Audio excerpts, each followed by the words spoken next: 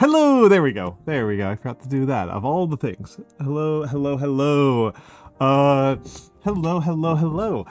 My name is Almantas. I'm a former professor of sociology, a current VTuber, an old man who loves old things. How are folks doing? How are folks? Yeah, good morning. Good morning. Thank you, Weird Biscuit. Thank you. Yes, very messy day for me. I apologize, chat. It is, I apologize. This is, the main time I try to be awake. And I failed. And so here I am. But I did arrive. I did arrive eventually. Still getting my bearings. I woke up. I think I hit go live within 3 minutes of waking up. So maybe I should have given myself a little bit more time to get myself my bearings, but I always feel very bad when I'm late. It is one of the few things that I am very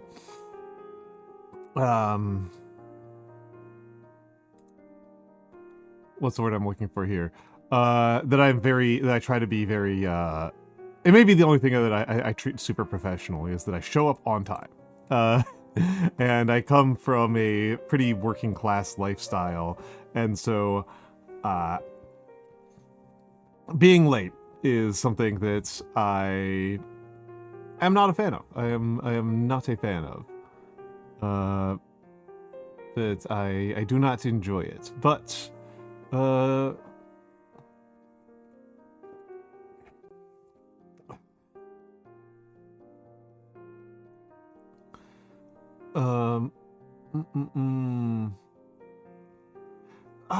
I mean, that's what happened, right? This is a consequence of actions extending backwards to Saturday, right? This is not I just did this out of nowhere. This is a going back to Saturday decisions made and just not quite getting back on.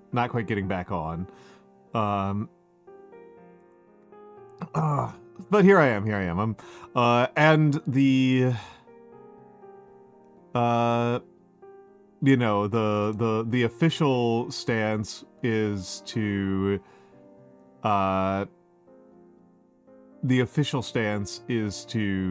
do calligraphy.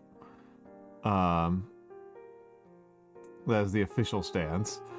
But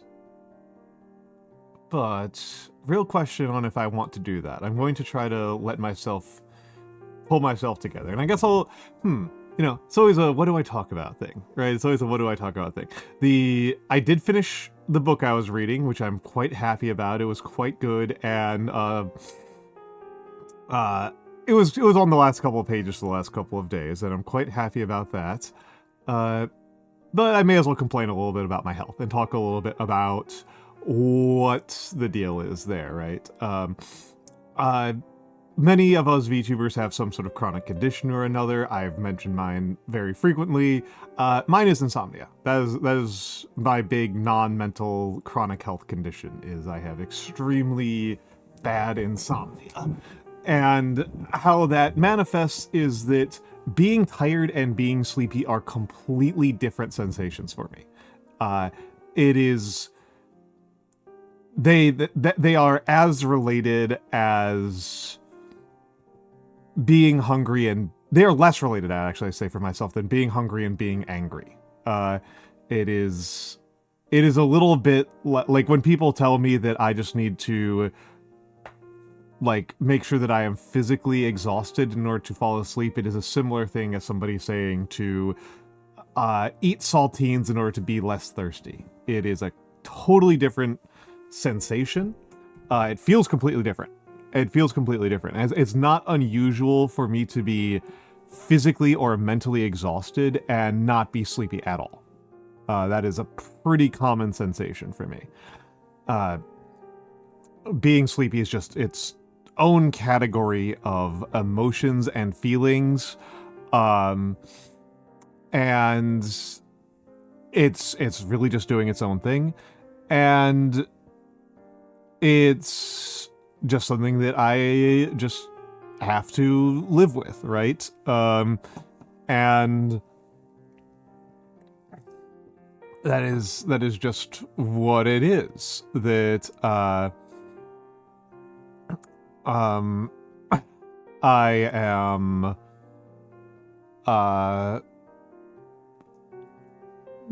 that's just how my life is, and this means that I need to treat being sleepy as a powerful opportunity.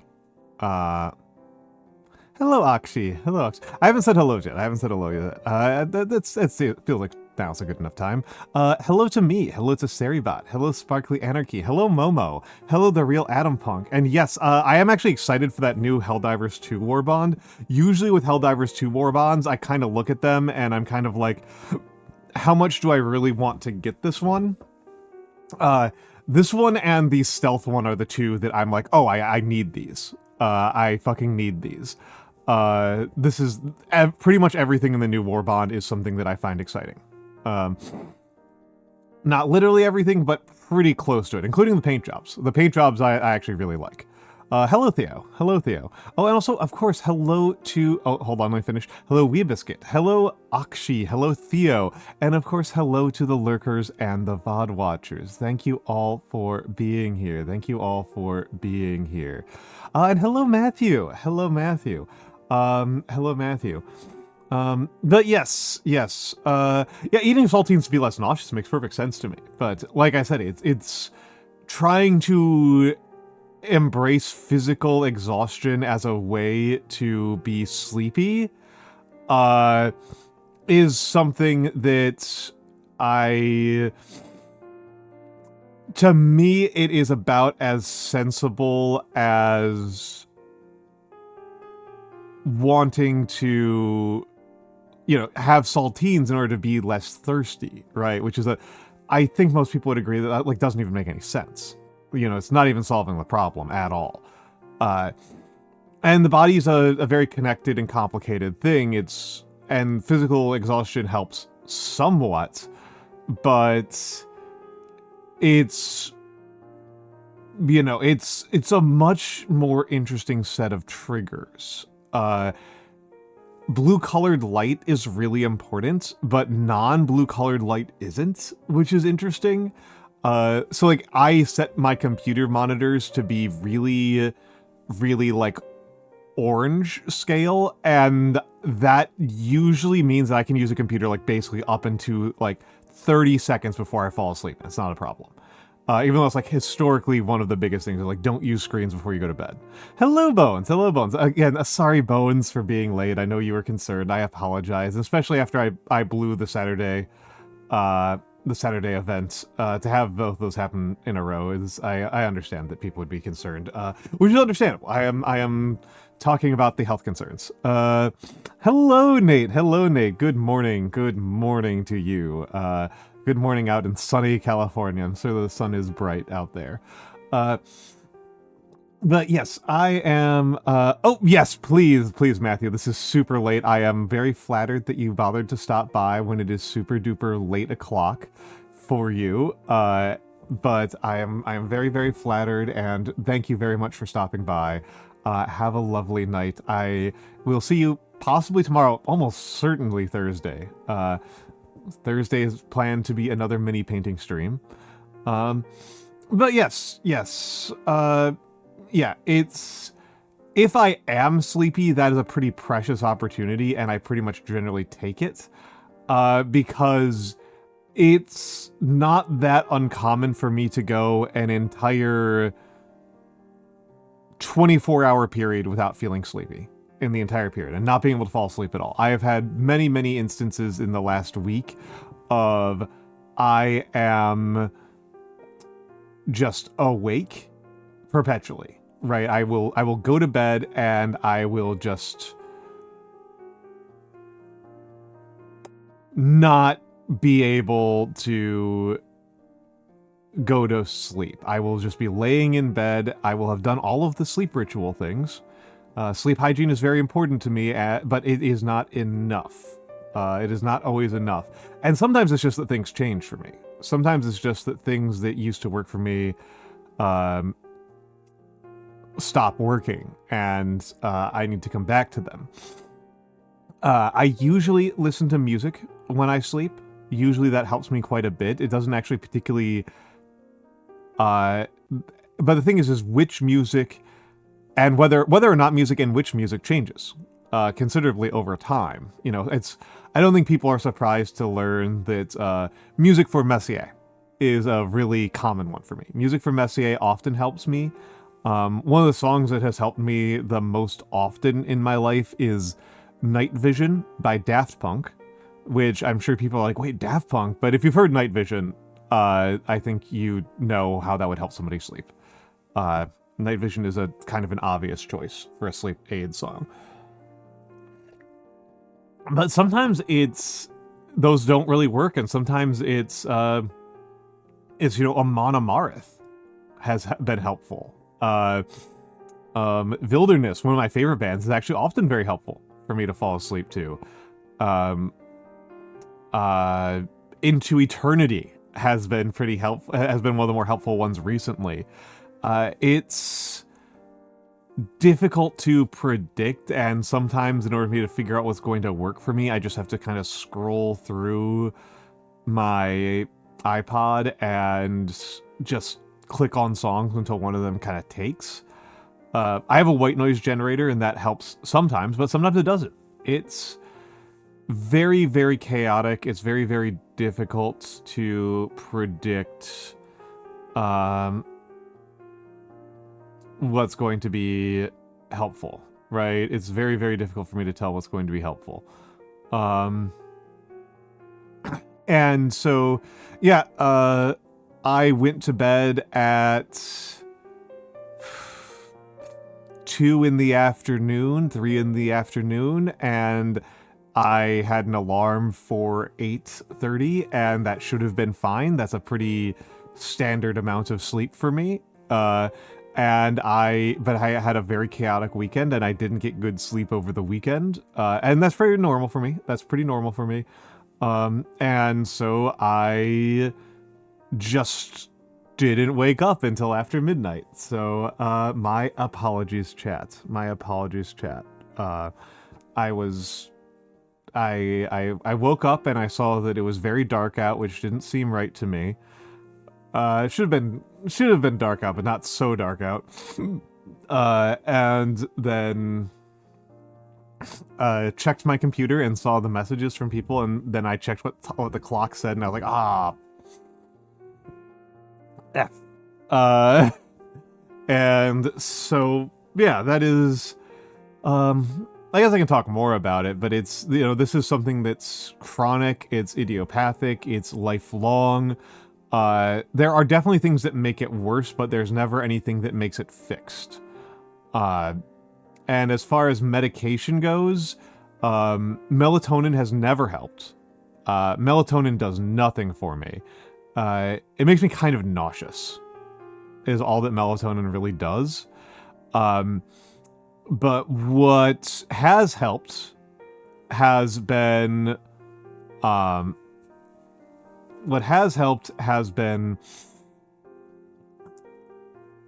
Ambien.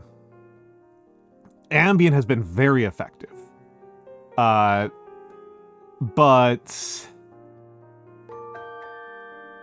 oh, thank you for the gift sub to Magnesium. Thank you for the gift sub to Magnesium. That was not the most unhelpful. Melatonin, again, I think is actively unhelpful. Magnesium, I think might matter a bit. I do think that I do notice I am probably having a bit of a vitamin D and iron deficiency, because I'm noticing other symptoms that I get when I have those deficiencies.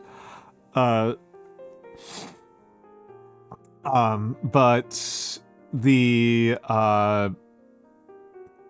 those are, magnesium has helped, but thank you very much, Anonymous. As you all know, this is a viewer supported stream. This is a viewer-supported stream, and it really makes a big difference to me that folks feel that I am worth supporting in this way. Right? It's really, really helpful that people feel my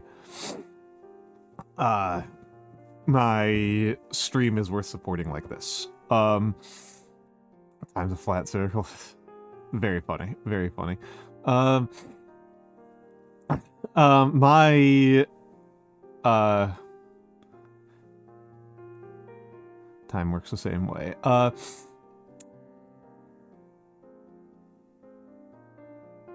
But yes, for me, Ambient does work, but I develop a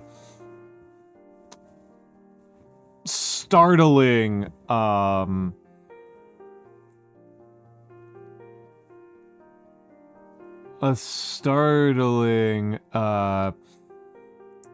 level of resistance to Ambien if I take it regularly. I was prescribed it as a regular prescription for a while, and that was, it really sucks to get basically completely immune to Ambien. Hello the Dizzy Chicken, hello the Dizzy Chicken. Hello the Dizzy Chicken.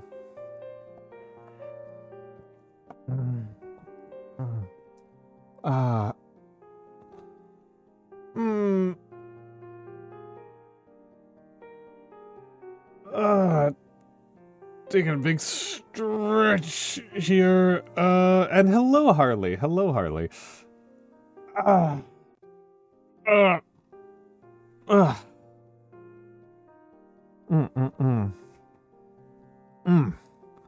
But yes, yes. Not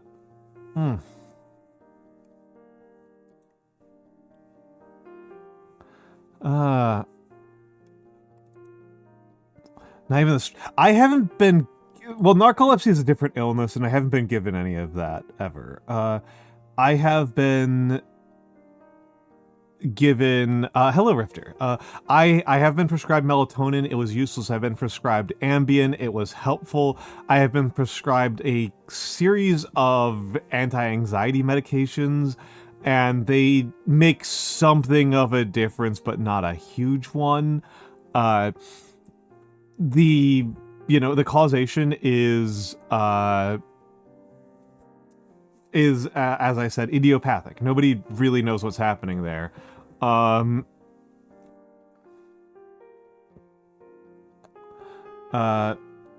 Force a deeper sleep. Interesting. I did not know that. I can say that I am very... Clonidine is one that I've had. A thing that has annoyed for me for years has been, I did get a sleep study because I had some other symptoms that looked like narcolepsy. And I remember doing the sleep study, which was an at-home sleep study, which was not really a big deal. I'm very... so two things kind of get under my skin here. One is that I have had doctors tell myself and others that the doctors are unwilling to do a sleep study until several other interventions are tested first because they consider the sleep study so invasive. The sleep study was not invasive at all. The sleep study was about as invasive as a walk-in doctor's appointment. It was about, in terms of how difficult and how invasive it was and disruptive it was to my life. It was slightly less disruptive to my life than seeing a doctor in person. Like, it was nothing. Well, the at-home one, it was just breathing checks, basically. It was a chest heart monitor, and I had to have some tubes going up my nose, which was a little bit uncomfortable. But that's how they tested it, and they mailed it to me, and I ran it according to the instructions, and then I mailed it back to them, and then I met with the doctor later. And again, meeting with the doctor in person was a bigger disruption to my life. It was more invasive. They were talking about it like it was a major surgery, and I have one friend who I was like, hey, you should get a sleep study, because she has a whole bunch of sleep problems. And her doctor was like, oh, we want you to lose like 35 pounds first. And I'm like, that's insanity. Losing even 10 pounds is a feat. This just means you just say no. Like, 35 pounds is actually really hard. But anyway, I did the sleep study, and what drove me nuts was I know exactly how long I slept during that sleep study. I know exactly how long I slept during that sleep study, which was I didn't fall asleep. I did not fall asleep that entire time. I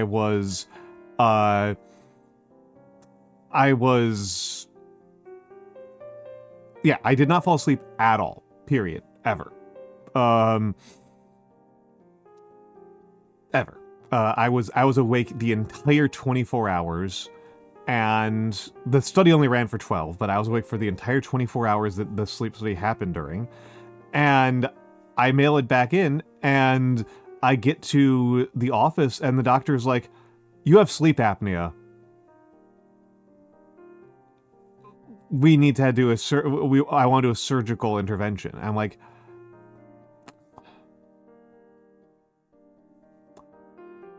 in what way does this data look like I have sleep apnea?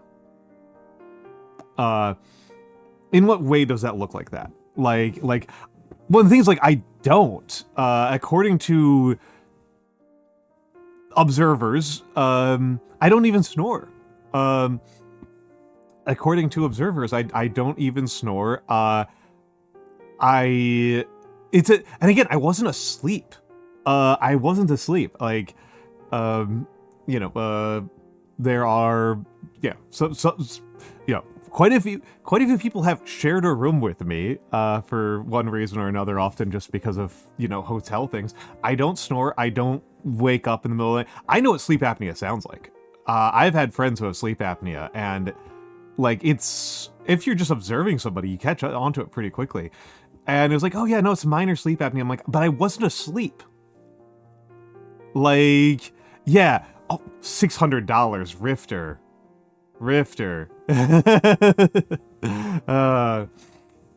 Yeah, I'm perpetually annoyed about it. I'm perpetually annoyed about this.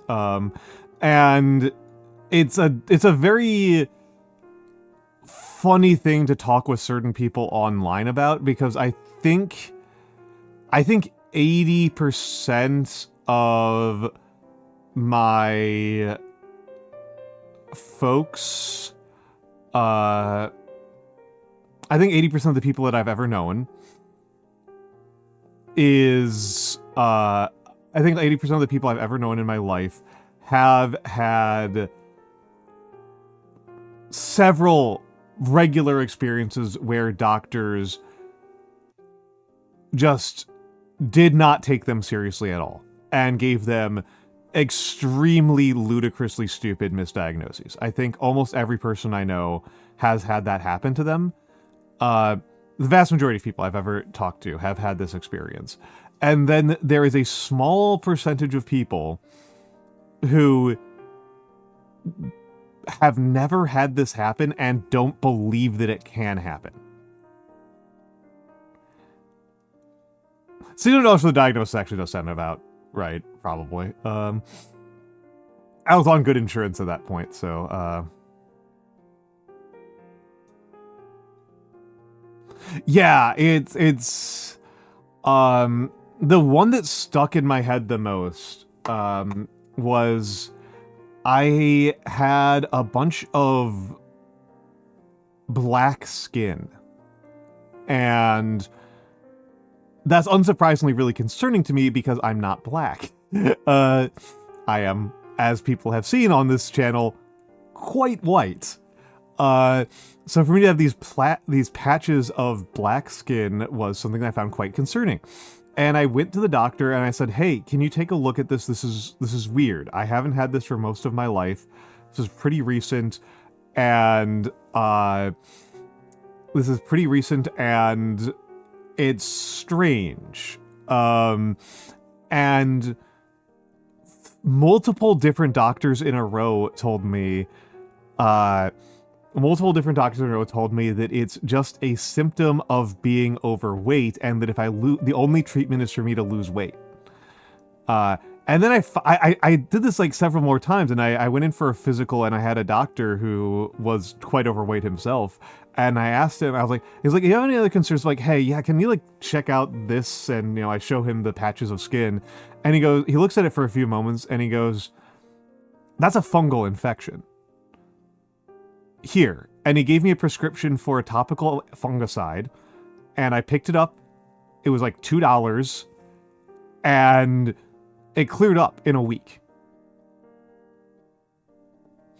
So I had this symptom for like 4 doctors in a row were like refusing to treat something very obvious because they were more concerned with figuring out what ways to call me fat.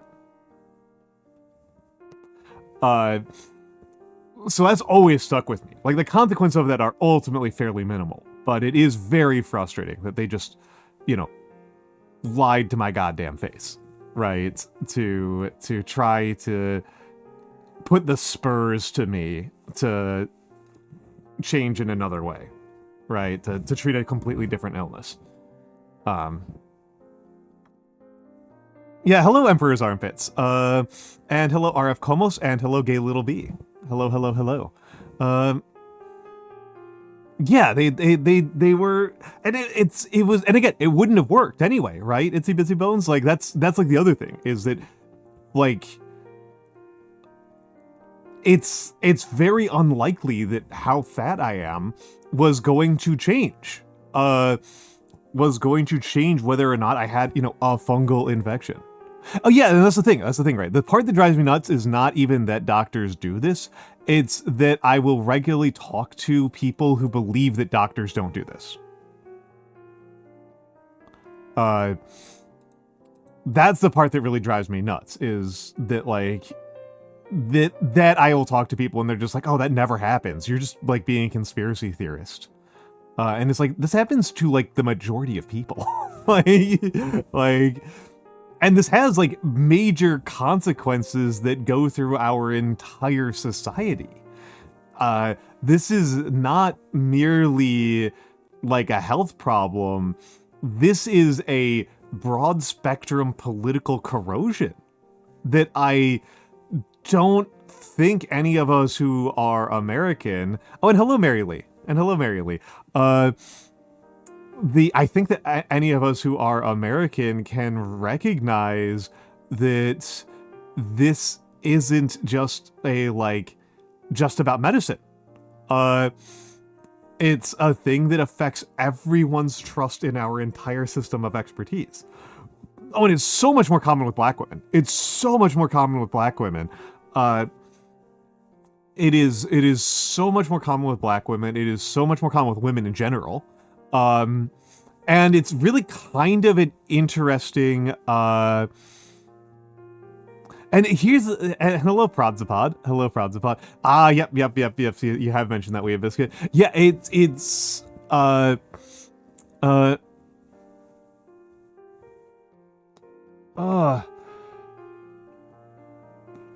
the particularly infamous one is the extent to which doctors will ignore black women reporting pain, to the point where there have been long-standing medical beliefs that black people, and particularly black women, just feel less pain than other people. Well, Dizzy Chicken, it's actually kind of interesting. This is actually something that's kind of interesting, is that, a phrasing that I remember hearing is that one of the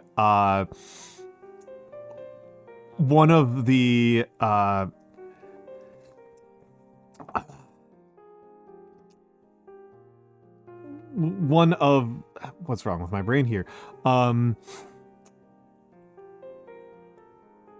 What's wrong with my brain here? Oh my goodness. Oh yeah, no, that has been in health textbooks, and it's very frustrating. And I will say that, like, the thing that really mixes it up, that makes it a little bit more confusing, is that it does seem that men have higher pain sensitivity than women, but I don't have any reason to believe that it varies across race. There does seem to be a sex difference. I do not know if it has to do with how the body uses testosterone and estrogen.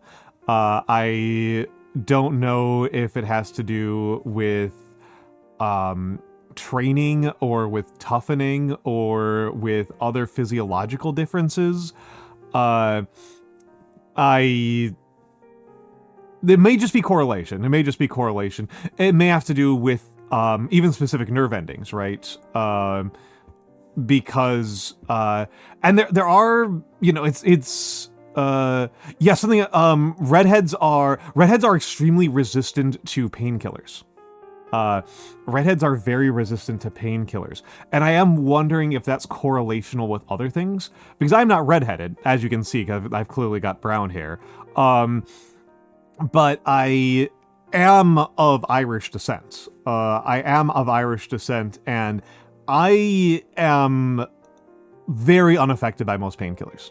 I am.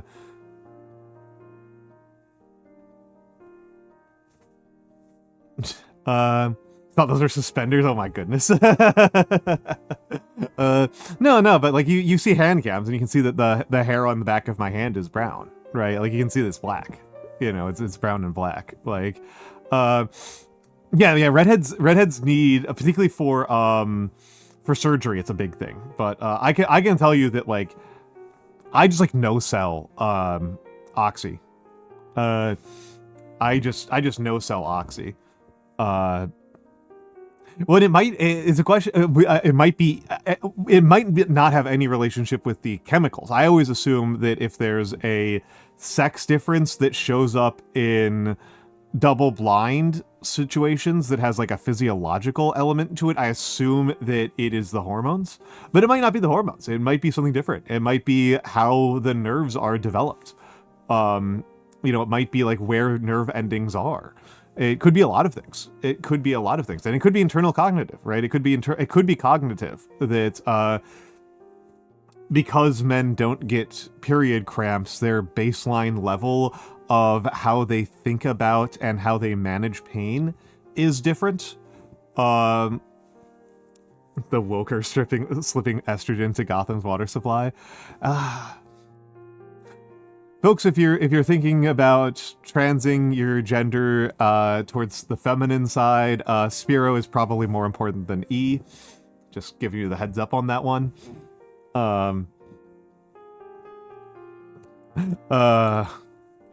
Everyone just starts crying more often.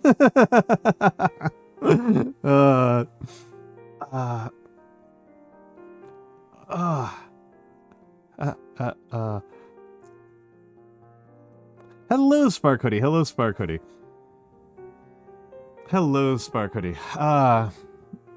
But yes.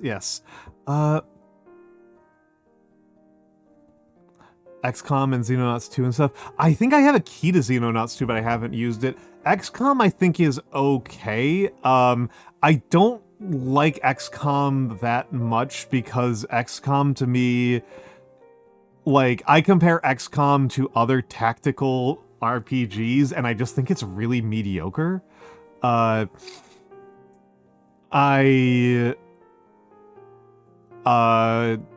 don't...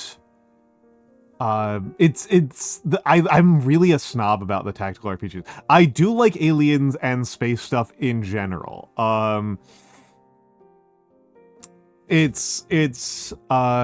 I do like space stuff in general. I am actually pretty open-ended about theming. I really this is one of those things that's kind of interesting, is to me about talking with other people, how they interact with genre and with fiction, is that I am really open-ended.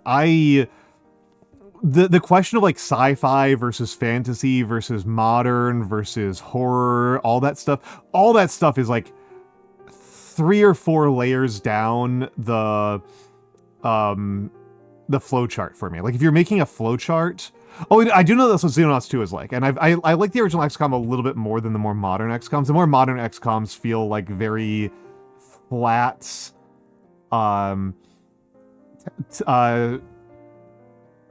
tactical role-playing games. And get a little bit. Actually, I will say that like following on Dizzy Chicken's thing, but because being pain sensitive in general increases your likelihood of surviving. Pain is useful. Pain is survivally useful. I think if the physiological explanation that makes sense to me, if there is a physiological evolutionary biology kind of explanation for this, the evolutionary explanation that makes sense to me is that women pretty frequently die from childbirth. Women pretty frequently die from childbirth, and oftentimes that happens because they pass out from pain during childbirth. And if you pass out from pain during childbirth, then it's very hard to get the baby out, and that kills both the baby and the child. So that is where it looks to me, is that there is a default level of pain tolerance that is good for, like, noticing when you're injuries, etc. Noting when you're injured and when you need to lay down and heal. That is what pain is for, is knowing when you need to lay down and heal. There's a baseline level of that, and then it is dampened in the case of women so that they don't pass out during childbirth. That is my theory. That is the best I've got for an evolutionary theory. However, that could also be accomplished by just changing, like, where nerve endings are and not changing general pain sensitivity. I don't know. Evolution is really complicated, and I'm not a biologist. My biology knowledge is actually quite weak. Yes, exactly, Spark Hoodie. No. Men have higher pain sensitivity. Lower pain tolerance, higher pain sensitivity. No. It's usually assumed that men have higher pain sensitivity because being good at dealing with pain is seen as a positive masculine trait.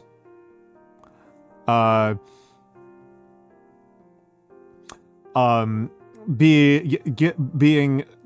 something that is seen as something that men should be able to handle,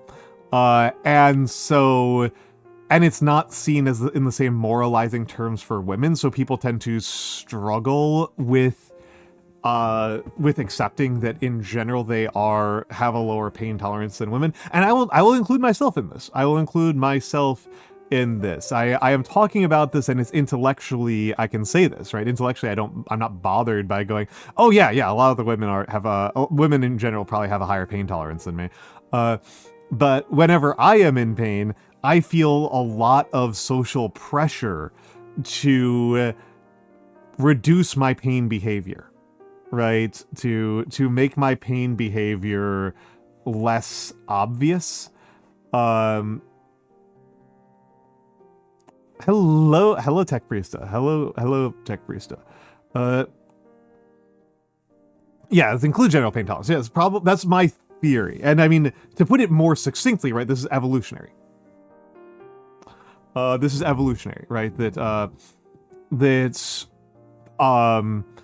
evolutionary. That's, human childbirth is highly traumatic compared to many species. Not nearly the most traumatic compared to... There are quite a few species for whom it is dramatically more traumatic. But compared to many species, we have a highly traumatic form of childbirth. And so that means that... our head too fat. And so that means that what probably happened was that during the process of us developing this substantially more challenging form of childbirth than most of our primates cousins have, a lot more of our ancestors died from passing out during childbirth.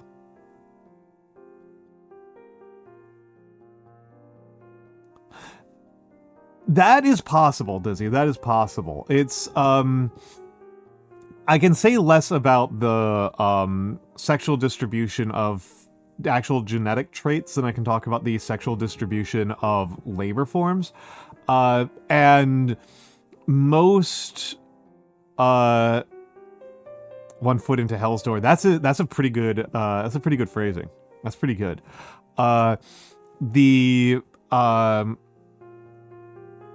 It literally helps with childbirth. It's a secondary sex characteristic. It's a secondary sex characteristic. And secondary sex characteristics usually are fetishized in most cultures, not universally and not uniformly, but typically. One of the funny ones is that we tend to associate long, strong eyelashes with women, even though that is a secondary sex trait of men. is the big eyelashes. The big long eyelashes is a secondary sex trait of men, not of women. But cultures are weird. Cultures are very weird. They do not follow pathways very cleanly. They do not follow these things very cleanly. Y'all for no business. Yeah. I know that my eyelashes get a lot of compliments, and they would be even fluffier if I didn't wear glasses. That's probably part of it, Spark Hoodie. Those things probably were in conflict for a while. There's a reason why other primates don't tend to walk upright like us.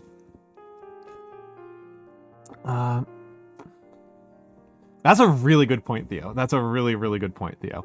Where was I going with this? On the question of jobs, right? On the question of jobs. One of the things there's a lot of tasks that societies have that are sexually divided, right? It's very normal across societies. Hello, Jim.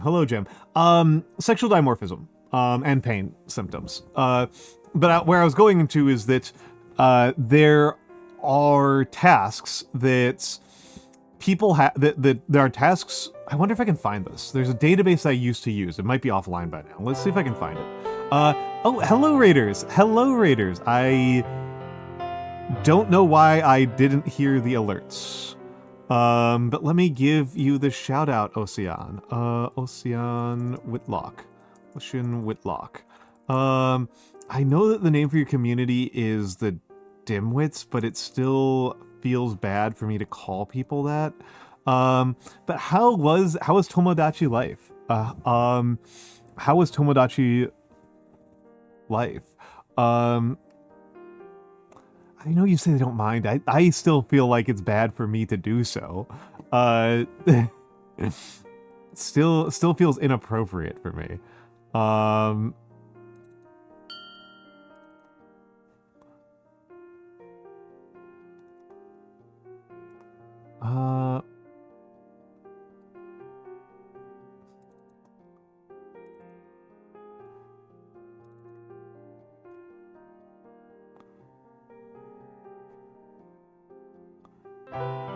Let's see. Oh, and we got a second raid. While I was still doing the previous raid. Kudu. I didn't even get through saying hello to the previous groups of people. Seracious, hello, and Monkey Moto. Hold on, let me get in here. Let me get this raid handled. Is nobody hearing the raid alerts, by the way? Because I am not hearing the raid alerts, and I don't know if that's on my end or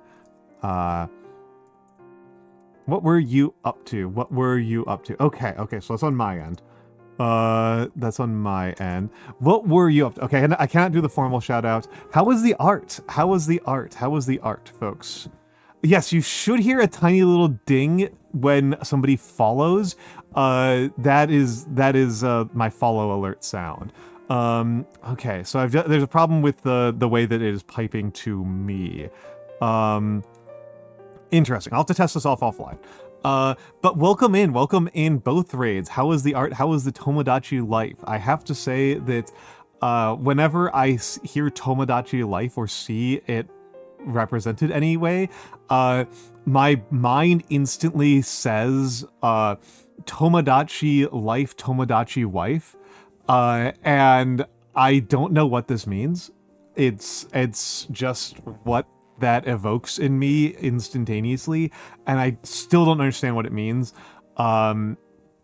So art was chill and productive.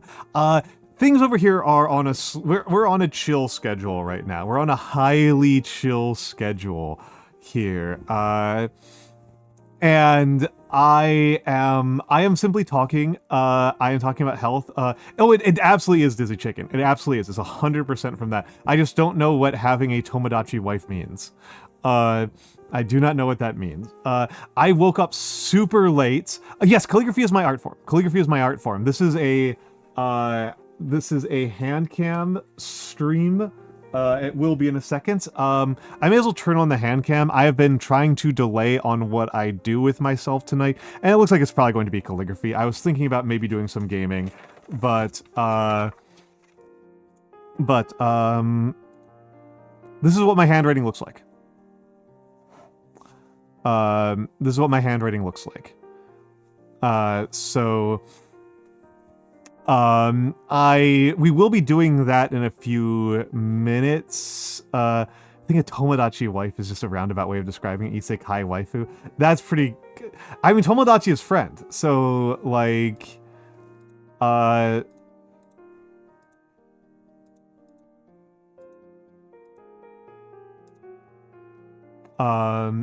okay, hold on a second. I'm just,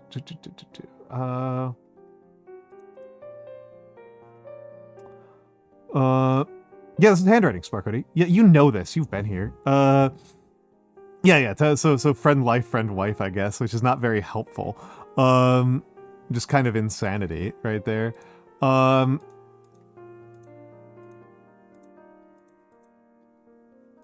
Okay, definitely did not find the link to what I was looking for. Friends to lovers. Oh my goodness. Hold on, and let me say hello to all the people who came in, and thank you for the follows. Thank you Monkey Mario, and thank you Seth Lunaris for the follows, and hello Hugatree, hello Scarlet Iviana, and hello Rexy Raibu. And I have to go back here for a second. Hello Asian, hello Cryptic Dompier, hello Soratius. Soratsugi VT. There we go. Hello Almant OS. Hello Monkey Mario. Hello Kuro Tomuru. Kuro Tomura. And thank you for the follow. And extra Mackie _roll. And hello Seth Lunaris. And Aqua Estrella _. And Maddie Kita. Thank you all for being here. Yes, please make sure, Rexy, that you, Kuro Otomura. Okay. Kuro Otomura. I thought it was supposed to be the two O's in a row, so Kuro Otomura.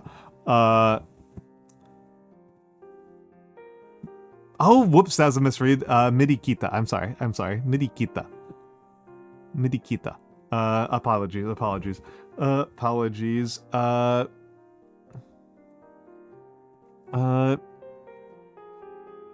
Isn't that like, this would be fire for a Ransom Fair? Maybe I should go to Ren Fairs. I love saying, Extra Mackie, I love saying people's names super literally. Super literally. To me, it's very amusing. There's a person who has an underscore after every letter of their name, and I don't always pronounce it every single time, but I do it pretty frequently. There is one person who I think left. I think somebody left because they didn't get the name that they wanted, and so they added XX__XX on the sides of it, and I would pronounce it the entire way through. I would pronounce it the entire way through every time, and I think it drove them insane.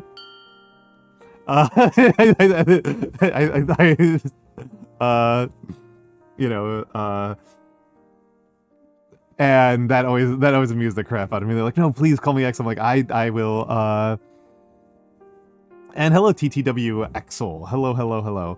Yeah, I know, it's funny. It's funny, right? When you're actually behind the camera doing the stream, it's funny. Okay, thank you, Anonymous, for the gift sub to... Hold on, let me make sure I do this correctly. Let me make sure I do this correctly. That's 5. Is that 5 of each? I think it's 5 of each. 1, 1, 1, 1, 1, L, L, L, L, L, I, 1, 1, 1, I, L, L. Thank you, Anonymous, for the gift sub. Thank you, Anonymous, for the gift sub. And thank you, Chatterino, for rendering in Georgia so that I could tell the difference between the 1s and the L's.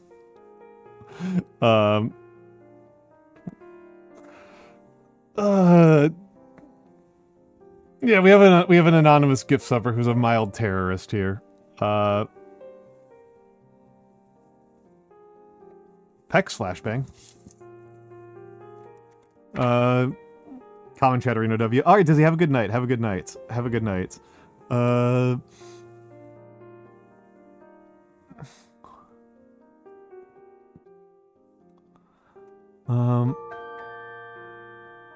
Oh, we are about to get the ads as the hype train comes in. We are going to... The ads are about to... Hello, Spark Hoodie, thank you for the Prime. Thank you for the Prime. Thank you for the Prime. I guess I'm gonna snooze for a little bit to enjoy the hype train. Oh, they're great emotes. They're great emotes. I am a big fan of the tank emote a lot. That's, I think, arguably my favorite. Oh, yeah, those are pecs, yeah. And hello, Galaxy Wolfstar. Hello, Galaxy Wolfstar.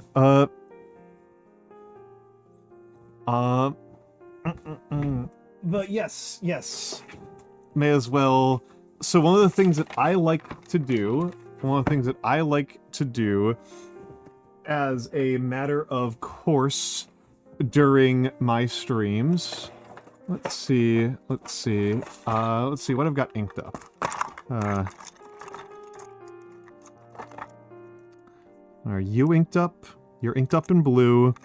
Do I have one of you inked up in black? Inked up in black. Perfect. Perfect. And let's get the right guideline out. For this one. Guidelines acquired.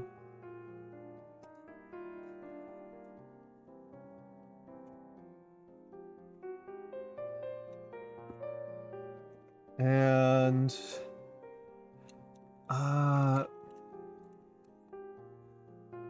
yep, I love the pilot parallel. I love the pilot parallel. It's my default tool. It's my default tool. I might play around with the speedball, but for getting a fast start, you can't beat the parallel. Assuming it's actually inked up, right?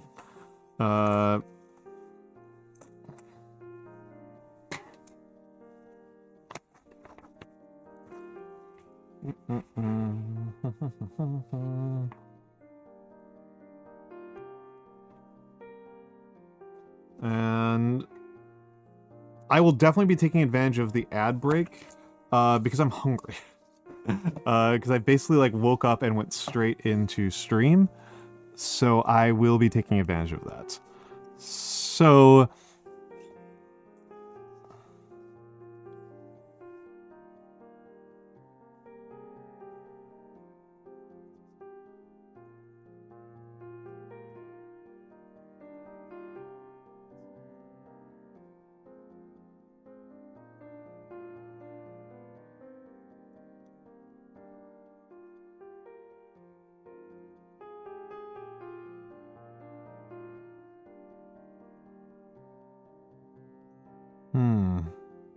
paper feels soft today.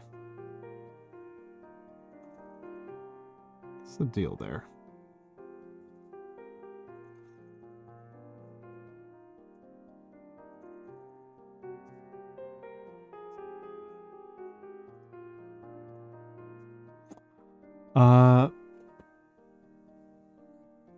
Oh yeah, no, I should. I'm just and Scaldy, thank you for the watch streak and welcome in. Good to see you, Scaldy. Thank you for the. Hold on, I want to see if I can get at least one of your names written before we go to the ad break.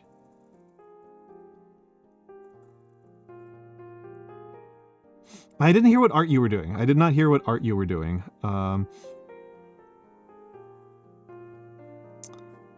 Let's see if I can do the S correctly. My Gothic S's I changed recently. And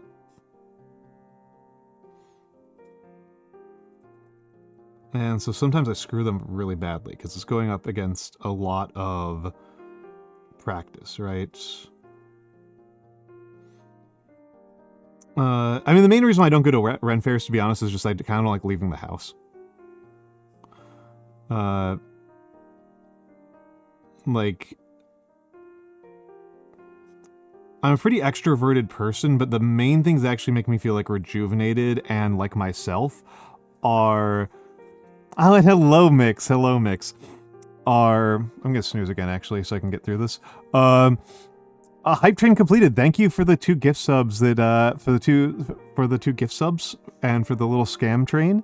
The thing that makes me feel really like myself and complete is like cooking.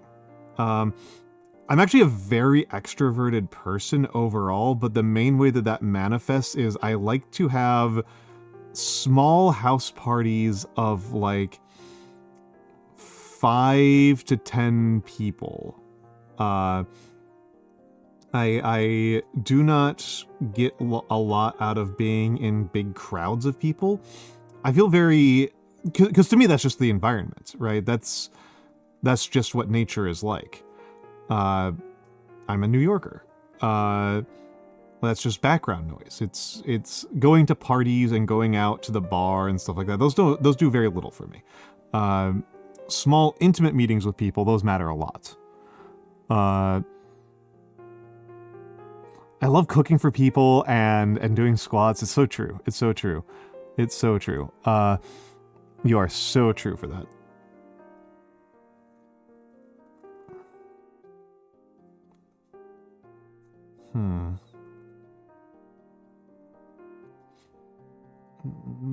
So Whitlock.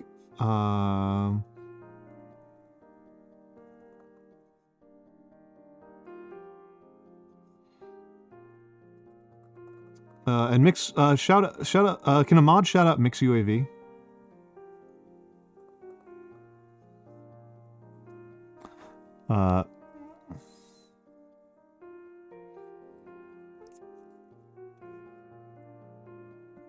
Yeah, exactly. Thank you, Mix. Thank you, Mix. Yep.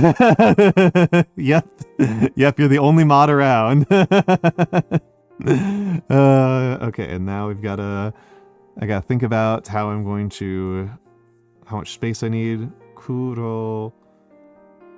Tomura... VT... Okay, I think somewhere around here should be good.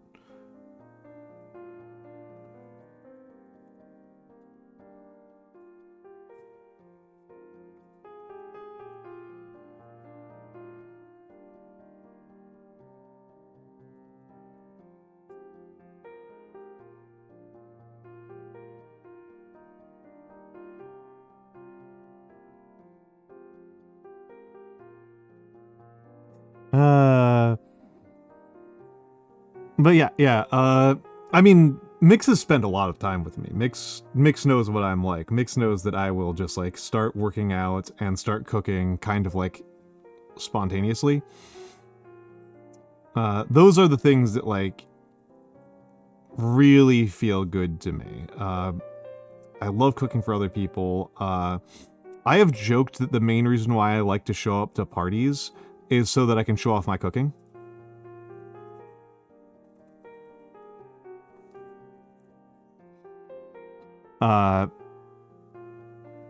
It's true. It's true.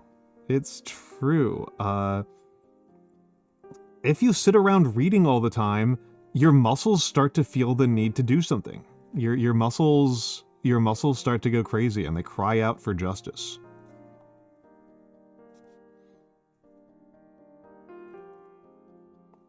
your pecs and your thighs and your biceps will start to cry out for justice.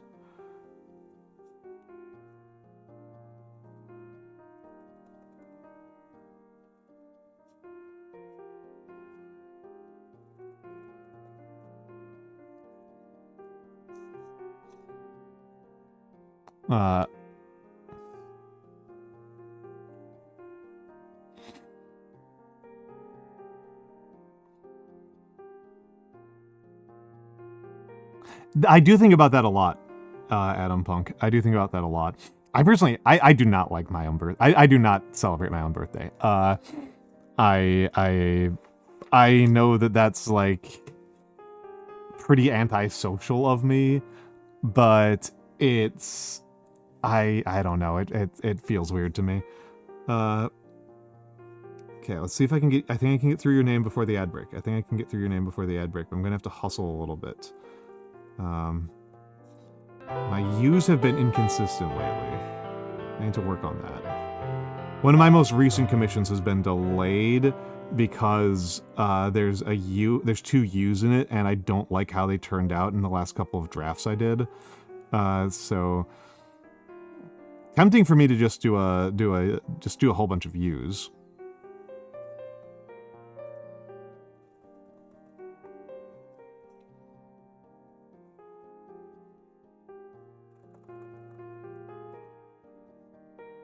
But there, I think Ossian has seen this before, but I don't think Kuro has seen this before.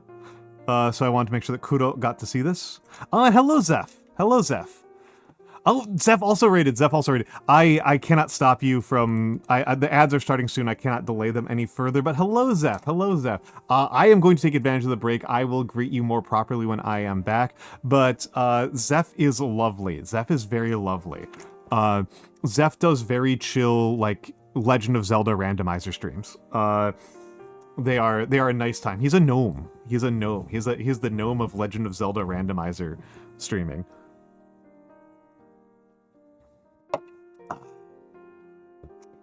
So please check him out. Please check him out. Zeph is very sweet. I had my first time with him was a very lovely conversation about what are illithids? What is the politics of illithids? What is the sociopolitics of illithids in D&D? Like what are they doing in D&D? Okay, we're in ads. We are in ads. I will be back. I will in fact take advantage of this. I need to use the bathroom and I need to eat.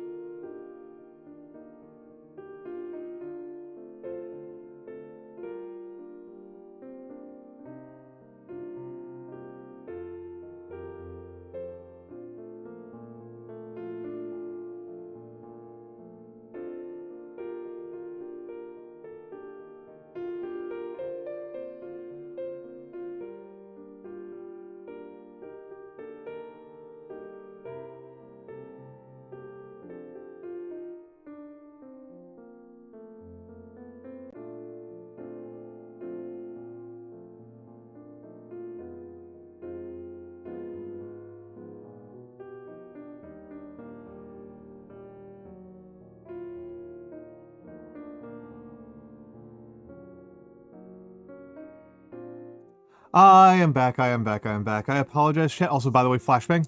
I apologize for taking a longer break than usual. Like I said, I had a very slow start this morning, so I'm still kind of catching up. Oh, you lost your streak? What? Oh, I'm sorry. I'm sorry. Let's see what I miss here. Yes. So there's Zeph. Tearing myself a bourgeois white boy. Yeah. It's very much that. It was very much that.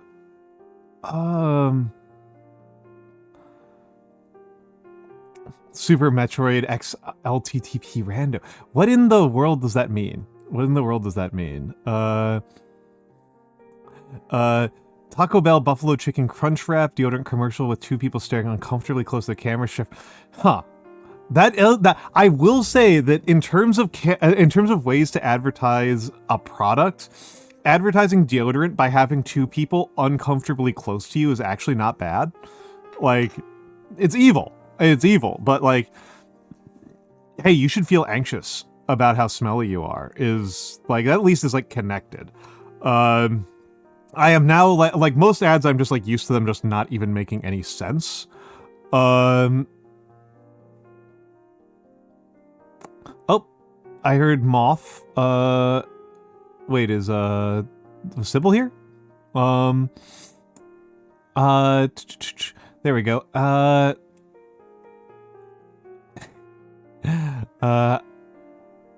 Hello, Blue Rose. Blue Rose. I do not know this OJ person. I just had some fruit. That combines, but like, how does that work, Zeph? How does that work? Like literally speaking. Oh, my moth. Inkwell. Mwah. Yes, tell Sybil. Good night, Sybil. Good night to Sybil. Maybe they think you shouldn't be a guy, Jim. Maybe that's what the advertisers think. Maybe the algorithm has decided that it is time for you to trans your gender. And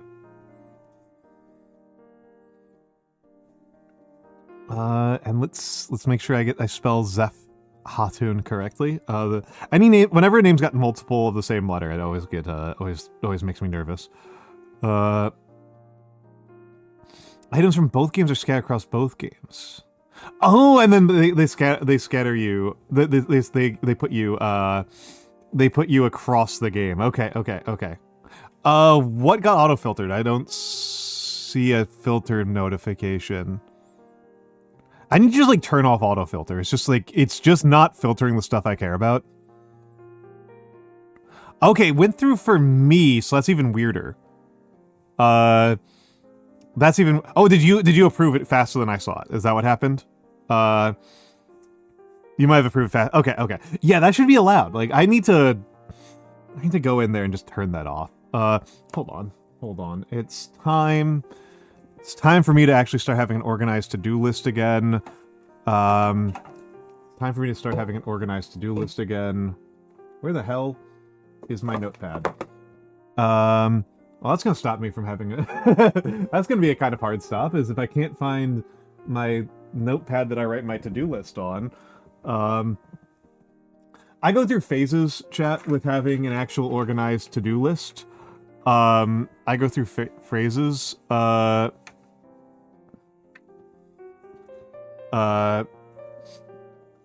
I go through phases with it.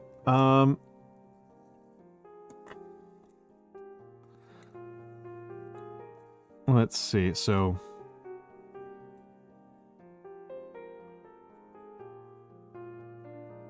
Turn off...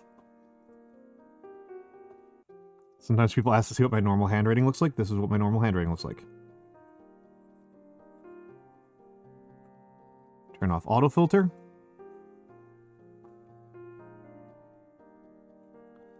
Check audio for alerts. And this pen is mine. I write like what?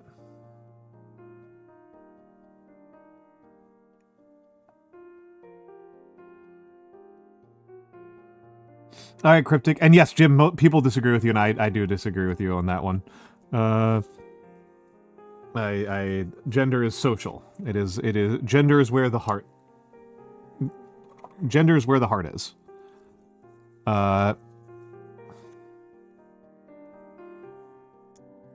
What's invented calligraphy, though? Apologies, Haley, could you say that again? All right, Kuro, have a good night. Have a good night. I'm just glad you got to see this.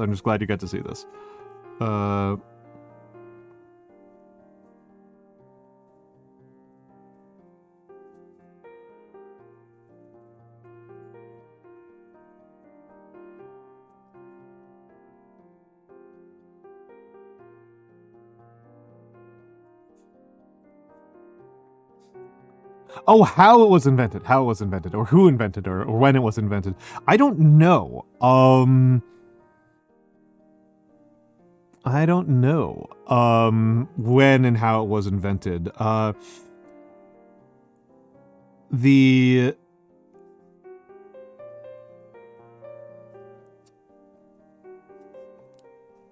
think this is really recognizable, starting with like Carolinian. I suppose you could argue that it kind of starts. So, like, the tradition of calligraphy that I come from. Hello, Deus Volto, too. First time chat. I could have sworn I'd seen you around. It's from Kalos, right? I think so.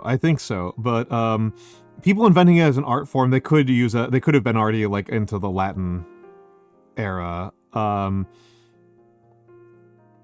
There might, I don't know if there was actually, if ancient Greeks thought of calligraphy as kind of its own art form, or if it was just some people had better handwriting than others.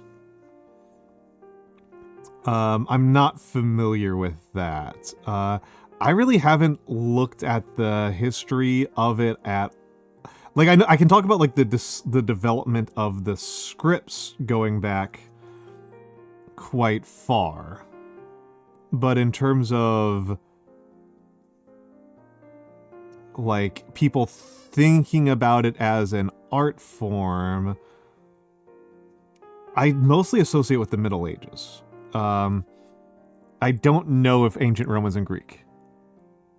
Yeah, not enough military tactics for military history. Well, and I'm honestly mostly, you know this, I'm mostly a social history guy. I'm primarily a social history guy, and art history in specific. I know you're being a doofus. I am. It's not an unfair thing to say. It's just it is not actually my main focus overall in history, and I'm mostly a social history guy. And this is not a very social history-y topic. Oh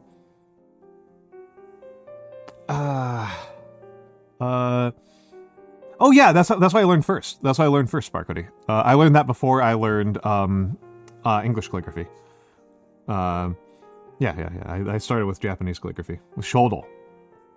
I don't know how to pronounce it in Chinese, but I'm assuming it's similar characters. I suppose. Well, like I said, it's what I get fixated on tends to be pretty arbitrary. And yes, in China, it was one of the four arts.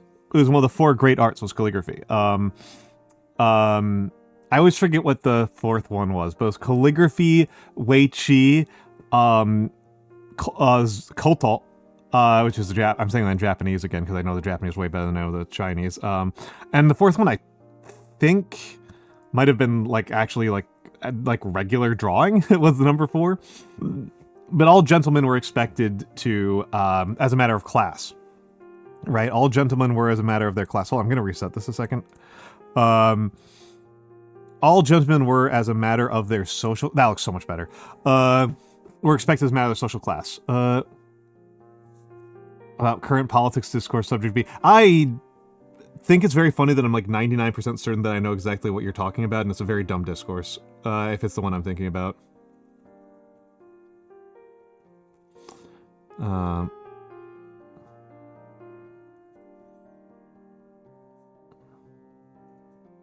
Admittedly, if it was something that happened specifically today, I probably missed it because I've been asleep almost the entire day.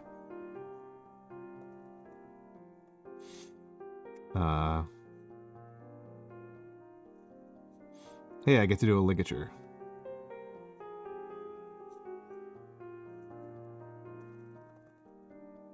I love to do a ligature.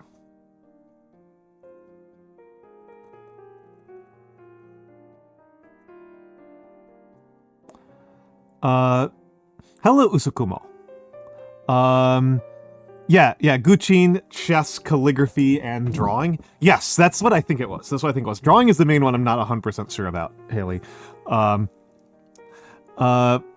yes, this is one of those things I do think is kind of interesting about the modern American system, and kind of is a bit of a show that though we do have economic inequality, we definitely don't have a caste system in the way that a lot of societies do. And there's an insight from Black sociology that race is a type of caste, that the American racial system actually has a very viable caste analysis to it. Because normally, right, capital P values. Yeah. Let's talk about our history. Yep. It's the ballroom is Mix. I'm gonna give them the 5-second overview. Just so that we don't talk around it any further. There was an assassination attempt on the president. People have said a lot of crazy things about it in a lot of crazy different directions. Mix is a pretty dedicated pacifist, and he thinks that attempting to assassinate the president is evil on the matter of the principle of it. And so he's probably mad at people who are doing the, you went through all of this work and you didn't even hit. CATSE. CATSE, like the Indian caste system. But the thing is, the Indian caste system, we call that a caste system because of Portuguese. That is, the caste is not from Hindi or from any Indian language. It's from Portuguese. It was the Portuguese applying a European system to the way that Spark Cody spelled it. CASTE. I definitely said it wrong at least once in there. That is a Portuguese concept. That's a European concept. The European concept of caste was bellatores, oratores, laboratores in Latin. Those who fight, those who speak, those who work, right? You know, bella as in like casus belli, ora as in orator or oratory, and laboratories as in like labor, right? And this was the European caste system, which there's a couple of things. And the that's kind of the European caste system. And it's worth pointing out that this is idealized, right? This is quite idealized. There's a deliberate reason why they don't have a clean way to, because the ideal here is that what you're actually talking about is you're talking about knights, priests, and peasants. That's what that's about. You know, oratoris, bellatoris, laboratoris. That's what that's about. But this is actually also a deliberate kind of propaganda or social reification of a series of social norms that would ultimately be toppled by the rise of capitalism, which was where do the burghers fit into this? Where do the bourgeois fit into this? And the answer is they don't. This is a deliberate attempt by the people who believed in it to displace urban society as being outside of society. Yeah, knight, priest, and poor. Yep. This is deliberately about emphasizing that merchants, no matter how wealthy they are, no matter how often they are able to win battles against knights, are not knights and they are not priests. And so this logic was applied to describe the Indian system. Which the Indian system, when we talk about caste in English, we are actually talking about two different systems that overlap in really complicated ways, which are Jati and Varna. Jati and Varna are actually quite different. I apologize, my Hindi is very bad at this point, so my pronunciation may be quite poor here. But Jatis and Varnas are, they are both referred to as castes, and the Varna is what you've probably heard of, right? You've probably heard of Varna, where there are like Brahmins and Kshatriya, and so on. And that's an abstraction. That is an abstraction. And like, you should, again, I want you to take home anything from this discussion right now, here is the big thing that should make you really question, because a lot of people will be like, oh, like, why did the British, like, a lot of people act like when the British conquered India, they just preserved an existing caste system. Thank you, Kibo Ao I Zora, for the follow. Aoi Zora. That was very slow of me. Kibo Aoi Zora. Thank you for the follow. They just preserved an existing and very stable caste system. And here's the big tell that they did not. That they did not just come in and it was not already organized in this fashion that you have heard with Brahmins on top and so on. What are kings in the Indian caste system?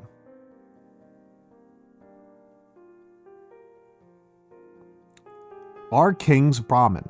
Because remember, India was a series of monarchies. India was many monarchies that overlapped with each other. India was an absolute quilt of monarchies. It was not a unified country that the British came in and knocked over. It was dozens, if not hundreds, of kings. And the British came in and they would say to King A, hey, we'll help you out against King B if you give us this. And the King A goes, oh, hell yeah. And then they fight King B and they win, etc. Yes, Spark Hoodie has it correct. Spark Hoodie has it correct. Kings were Kshatriya. And they were definitely above the Brahmin. The idea that the Brahmin were uniformly above the Kshatriya that is not something that is sustainable in the face of the actual evidence. It is an abstraction, it is an ideal, it is something from an old religious text and an old philosophy. Well, it's also from Mani. It's also from Mani. It's from Mani, and it is both a Christian idea and it's an idea that is helpful, right? It is helpful to British imperialism because the British don't come in there and it's also socially common. This is true. And this is also true. It is also helpful, is also opportunistically very helpful for the British because it means that they don't have to suborn the kings. It means that if the kings are actually subordinates of their own bureaucracy, you just have to suborn the bureaucracy. Brahmin is on top in most of the social ladders, but again, a Raja, right? A Raja is like how many priests are above a Raja, right?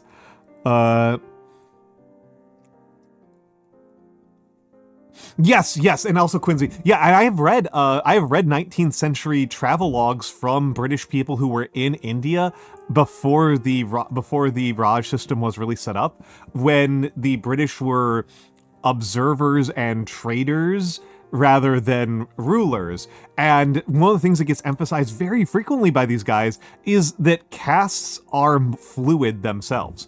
People usually cannot leave their caste, and this is what I didn't get to, is that Jattis are much more real. A Jatti, there are tens of thousands of Jatti. And a Jatti would be stuff like, like not just a farmer, but a type of farmer. Not just cowherds in general, but cowherds in a specific region, etc., etc. And the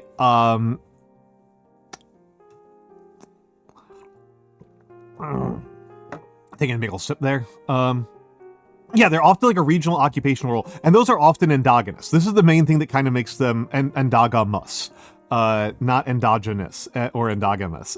Endogamous. And it's JATI. And it's like a regional occupation role. And it's often endogamous, which is to say that you marry within the group. But these themselves, the collectives have social mobility.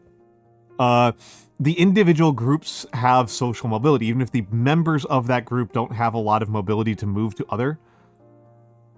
More .t. Yeah, thank you. .t. That is something that as an English speaker I always struggled with. That's something that as an English speaker I always struggled with was the way that the Indian TH works. And it's yes, as a rule. The thing is that like I said, the Varnas are more kind of like a theory about how Juttis work, is how I would describe it. I think it makes dealing with India for us gringos. I think it makes dealing with Indian cultural descriptions a lot easier to remember that the big caste system that you heard about in school is a theoretical construct about how they work together, right? In the same way that you might talk about like, oh, this is an off-tank class. And it's like, well, sometimes it's an off-tank class and sometimes it's a main tank class. Is that it's an abstraction. It's not useless, but you shouldn't let it get in the way of your observations. If it doesn't match your observation, trust the observation. Do not assume that you either observed wrong or that people are lying to you. This is an abstraction. And anyway. Sorry, I kind of went off on a bit of a rant there. And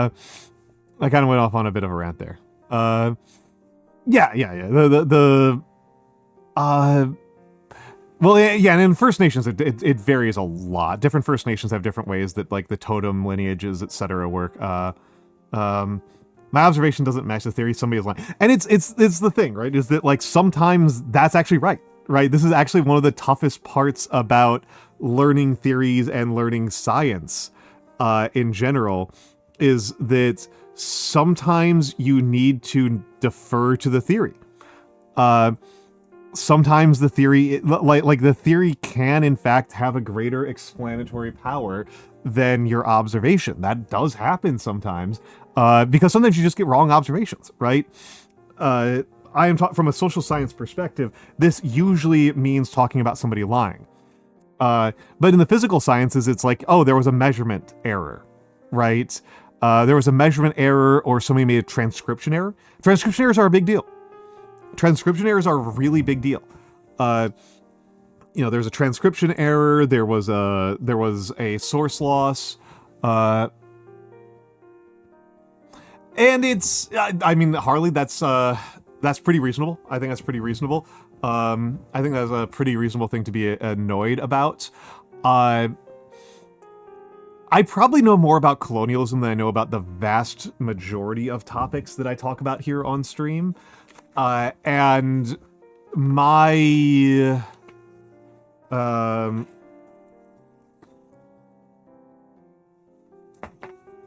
am a little bit less annoyed than I think people want me to be, in no small part because a lot of my perspective is... I can talk about what I think was morally evil in the past, but a lot of the time it's... the people who did this bad stuff are extremely dead. And so... using it to understand the world around me and the history and why people did things makes a lot of sense to me, but getting mad at people who have been dead for like 100 years feels not very productive. And it's, worth, hello Wasteland, thank you for the subscription,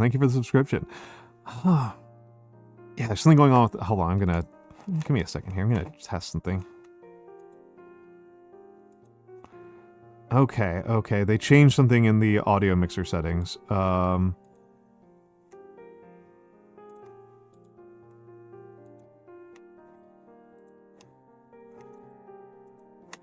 let me check. Sorry, I should have been able to hear, then I couldn't, so... Okay, never mind. I'm just deaf is what's happening.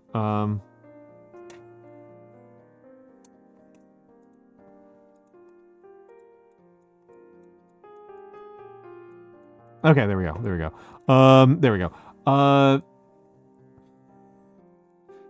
Yeah, a lot can be understood from that. Then they technically live on in other things. And if you believe in a Christian sense of immortality, right? They might be alive. Did I actually disconnect? I got an alert that OBS disconnected. Okay. All right. Looks like I'm back. Looks like I'm back. Looks like I'm back. Thank you, thank you, thank you. But yeah, thank you for the follow, David Naga. Thank you for the follow, David Naga. Okay, and I did hear that one. Okay, so I figured out what the audio problem was entirely local. My computer was just sending the audio signals to the wrong audio device. So I should be able to hear alerts and raids and stuff like that from now on.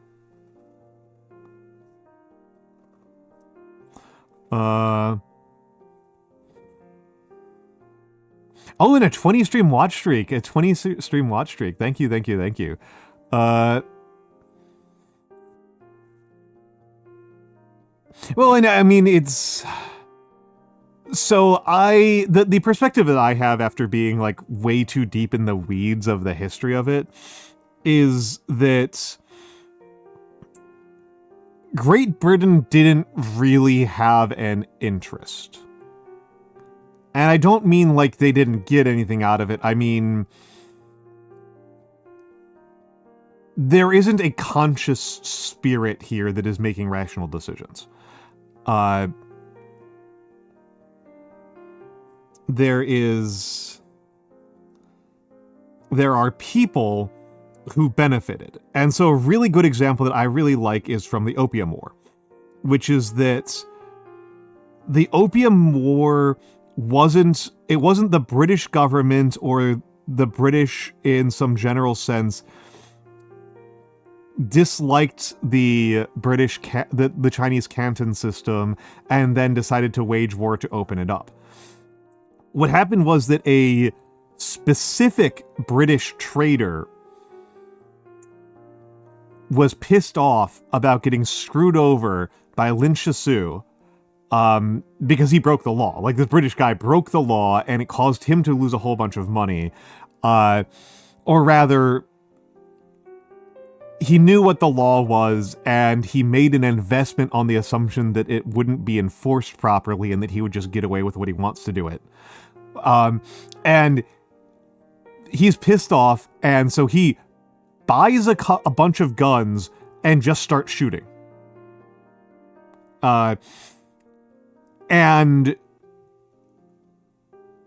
because he has some very significant technological advantages, and the Qing Navy was extremely, extremely bad, he wins a battle. like he just wins a naval battle. Like, he basically just gets in a shootout with the police and wins. And then the British hear about it weeks later, and they go, I guess we're at war. And they rolled with it. This wasn't a very strategic thing, is my point. This wasn't a very strategic thing. And the question of what Britain as an abstract concept wanted is much less important than how this was even possible. Because most of the time when something like this happens, in most of human history, the British government or its equivalent in whatever story you're talking about goes, Jesus Christ, we're so sorry. He is not part of our system. We will execute him. Like, that is the normal way that this gets done. But the British look at this and they're like, well, shit. I guess we can get away with this and get some things that we wanted anyway. Because the British did want to have, unlimited opium trading. Yeah, they did want to join the war on the side of drugs, but they didn't do it very strategically. They're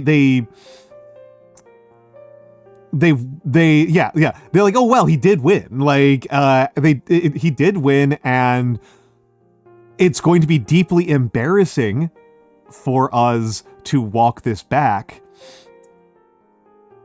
right? It's less calculated, more opportunistic. And a lot of times it comes down to individual people, right? It comes down to individual people. Because there were individual British people who got fucked by this war. Like, even if we're being super cynical about it, and not thinking about the British people who were concerned with other things wherein they considered this evil, because there were people who considered it evil. There were British people who were materially fucked over by this.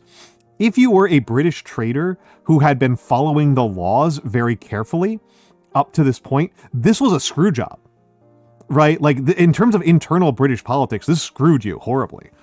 Yeah,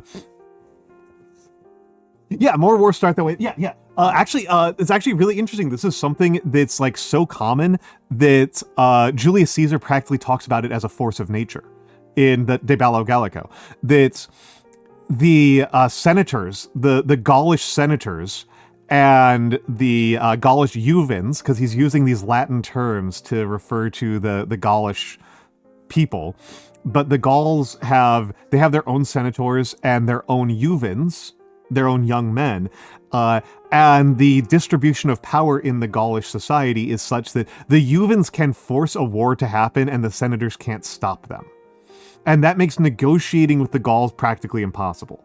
That's actually like that's a significant portion of what Caesar is doing in De Bello Gallico and how he's justifying himself, right? Is that the Gauls, like, he overstepped. The big story about Caesar, the big story about Caesar is he massively overstepped his boundaries on what he was allowed to do legally. He was a turbo criminal.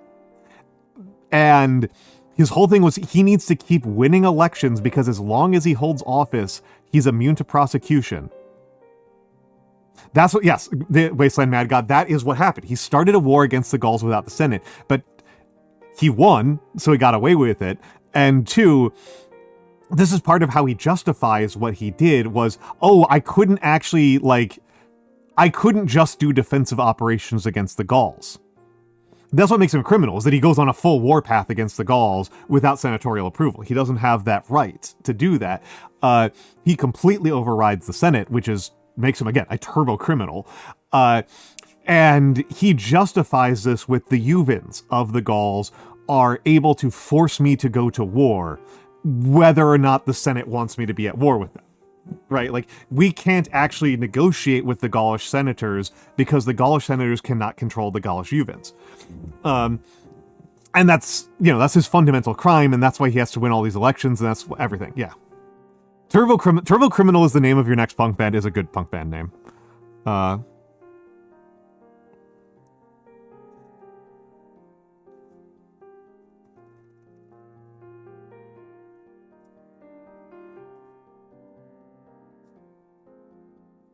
That was a good punk band name.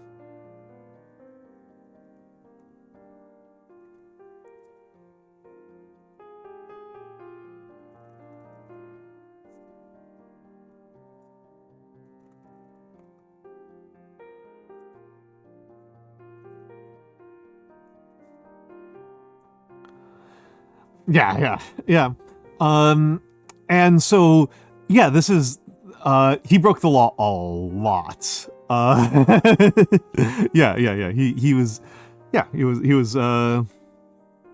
I'm kind of surprised to make a very big political thing here. I'm kind of surprised that people have not said, that have not made like the Trump analogy here. I guess probably they don't do it because people tend to have relatively positive views of Caesar for whatever reason. Have I watched or read Witch Hat Atelier? I have read 3 or 4 chapters. 3 or 4 chapters. Yeah, you know me, Mix. I don't believe in No, you're good. I was talking about history. Anyway, to go back to the actual topic I was talking about, which was about colonialism, a lot of it is it feels like, looking back on it, and this is something I disagree with some of my friends who are even historians about, because it's a matter of like philosophical choice. I think that we're very often looking at self-interested individuals who are riding waves of opportunity And so the bigger question is not what were the intentions or philosophies of the people involved, in no small part because a lot of people just get them fucking wrong. In ways I find very frustrating. But like, how did they have the option, right? How did they have the option to do these things? I am really always remembering reading some Mill. Reading some Mill back in the day. I'm not old enough to have read Mill when he was alive. But Mill was talking about the British in India. Because that was a big political hot-button issue. There were people who opposed the British being in India.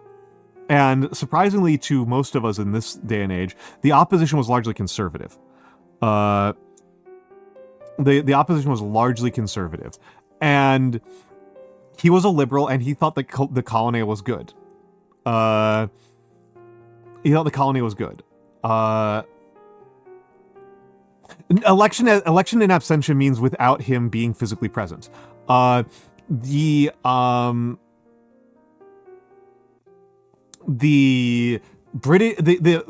Roman elections are deeply religious, so you have to be in person, and all of the votes have to be cast in person, and all the votes have to be cast in the same day. They are deeply religious rituals. They are not just like trying to figure out the preferences of the people in general. They do religious rites on the morning of an election to make sure that it is a good day for an election to happen. They do not just do them on a set date, right? Like they do them on, it is notionally a set date, but they will take the augurs on the day of, and if the augurs are bad, they do it another day. And if they do not finish voting in that day, they will run the election again. It's a full-blown religious ritual. And so the person being elected has to be present. They do have a system for being elected in absentia. It is a form of special dispensation. Caesar was not granted it. Caesar was not granted it. As worth pointing out that Caesar crossing the Pomerium while he holds Imperator is an act of profound sacrilege. Like that is an act of extremely profound sacrilege for him to do that. Having an Imperator, having Imperator is extremely powerful, and part of the rule is that you're not allowed to have it inside the Pomerium. So he was committing some really heinous crimes. But yes. So I tend to view the question of how were the British able to win the Opium War at the kind of extreme extent they did. How they were able to do so is a more interesting question than like why.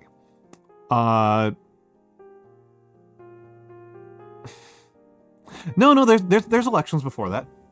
There's elections before that. There's a whole system for it. It was a republic. They had a whole thing about kings. No, the problem with Caesar was that he wasn't electoral enough.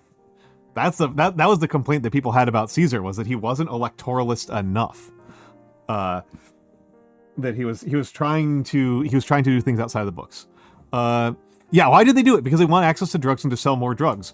Oh, but what about the people who didn't want to sell drugs or who viewed drugs as immoral? Well, they lost, right? Like that's like those people also lost. There's a long history of British and American pacifists just losing in the face of imperialism. They also lost an internal dispute, and their loss was not nearly as bad as the loss of somebody in, say, Myanmar, right? Who gets to lose with bullets. But yeah. Yeah, and in the case of, I remember Mill making this argument in the 19th century, because the argument about whether or not to maintain India was largely economic.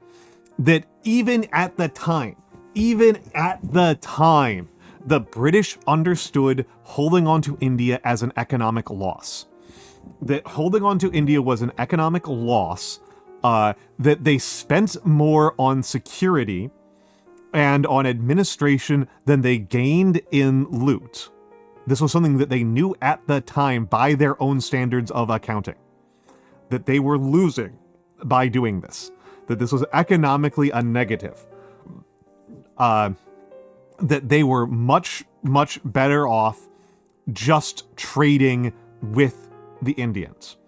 And it's really, really telling that this is a group of British people. There's a group of British people who lost, right? The British conquest of India involved quite a few British losers. And one of the really big ones was that in Bengal, the forges in Bengal, the smelters in Bengal, were at such a level that you could make a tidy profit as a British man taking British textiles, selling them in Bengal, and buying Bengali iron and steel, and selling those back in Britain. That was a pretty profitable industry. That was a type of guy who had been making business for almost a century. Was getting steel, getting raw bulk steel. You know, the industry that most people attribute as being the center of British industry, of bulk steel. Yeah, it's in, I am citing, The Great Divergence by Pomerantz. I haven't read the book that he cites for it, but it's Kenneth Pomerantz is where I've got it from. Well, and here's the thing, is that you can't do this after a certain point in history because the British burned those down. And so that means that if you were the type of merchant who was buying steel in Bengal and selling it in Britain, you lost because your entire business model just got burned to the fucking ground. Right? Like, this was something that had to be actively dismantled. If you are a British person who owned a steel foundry inside Britain, this was great. This was great news. But if you are a British person whose business was to sell steel to British people at the best possible price, or if you were a British person who bought things and who bought steel and was making your money off of making things out of steel, and steel is an input into your industry, you also lost, right? There are internal conflicts, and I think that this is helpful. I think this is helpful to remember that there are internal conflicts. That not everybody actually agrees with the strategy. Well, burning things down is a useful way of making them not exist anymore. Right?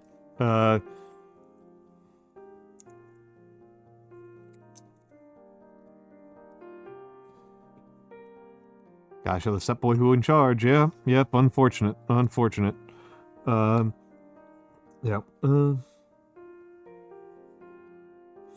And this is just kind of how I view... This is a story that I like to remember for just thinking about how all this kind of went down, is that it wasn't like the theories usually came afterwards, right?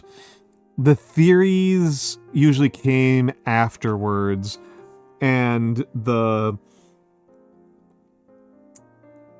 they conquered Britain. I'm sorry, Britain conquered India, and then Mill knows that they're losing money. Hello, adders. Hello, adders. Yeah, the British conquer India, and they're managing India, and Mill is making the argument that it's worth losing the money in order to do a civilizing mission. But that civilizing mission, the people who were invested in doing a civilizing mission in India, because there were people, and whether or not they needed to bother or were right about it, I think is a worthwhile question. For the most part, the ones that I have read accounts from were devoutly Christian people who believed that being Christian was a better experience than being non-Christian. And so they were trying to get people to convert to Christianity because they thought it was a better way to live your life. And whether or not you agree with them is a different question. But it was not helpful for them to go to war. Like, these are different groups of people, and sometimes they align, and there are many individuals who think that they are who think that, yes, it is valuable for us to shoot up a bunch of palaces and force farmers to grow indigo instead of food. Somehow that is going to make our Christianizing mission more successful. Unsurprisingly, I think this is kind of deeply counterproductive. If you're trying to convince people that your clothing and your books and your religious beliefs are superior, I do not think that you are actually helped that much by adding guns to the equation. I do not think that being seen as a harbinger of death makes you better at your job. So, pretty. But of course, some of them did, and Mill was one of the people who did think this. But he thought it was worth the price. He thought it was worth the British paying a price, losing money, weakening themselves, in order to force the Indians to have modern sewage systems, right, and trains. He thought that that was justified. That the British conquest of India was a moral good. But he made this argument long after the conquest happened. Right? He made this argument long after the conquest happened.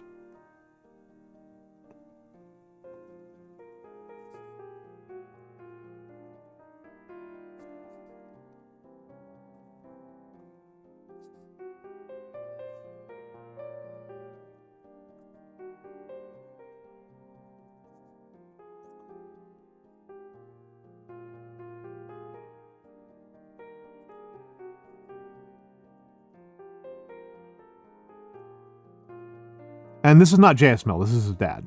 This would be his dad. This is not the famous utilitarian. This is the third most famous utilitarian, not the second most famous utilitarian.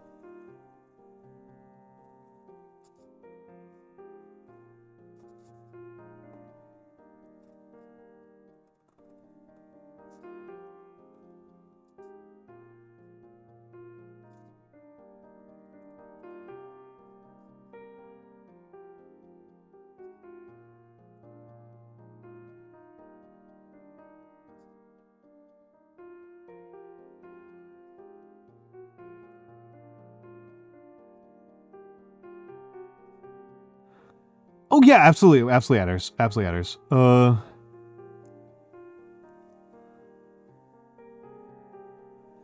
And yes, Mix is pointing out a very good thing. Yes.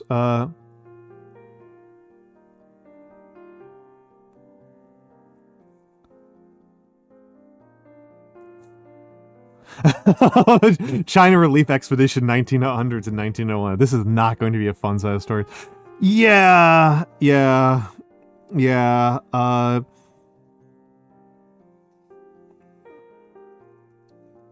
that's going to be a spicy one.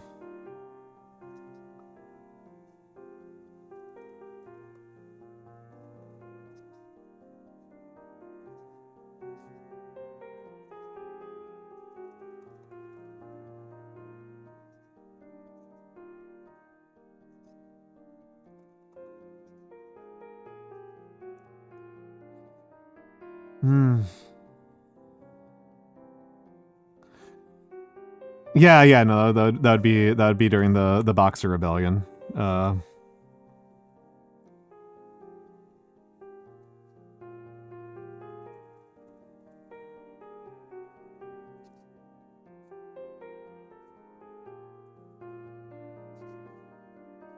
like this effect a lot, but I can't do it super consistently.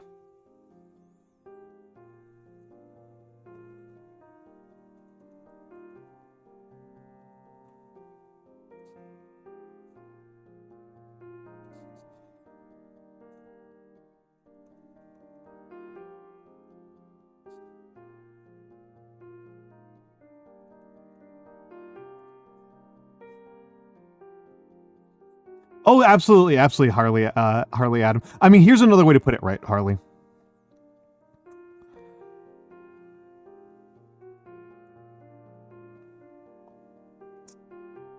how urgent do you feel about, let's say that you are walking, you walk past a river, you walk past a lake, you walk past a small pond, and you see a child drowning, right? And you see a child drowning, are you willing to jump into that pond to save them? Assuming you know how to swim, right?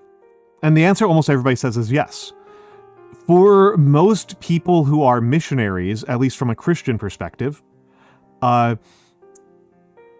converting somebody is more important than even that, because the consequence of not converting somebody is not just that they will die, but that they will experience a level of death and pain beyond what any mortal can even comprehend. That is the default assumption for a Christian missionary, is that not converting people is equivalent to just equivalent to just ignoring a child who is drowning. Actually, even more urgent, like I said, even more urgent than saving a child who is drowning. So, and it is their responsibility if they don't do that. Wow, Wasteland Mad God, you are portraying a difficult to defend man. That's a difficult to defend man. Yeah, and if you're evangelical, yes. That is a big difference between evangelicals and other Christians who take the missionary mission pretty seriously. Is from an evangelical perspective, you are committing sin by and potentially endangering your own soul. That's kind of what the evangelical thing is doing there in the title. Bad W, by the way.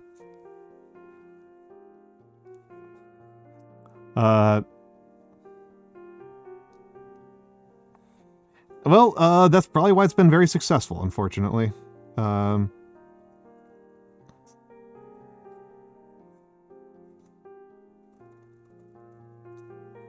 All right, we are going to commercials.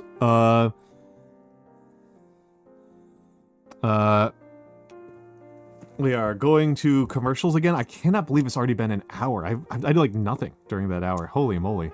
Holy moly. Okay. We'll be back in a few minutes. I'm going to stretch, get some water, make sure that I do not have horrible cramps. I'm going to figure out some way to elevate Lightbox Coon, because Lightbox Coon's currently flat and it's not good for my arm. All right, we'll see you in a few minutes.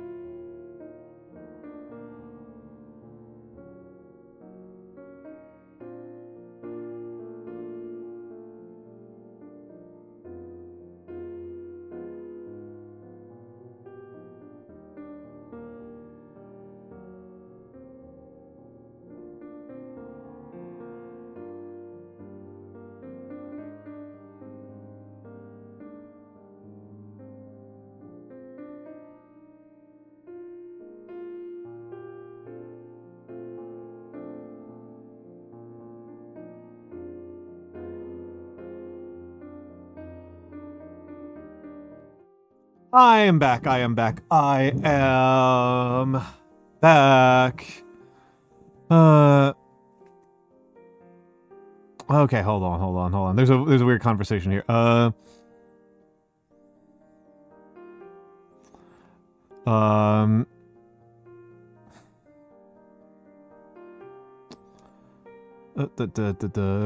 Okay, I've rolled back to where I was.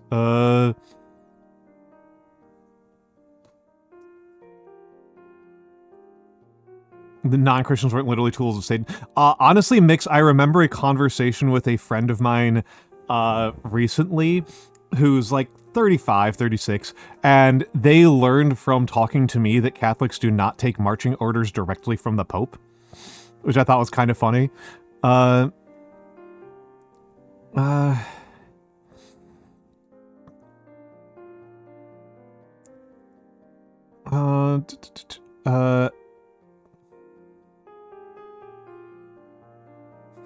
They are in 20, very intelligent, respectful of you as a human being.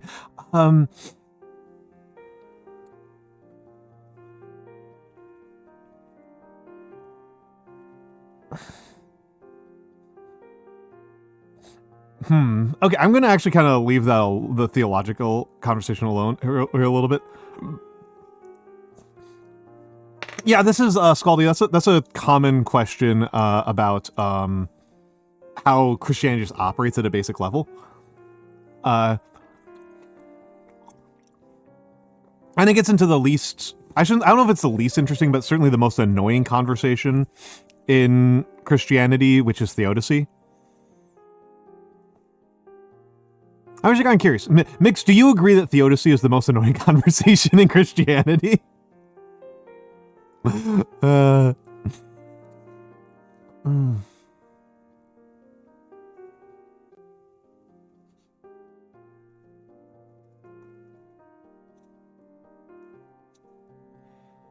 Top two. What's number one for you?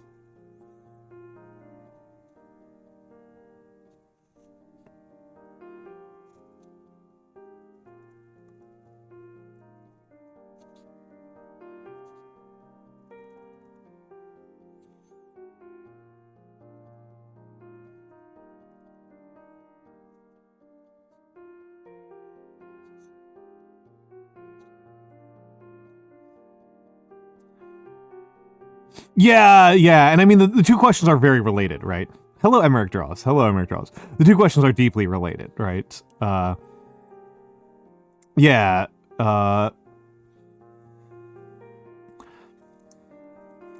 it's 3 a.m. I usually stream until 4 or 5.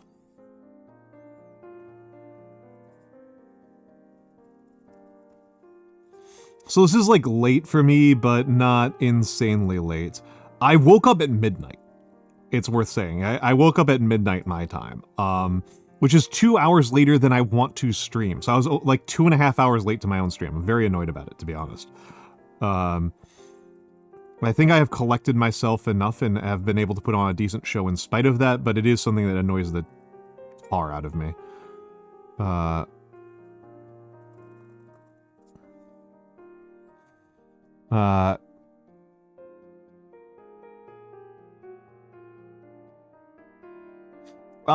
That is very... Hello, McAllister, it's good to see you again.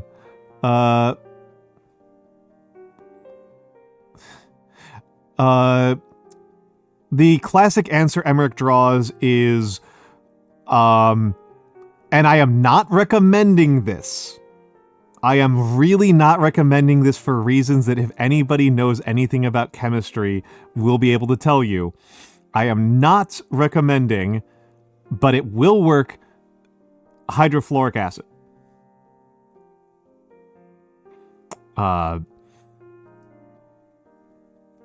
Hydrofluoric acid is good at destroying everything, and so by extension, it is good at destroying... it is good at destroying human bodies. That includes yours. Be extremely careful if you are ever around hydrofluoric acid. It is terrifying. yeah, Adders has it. Yeah, Scaldy proposing Gator is probably, yeah, a biological solution might be better. No, hydrofluoric acid is terrifying. Itsy Bitsy Bones. I will also say, Itsy Bitsy Bones, you would not be the first trans guy I knew that grew up in a horrible Southern Baptist context and then got religious with a northern one. CLF3 is terrifying. I love chlorine trifluoride. Chlorine trifluoride is impressive. The difference is I don't even know how you get your hands on chlorine trifluoride without winding up on multiple watch lists. Magic acid's so cool. Magic acid is so cool. I love magic acid. I love hexafluoric antimonic acid. That's like actually one of my favorite chemicals. I love hexafluoric antimonic acid. I might change my mind if I ever had any personal encounters with it.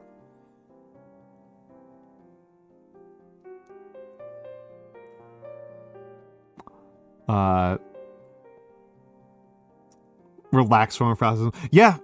Quaker meetings are nice.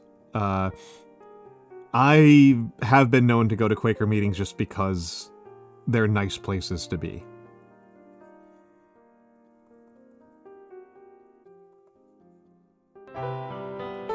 Oh, Oscurus. Hold on a second, Oscurus. Mix, can you handle the shoutouts? Welcome in, Raiders. My name is Almantas VT. I am a former professor of sociology, a current VTuber, an old man who loves old things. What were you writing and reading, Oscurus? What were you writing and reading? What were you writing and reading? I am mostly a calligrapher, as you can see. This is a calligraphy. This is a calligraphy stream. We are doing calligraphy today. And because you're rated during a calligraphy stream, I am going to put your name on the ledger. Wuthering Heights! How are you enjoying Wuthering Heights? How are you enjoying one of the classic templates of toxic love? How are you enjoying it?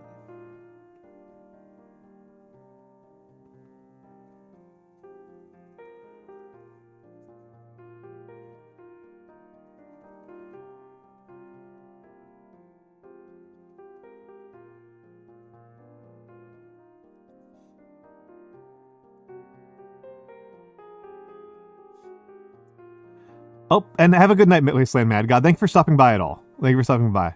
I mean, I didn't think this was in contest. I thought this was I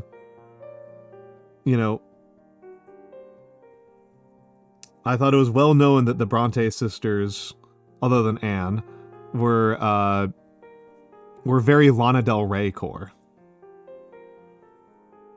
You get much more classic and classical. True.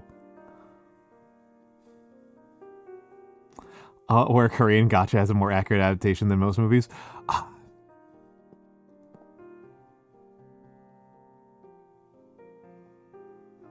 There's like a whole debate around like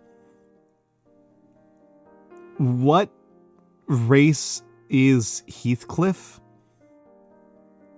and it's one of those things where it feels pretty inarguable from the text of the work that he is at least non-white. It feels pretty unambiguous that the text is describing him as having dark skin. I mean, the text does. The text does, repeatedly. The text is pretty clear. He's now an anime boy. And then people bring this up with adaptations, and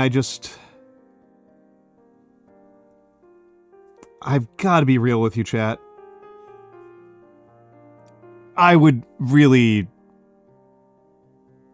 much prefer that we not worry this much about the accuracy of casting choices in terms of extrinsic traits of the actor. It really annoys me just in general. It's a... I am pretty confident... Well, my understanding, right, Mix, I haven't read Wuthering Heights since years ago, and I was not paying as much attention. I always thought he was dark-skinned. I thought that he was dark-skinned and he was supposed to be... I kind of thought that it was not that he was... Whether or not he was dark-skinned was ambiguous, but that the people around him didn't know or care enough to figure out, like... Is he Roma? Is he Indian, etc.? And I thought it was intentional. I thought they were doing intentional literary invocations of like magical Roma stuff. Yeah, they say a bunch of stuff, right? Like they say like, oh, like he looks like a Chinaman and stuff like that. They say like a bunch of stuff. And I thought that was like partially a reflection of the white, the honkies, the crackers, that make up the majority of the cast, not really knowing or caring very much. Like they care that he's non-white, but they don't care enough to like actually have a conversation with him or about like the fact that Native Americans and Roma are just extremely different groups of people. It's very, it does feel like, you know, for like that gothic horror thing, they're trying to kind of get into like the mysticism, right? That like these non-white people have access to mystical, magical powers. That did seem to be somewhat intentional. That the darkness of their skin reflects darkness of their means. You know, classic racism, right? Classic British racism.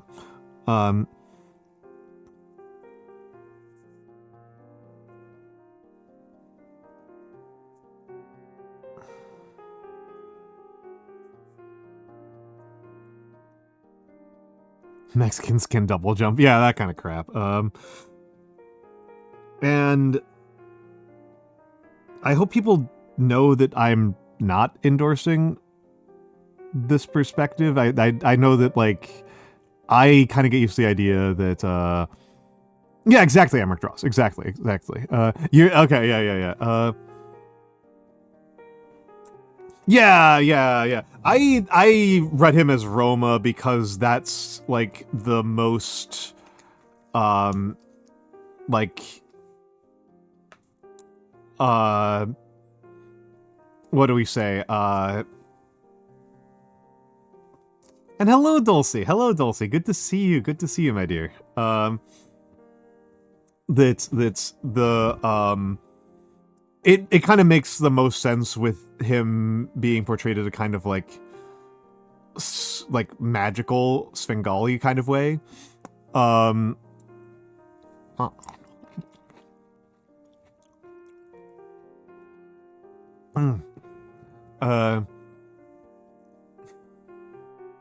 Grape. That was a grape. That was a grape. I have grapes.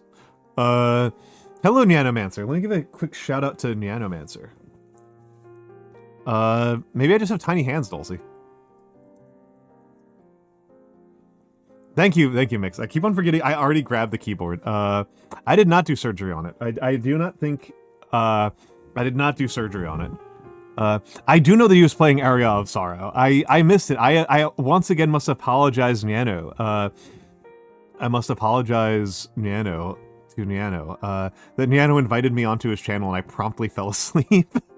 And I set an alarm, but by the time I woke up, he had already ended stream. I feel very bad about this. How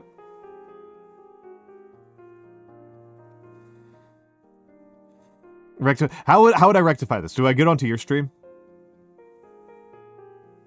If you start streaming within like 2 hours, I will join you. I will join. I'll just raid into you and join you.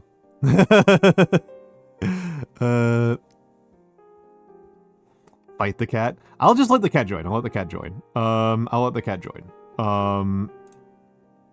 There, you can join now. Yeah, no. Oh, you're going to sleep? Okay. And hello, Kirill. Hello, Kirill. Execute the cat.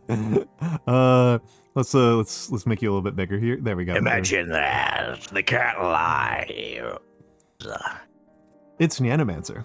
It's Nyanomancer. Hello. Yeah, the dulcet tones of the Mancer who Nyanos.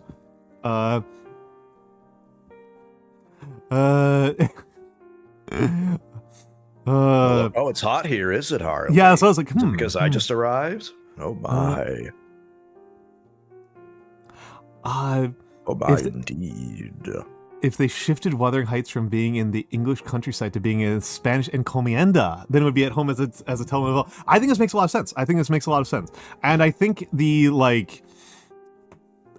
story of the toxic love with the wild man is very established and has a lot of resonance for a lot of people, seeing as that is not really what that's not really what's going on in the Epic of Gilgamesh, because it's a pretty wholesome love, but it's adjacent. It's related, I think. All the love in Gilgamesh is wholesome, except for Ishtar, who's a whore. Ishtar, I like Ishtar in that. I like it. I like Ishtar. She's extremely funny. Yeah, she's really do not fun. misunderstand me. She is so funny. Yeah. I think a pretty good South African drama as well. I think so. I think Ishtar rocks. I'm a big fan of Ishtar. Big Ishtar fan over here. I'm not, because she killed the ultimate bro. Well, it was his time. It was not his time. Nuh-uh. It was his time because she decreed it so. I don't fuck around with women like that. Women who get to determine life and death at the drop of a hat. No siree, no siree. Well, this is why no gods, no masters. Jim, we're talking about the Epic of Gilgamesh because I was bringing up that Wuthering Heights does fit into a lot of classical. Oh, Wuthering Heights pissed me off. Interesting. Okay. What's the problem? What's the problem? I can't fucking stand that book. I just can't fucking stand any of the characters in that book. They are all, listen, I understand that part of it's the point, I suppose, that they're all kind of genuinely horrible people. Yeah. Holy shit. It's just brother. It's all about the toxic love, baby. It is all about that toxic love, but I kind of don't think it's I don't know. The prose didn't grab me. Okay, that's a different question. That I won't fight you on. If you did not enjoy the prose at a very fundamental level, you just didn't. But it's I mean, to me, it's it's a nice long Lana Del Rey. I think she supports it. I think well, at least the view that I think that she is of the view that love should be overwhelming and make you irrational. It's true though. Yeah. But you know what else is overwhelming and irrational? A lot of things. What do you got from me right now? The lack of American high-speed rail. Oh yeah, it's bonkers. It's absolutely crazy, and it's oh yeah, we don't have that because we've got airplanes instead, and it's but airplanes are so much more unpleasant. Yeah, flying, flying sucks. Math. I did the fucking math actually. That's what I was doing whenever I came on here, because I was in the throes of wearing off of my ADHD medication, which is for some reason the time where my humor is balanced just correctly, and it's a key is twisted in my brain, and all my insanity comes out for a couple of hours, right? Okay. So yeah, the good extended release. Yep. Yeah. Good extended release, except it's only in the last 2 hours, so I really feel yes, the chaos is returning. I can harness this energy. It's time to go crazy.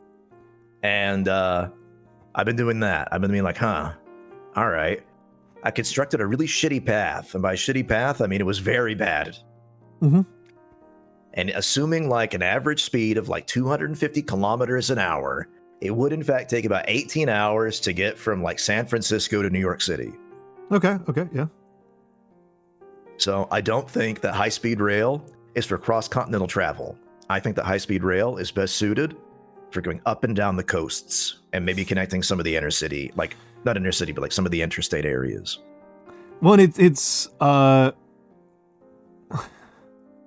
you claim you lack a lack of American high-speed rail, but I can make a single post on Blue Sky and have an army of American-based homosexuals ready to top anything. That's really good. That's actually great. I like that a lot, Kiro. Also, Fart Booty, thank you for the very sweet compliment. You get a golf clap there, Orc Florist. Yeah. That's a good one. That's a good one. I raise my bottle of Gator wine to you.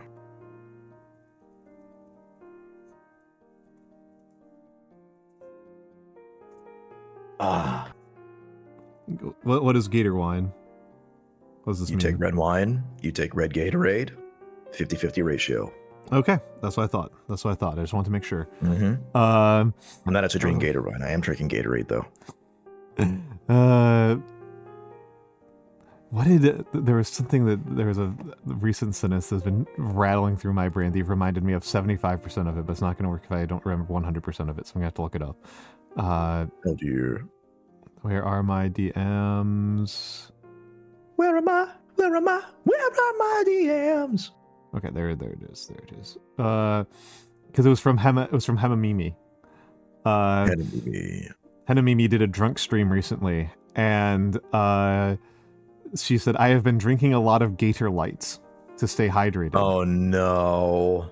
And and people started making fun of her saying Gator Light, and she said, "Yeah, it's Pedialyte, but for woke." What does that mean? I don't know, but it's been rattling around my brain. Pedialyte, but for woke? Oh wait, can I tell Zoe I love her? Emmerich, I've not lived with my cat for about 8 months at this point. Oh, where's Zoe? No, wait, no, October. Okay, 7 months. 7 months. Oh, I miss her dearly. She's still alive, and and my mom calls me and like puts Zoe on the phone occasionally, and she'll yap at me, and by yap at me, she'll just go, meow, meow, meow. She'll do that. Ideal, yeah. Yeah, in fact, actually, no. I'm going to tell you this. All right? Mm-hmm. So just recently, my mom sent me a video of her, and the meow that I received in that video genuinely brought me to tears. I was like, "Aw, my little sweet little girl. aw." I love that little kitty cat.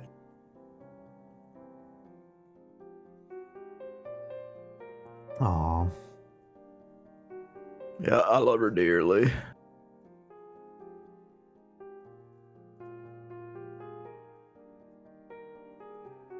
So do you think the Roman Empire, do you think the Roman legionaries would crave Coke or Pepsi? Which do you think? Or do you think they'd be more Mountain Dew people? Ooh. So there is actually a Roman equivalent to this that we have. To like an energy drink called Polska. Ah, yeah, Polska. Except it's not, actually. It's just fucking vinegar and a ton of other stuff. Yeah, I didn't mean Polska. I'm not talking about the lead wine. Awful. It's Polska, which is just vinegar. It was just string vinegar. Yeah. It's like a 10-to-1 ratio of like vinegar to water. Mm-hmm. And I think with some other stuff in it too. Let me look up the recipe. I mean, probably different people had their own recipes. True. They probably this sounds like the sort of thing that people like jungle juice, right? Where like people just like did it. It was probably white wine vinegar, just given like what the Romans used. Delicious. You know, it's a good thing that they actually had vinegar back then, because that probably made the water potable. I mean, there's a lot of ways you can make water potable. Yeah, boiling it. Boiling is the big one. Surely they knew about boiling water, making it safe. Yeah. Well, they definitely knew about running water, making it safe, because, you know, that was part of like choosing a settlement and a Roman army camp was choosing places with running water. But even then, running water isn't completely safe. Yeah, it's not completely safe, but you know, it's you know, if it doesn't, if it's not safe, then it's then you know that means that somebody gave you the evil eye. Or they or some or fucking, you know, Petrovis or whatever decided that today was the day he was gonna get a thin lead sheet and inscribe a curse on it, and, you know, stick it in between like the walls of the forum or some shit. Mm-hmm. Stupid asshole. I fucking hate Petrovis.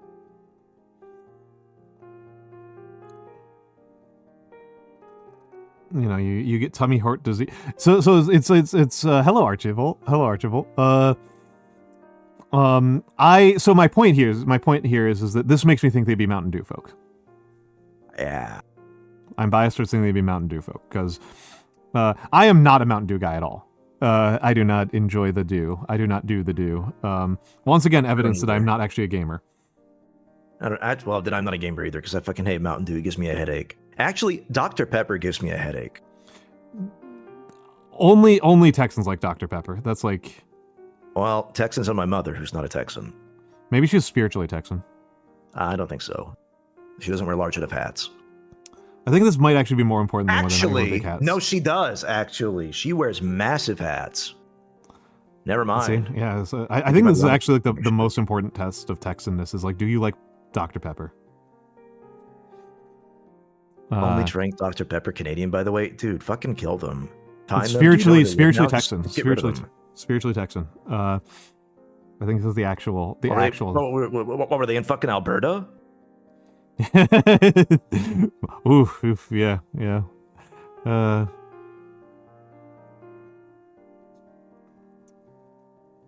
scariest province. Yeah. I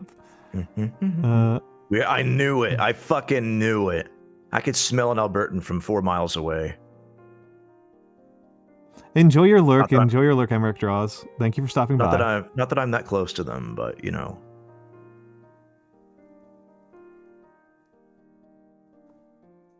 Tater. Something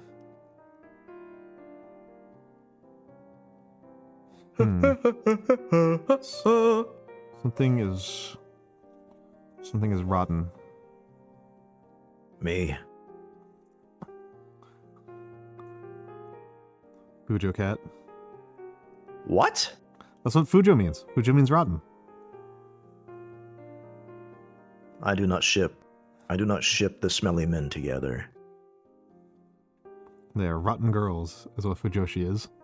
I mean, I may be one of the girls, but I am not one of them Fujo girls. All right, Itsy Bitsy Bones, enjoy your lurk as well. Indeed. Alberta's fine. It's just the weirdest that keep getting elected. Huh, and who keeps voting for them? Other weirdos.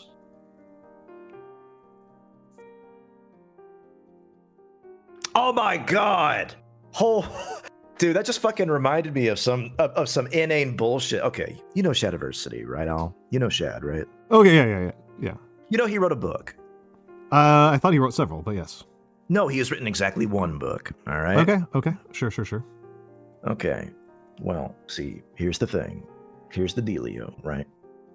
Here is the thing. He actually has an argument where basically he says this, where some revolutionary in the book who's trying to bring back the old ways or whatever, I don't fucking know. I don't really care. Yeah, classic It's like, you know what? The rich keep on ensuring that their own interests get represented, and only politicians and representatives that they want actually get a say in government. Like, they're the people who already get there, yeah? Okay, yeah. Traditional argument about power structures, yep. Yeah, argument about power structures. And then the fucking protagonist of the book goes, but the poor people still vote for them. And also, you can't really judge like someone's, how someone's going to govern just based upon their economic status. They're all individuals after all. And then the protagonist just kills that woman. What? Yeah. So he's just a serial killer? No. Well, the protagonist is the former warlord who ruled like the entire world. Because the question that Shad sets out to answer in his absolutely insane and inane book is, what if the Dark Lord set forth on a path of redemption? And the book is just not about that. I was gonna say, I mean, what you described is like Anton Chigurh. Like, it was, like you just described like a traditional horror villain.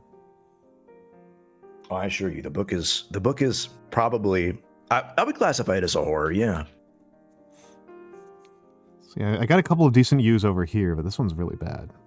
Genuinely terrible. It's like the book's like, oh shit, I'm about this, and then the protagonist is just like, hey, I'm gonna spend like the next, I don't know, 400 pages proceeding to not do that and actually do just as bad things, and also cry a lot because apparently remorse is only about is about expressing tears after doing something bad. Really fucking ridiculous. Oh, and there's a Super Saiyan battle at the end of the book. We can't forget that. Can't forget the Super Saiyan battles. And also, dude, they got fucking Michael Kramer and Kate Reading to read that book. Two of my favorite audiobook narrators. Because they read most of Sanderson's stuff.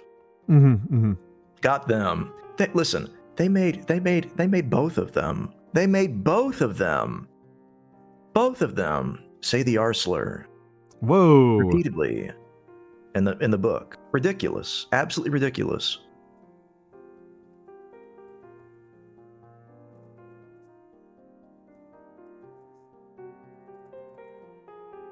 You mean people hate that guy? Well, yes, I do. Yes, they do, because he sucks. Fucking he's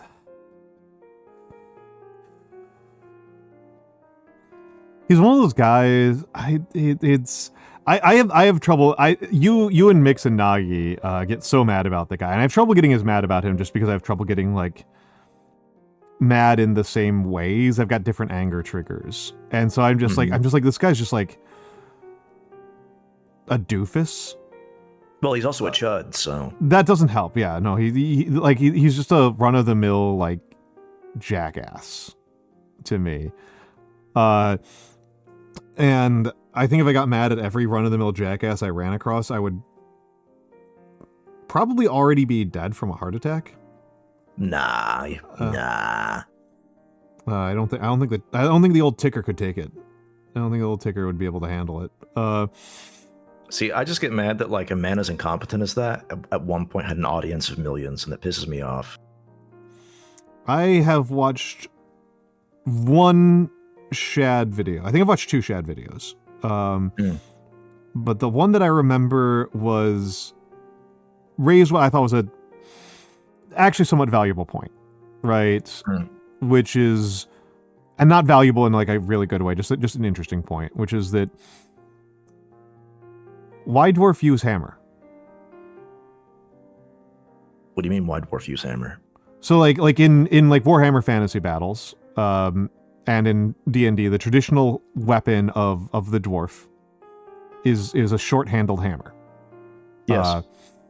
And so one of the things about these settings, right, is that dwarfs are shorter, but they are not weaker. Right, they're stronger, but they're shorter, but they are not weaker. Yes.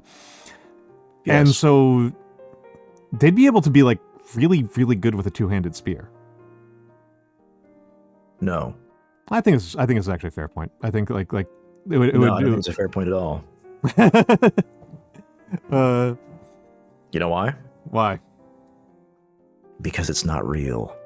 Well, it's a question of like, what do you think matters, right? What do you think matters? What I think matters? I think a compelling narrative is more important.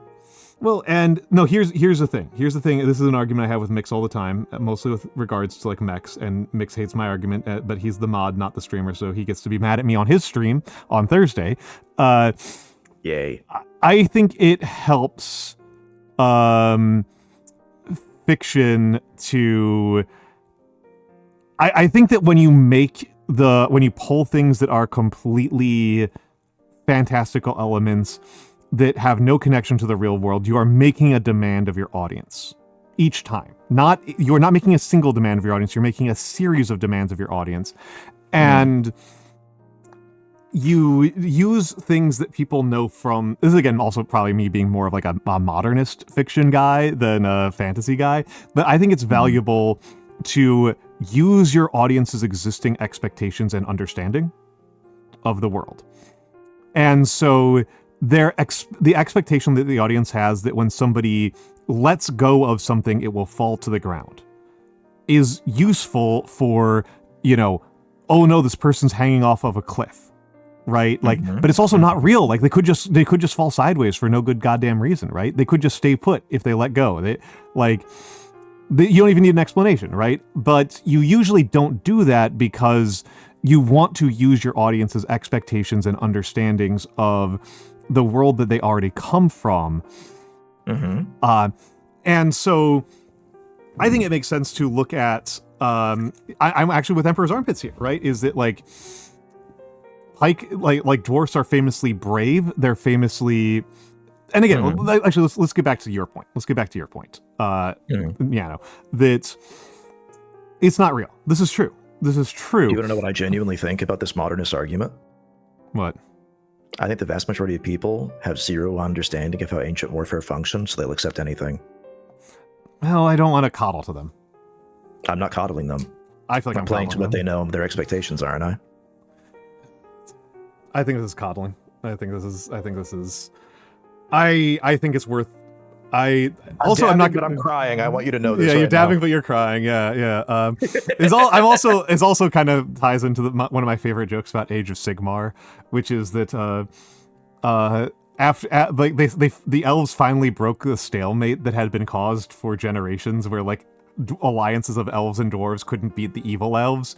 By instead of having dwarves with hammers and elves with spears, they had dwarves with spears and elves with hammers. And that's the origin point of Age of Sigmar, which I think is very funny. But I think it's worth kind of thinking these things through, right? The old switcheroo. What did I do? You streamed. No, I accidentally did something. I don't know. I made a button combination. It just turned the page into text. Did you do the boomer thing? All of the chat. Oh man. Did you do the boomer thing? Did you rotate your PDF? No. I wrapped my keyboard with my knuckle by accident.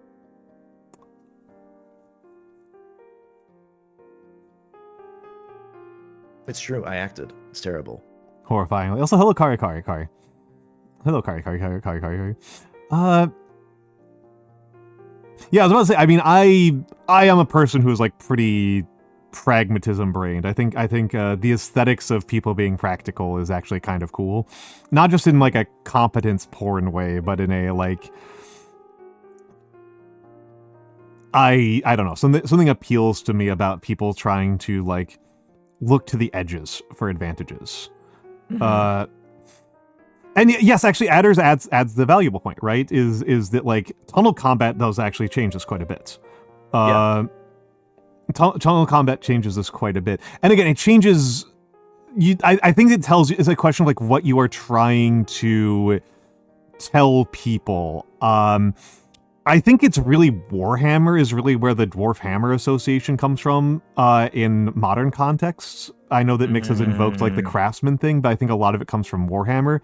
And I think in the case of why Warhammer does it, well, it's particularly like they do like really short-handed, really, really short-hafted hammers. Like those are really not Warhammer. Honestly, I think it's a lot about the fact that visually speaking, it makes the model in total look very compact. Yeah. Yeah, but do people? But how familiar are people with that compared to how familiar are they with Vermintide? That's getting us to the roots rather than the popularization, is what I'm saying. There's a roots and popularization question. An etymological versus a usage argument. These U's are betraying me. They don't look right. I don't know what's wrong with me.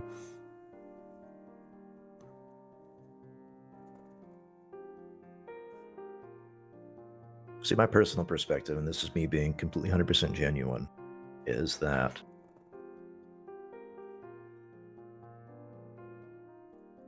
I think that people should not. I don't know. I find it distasteful with how much like the wiki brain and like the lore head, so as sort of a lore head idea, sort of taken over like fandom, where people just try to find like interesting tidbits and see how they all like fit together in the grander scheme of things, and try to actually recreate like a functional fantasy world in their own brain, because they don't want to go out and like, I don't know, go to Catalhilk, or have you fucking pronounce it, in Turkey, and God, I wish I could actually do archaeology or something. So I mean, I just think that like, well, here's where I'm going with this, right? This is my big stake in here, is that I actually do think it is worthwhile for people to think about why they are making an aesthetic choice and not make an aesthetic choice that is just because it is what you've seen before. I agree. Yeah, there. Now yeah. Yeah, I don't disagree. Yeah. I think that Shad asked an interesting question, and I think he came to an interesting answer on that one. No, I'm not giving him any credit whatsoever. Well, I am more committed to being honest about giving people credit for their ideas and about encouraging people to do things when they do things that I like than I am to hating anybody in particular. It's probably not his idea originally, no. No, I will not sound good no matter what I say in response to that. So, I have certain ideological and aesthetic commitments that are kind of funny for a guy who usually thinks of himself as a utilitarian. I just have like certain commitments. I'm just like, yeah, sorry. Like if somebody's got an idea that I think is accurate, like I'm going to say that I think it's accurate, like pretty much as long as like I'm not actually like at bodily risk from it. Hello, Bubats. You may ask a serious question. You will be at bodily risk the next time I see you. Well, but I was going to be at bodily risk anyway, so. That's true. That's true. Yeah, there's not like an input-output question there. No. I'm just going to get you. I'm just going to obliterate you. You're going to be gone. I mean, you're going to do the same thing you do every time, which is get extremely wasted and encourage me to drink more than I probably should. I don't think I did that back at MagFest. No, you didn't. Not at Mag. No, not at Mag. That's because I drank too much on the first day and I felt it the next two. Yeah. I had a pretty chill drinking at MagFest. I mean, I can't stop you about that, but I can tell you you're unlikely to get the same reaction from me. If it's from any... Wolverine, he's also a clown. Like, this is fair. Like, like his thing about, like, archers is just clown stuff. Like, his thing about, like, oh, like, these archer stances are, like, clown stuff. And it's just, like, really obvious when you compare him to, like, Todd's Workshop, where they do look at those questions and consider them very seriously.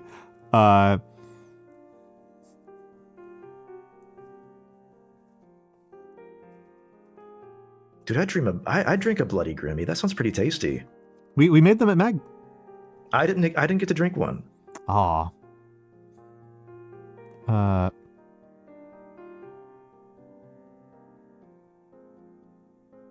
I'm very sorry to hear that about that, but also this is yeah, we had it in our room. Yeah.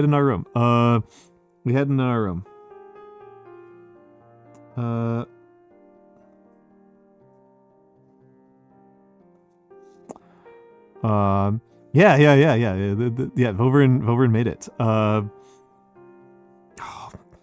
This one's very bad. I really need to get some more Grimmy Wants to Kill You. I should use my own code. I am getting pretty low on it. That one actually is just good. Grimmy Wants to Kill You is like legitimately just like a good hot sauce. Dude, I'm genuinely so sad. I'm so sad that like discount sites or whatever, however they built like the e-commerce platform of that site, right? Mm-hmm. Won't let you have like reverse discounts. Because I originally requested, just as a joke, hey, can you like charge people 10% more if they use my account, my code? That would be funny. But no, the most they could do is just make it a penny off. Which is also pretty good. Yeah. No, they got rid of that though. I'm very upset by that. I did buy some Hot Ones hot sauce the other day. I have not tried the backroom sauce. The only Grimmy sauces that I've tried are Grimmy Wants to Kill You and Grimmy Really Wants to Kill You. I really like Grimmy Wants to Kill You. Grimmy Wants to Kill You is very good. It's fantastic on like scrambled eggs, honestly. I can believe that. That makes perfect sense to me. I mean, honestly, it's a lot like a sriracha, right? It's a garlicky hot sauce. You're right. It's a garlicky hot sauce. Ooh, I would love that. A mustard habanero. Mustard habanero do be sounding pretty good.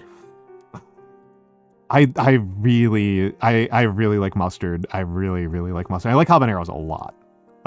You know, I used to think that I was allergic to mustard, actually. Oh, that's a brutal one.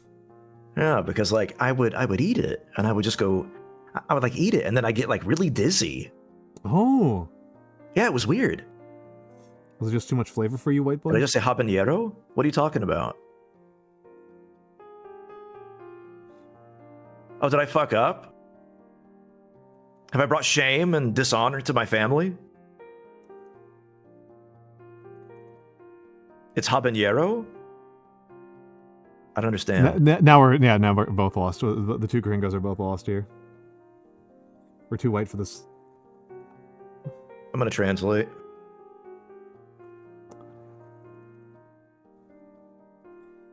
How do you pronounce it? My mistake, we are mispronouncing it. It's habanero. I will still pronounce it with the hard habanero. There we go. All right. Habanero. All right, we got it. I will still probably continue to say habanero. I'm going to say however I want, honestly. Have you considered, Theo, that I'm a skeleton? And I have to go, yeah. I'm not a skeleton, I'm a cat. That's a VTuber idea. There's a rebrand for you, Nyano. What, skeleton? I don't want to be a skeleton. Skeleton cat wizard. Lich cat. Dude, no, that's already been done before. Necromancer cat? I've never seen Necromancer cat. You're shitting me. Who's the Necromancer cat? Is it somebody who's problematic? Am I stepping in it? There's literally the Necromancer. Never heard of him. Can't believe you've never heard of them. Dog, I am part of the sphere of VTubers who like. You know what we're doing right now? We are canceling this calligraphy, and we're gonna pull up VTuber. We're gonna play VTuber right now. Oh my goodness! I still think very fondly of when I like after I'd been streaming for like over a year. Why do you get angry? Clone Squad? Why do you get angry? I'm still thinking very fondly about after I'd been streaming for a while, KariChary just like got really mad at me and forced me to sit down and watch Vesper, like a clip reel of Vesper Noir. Because I had no idea who the hell it was. She's like, it is a crime that you specifically do not know this guy. That's insane. You really should have known that guy, actually. Well, and now he's dead. So I can't. No, not dead. Just graduated. I think we need to we need to graduate the term graduated. I agree. It's too confusing. I think Farm Upstate. I think Farm Upstate is really good. I think obliterated, annihilated, assassinated.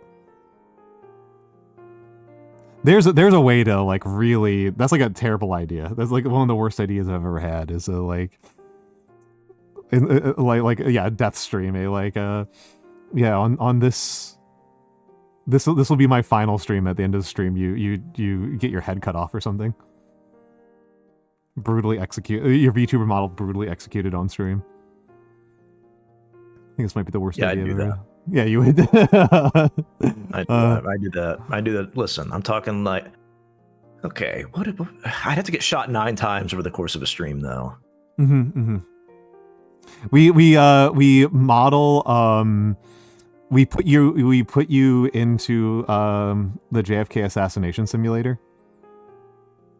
Oh my god, no, you can't do that. I don't have a 3D model. We have to make one. We just have to make one. One's been in the works for over 2.5 years at this point. Great, that's how you can use it for the first time. Yeah, just fucking like, no, I fucking hate this thing. Die. uh, Do do do do do do do do do do do. Yeah, I'm not digging most of these views that I'm writing. No, I'm not really either, dog. You're off your game. You're off your game tonight. What's up with this? I mean, my sleep has been absolute chaos. My sleep has been absolute fucking chaos. Okay, you should have some oatmeal. I should be all right by tomorrow. By tomorrow's stream. Should be all right by tomorrow. Yeah, by tomorrow's stream. That said, we are going to the ads. We are going to the ads, and I'm going to use the ad break to use the bathroom. Nano, do you want to just take over the stream, or do you want to also use the I will break? take over the stream, gladly. I will write the use for you, and they will be in awe at my power. Okay, let's reset you. No, I like being up here. It's nice.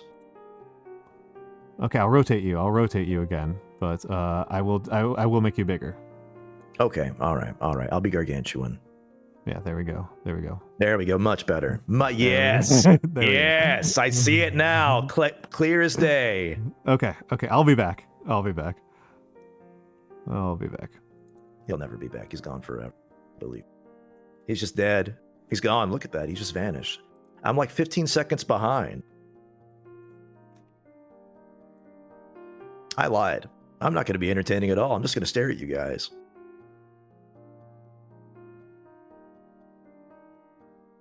I'm not saying another word. Not. You know what? Actually, I can't not talk. I can't not talk whenever the microphone's in front of me. All I can do is just continue to just blather on and on and on and on about the most inconsequential things that come to my puny little. Actually, how large is a cat brain? What's the size of a cat brain? Let me see here. Size of a cat brain. Let's see here. Holy shit! Oh my god! No. I want to see the feline brain. How big is it? 5 centimeters in length and weighs between 25 and 30 grams? Holy cow! For a cat measuring 60 centimeters in length and weighing 3.3 kilograms, this amounts to approximately 0.091% of its body mass. That's insane! Holy shit, cats have tiny brains. It's a good thing that I have magical seals, that give me like incredible amounts of intelligence. At least a cherry tomato. Dude, I fucking love cherry tomatoes. I love those. Where's the ancient one? I ate him. I threw him into the dimension that makes you old. He's not going to come back even older. I wonder how koala brain can still function with it being so... Who dares? Kari! You pushed me out! You're dominating the screen! You've done this to me! Also, you're muted. Kari, you're muted. I'm muted because I've got a weird audio thing going on. Hold on. Ah! She pushed me off the screen. What do I do? I can't come back from this. I'm scared. I'm terrified. Woe is me. Yeah. Cats don't need huge brains. Their brains need no space to contain sleep and malice. No. Cats actually have zero malice in their brain. I've displaced you. Cats have zero malice in their heads. Isn't this right, Kari? You are moved. Cats have a fair amount of malice, I think. No. Cats are innocent and pure. It's the world that is cruel. I think cats are about 15% malice by volume. Nah. No malice whatsoever. Water. They're pure and perfect. It does sound like what a cat would say. Nah. Never. You're saying you're not a cat? I'm not arguing my case. If you're a cat and you're saying it, you're by definition denying that it's what a cat would say, right? Like then. Listen, the judge is not here. The old man is not present. This is not a courtroom. I refuse to accept the tenets, the very foundation of your argument. For I am a being of pure joy and sunlight and freshness. It's always sunny in Philadelphia. It's always sunny and I can't make a good pun right now. You've been punished.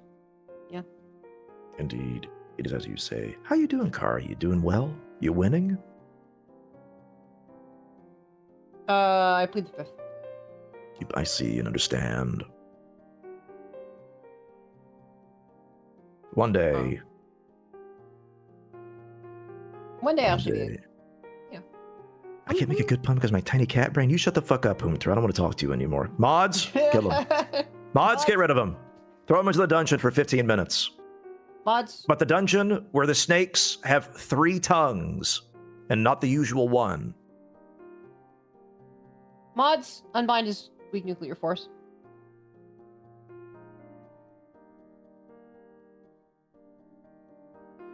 Mods. Slay his spire. No, that's a reward.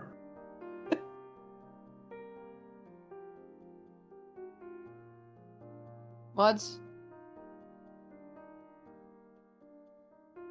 Better his Mods, commentary. tickle his feet.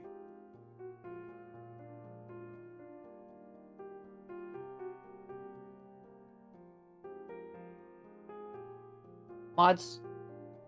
Actually, I didn't realize. That's crazy. Send Brazil to him? Okay, that is a power I do possess, but I will not. Because Send Brazil to him? Yeah, I can do that. Easy. See, the reason I won't is because Brazil has some of the oldest continental crust on the face of the Earth and has one of the largest cratons on planet Earth, too.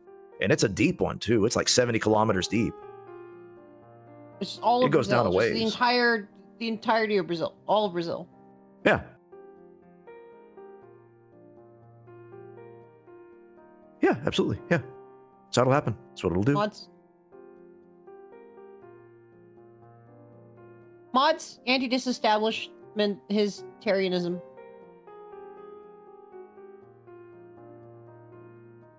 Mods, revoke his rights to Vanderval's forces.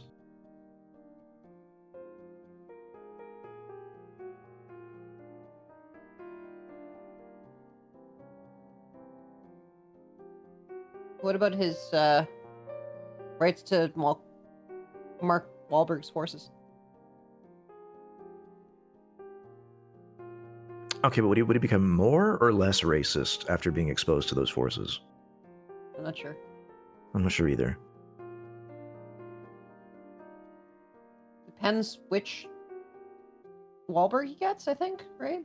Is that true? I think so, yeah. I think there's like a good Wahlberg and a bad Wahlberg. A positive and a negative, as it were. Yeah, it's Wahlberg and Wahlberg. Whoa. I'm the king of cats. King of cats. There's regular Wahlberg and there's Wahlberg.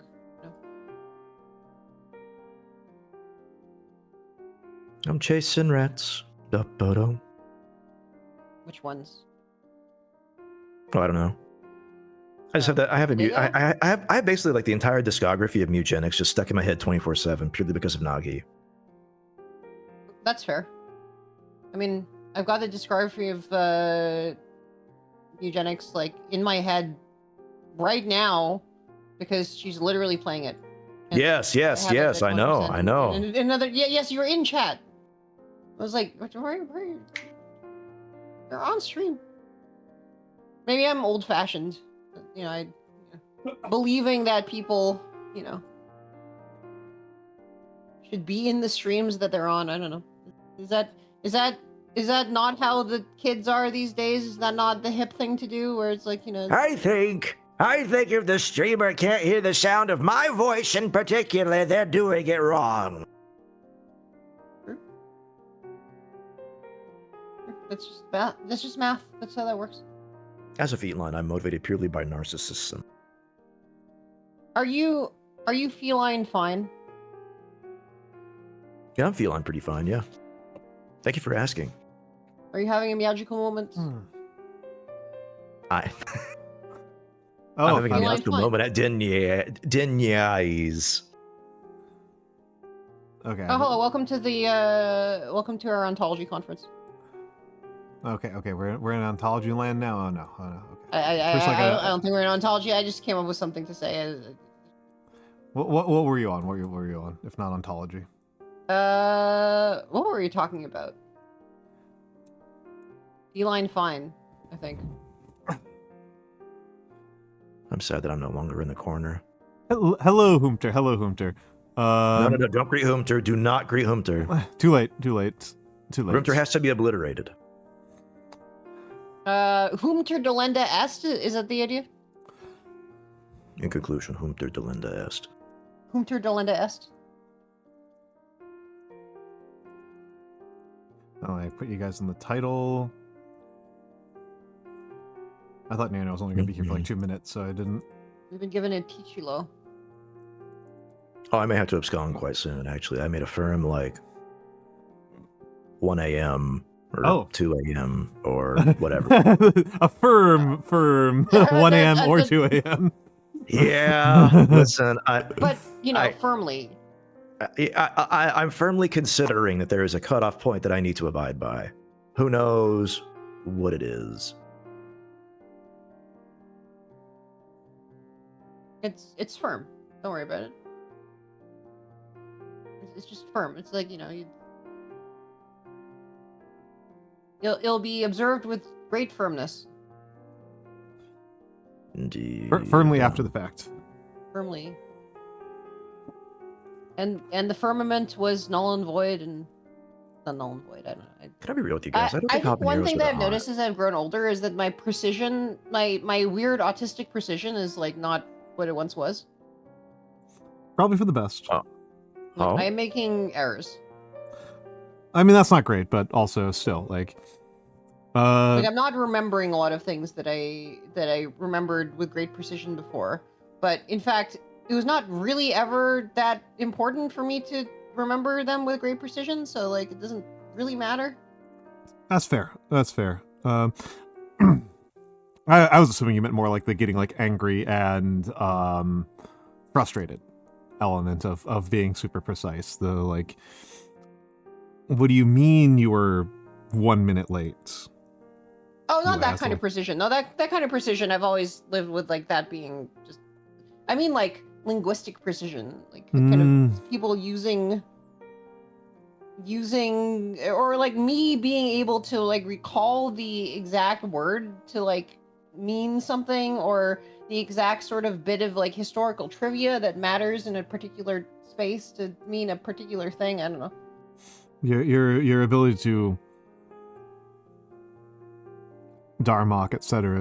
is weakened. See, I can't even. Jim, do by the way, not only am I sorry if I can. No, please do. I was going gonna to say working something. on. I Yeah, was gonna say- Jim. Not only am I playing Slay the Spire, I am in the middle of writing a mod for it in order to like put all VTubers in. Well, I mean, All any VTubers, not all any VTubers in the game. There was a very, very funny And- stream a few months ago where Kari was playing Slay the Spire, and she made an auto hotkey script to move herself over the player character during battles. Yeah. Anyway, it was an auto hotkey script that would detect based on what she saw on screen, and then move her VTube Studio model and resize it to cover within OBS. Yes, but I want to do the next generation of that is like literally modding the game in order to like put modding the a game- spout source into the where the player would Oh, that'll be and far then more successful. Activate, yeah, and then activate. Yeah, it was the auto-IQ thing had some issues. It had some but- very funny bugs, Jim. It was There's some very buggy. very funny bugs. But what I'm saying is the actually modding myself into the game, modding a spout source, so I actually get the Mhm. video output from VTube Studio, and then like, you know, doing, you know, activating hotkeys. There's 2 actions, by the way, that you can do as a character in Slay the Spire. It's like attack and cast, and those are separate. Oh, It's okay. like some cards are casted in terms of like the animation that the character does, and some of them are attacks. Make yourself the minions for Regent's Throne instead of Regent himself was very funny. That's good. That's good. That's good. The main Yes. the main part I remember was that the way that she made the detection work was based off of the color of certain pixels on the screen, Mhm. which means that I mean, not not only sorry. Which means, yeah, go ahead, yeah. I also just want to call out, like, not only is 0539 a fellow putter of VTuber into gamer, it's like I literally the other stream that I've been like, hanging out and watching tonight is one in which literally 539 has put VTuber into tuber into pewter. Like literally, that was like I've been saying literally a lot, but This is what you mean by losing your accuracy, by losing your precision. Yeah, exactly. I'm not using different words each time, right? Like this is what's happening in my brain. Yeah, 539 put soy into katamari. Nice.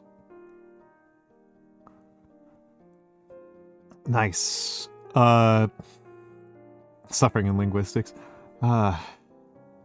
Nice.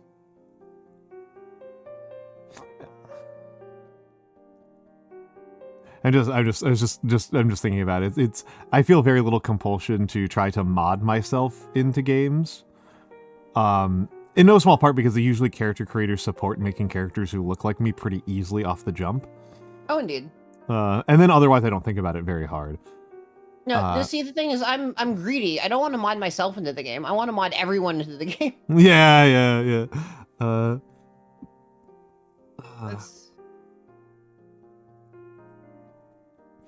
Yeah, quite a few of my friends I would say are Slay the Spire streamers. You, Eldra Echo, and Aiko are all big Slay the Spire fans. I need to play with Eldra sometime.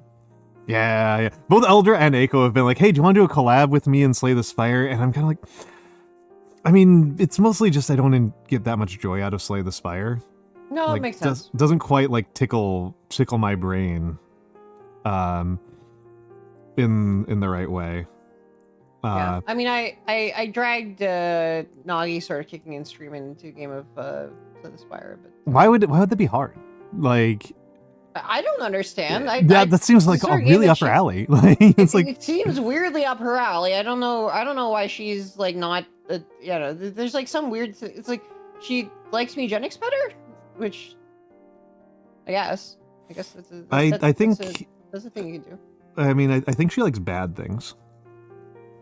It's not bad enough. Whoa. It's not that's bad the problem enough. with Slay the Spire. It's insufficiently bad. It's too good of a game. It's not like she's not gonna spend time on it because it's not like Yick or whatever, right? Like yeah. She's attracted to. She's. We mentioned She's toxic like, love before. She's like the weird like cartoon version of evil, right? Yeah. Where like they just like bad things and they just like it's the Addams Family version of evil, right? Like it's like you just do the opposite of things that Yeah. We gotta put mod the Minions movie to have Nagi as minions. Nagi's just Gru. Nagi's just Gru. Nagi's Gru. Hello, Dr. Lottie. Hello. I went on a ride at Universal Japan where the whole conceit of the thing is that like they turn you into a minion. Oh my goodness. I don't know. That's not really interesting. I feel like that's less interesting. I'm like, wait a minute, that's not interesting at all. That's not actually a thing. This is just, of course they'd have a ride that turns you into a minion. This is. It's a VTuber persona right there. They VTubify you into a minion. Yeah, they VTubify you. But yeah, the. I think Despicable Me actually my hot take is that it's a pretty good movie. I don't know whether that's a hot take, but I don't know if it's a hot take either. I mean, it's I associate the Minions like at this point way less with any Universal or Minions related property. I associate them primarily with like conspiracy theory posting on Facebook. Interesting. Okay, you don't associate them with like the walls of the painted walls of nurseries that are like quietly violating copyright in a subtle way. The trouble for me with a lot of type of cultural reference points is I mean you I think it's just a less severe thing for you. I am more likely to read nonfiction than fiction, and I am pretty politically engaged and plugged in. What? And I'm the same way. Wait, Yeah. wait. We're not different. We're not different. I think it's a difference in extent, in extremity, Okay. where I read very little fiction. I watch. I'm like, I would say I average out to like 15 minutes of TV shows a week, and that's inclusive of I don't- movies and like all fiction. yeah. I mean, Despicable Me is one of the very few like kind of such Mhm. movies that I've seen. I think I've seen Despicable Me, but I don't even like really remember it. It left very There little you go. impact on me. Yeah. Whereas Facebook uncles posting conspiracy theories using minions has been like a part of the background noise of like right-wing watching for like a decade Yeah. at this point. I didn't know that they use minions. Oh yeah, they love the minions. They love the minions for talking about like, thinking that Barack Obama didn't resign from the president, didn't actually leave office or something. Who is the minion? I don't know Are which they the minion it is. minion? I don't even No, I mean, understand it. It's like an advice animal. Okay. It's like the Okay, it's an format. advice It's like animal. Okay, it's like an it's- advice okay, animal okay, format. okay. It's like the hello Wendy, hello Wendy. Is it like a Pepe where like both they and their enemies are all the Pepes, or is it like? It's very much like an advice animal where there's just like a minion and then there's just like question and then Okay. insane answer. Okay.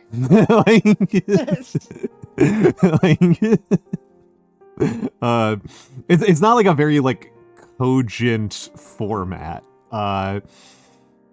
It's a little bit like people using like the Louder with Crowder image, and it's just like not. It's like what are you doing with Steven Crowder in this image? Like, what is he doing it's here? So, Like, it's so weird that he was brain on. Sorry to pull out another cultural reference, right? It's so weird that he was brain on Arthur. I did not know that. What? Yeah. What? You didn't know that? I had no There are idea. many things that I don't know. But that was kind of his first thing. He's Canadian, and he was on Arthur, which is Canadian as far as I think it's Canadian. Yeah. Yeah. Yeah. He was when he was 12. He was brain on Arthur. That's wild. That's wild. That's insane. I had no idea that Louder with Crowder ever had a productive job. Yeah. I, for one, think it's actually really funny and also really irritating whenever Canadians can out-American Americans. It does feel a little bit shameful, right? It does feel like a little bit embarrassing at a personal level. So it'd be like, I am less American than this Canadian. I'm sorry. Excuse me. I'm sorry.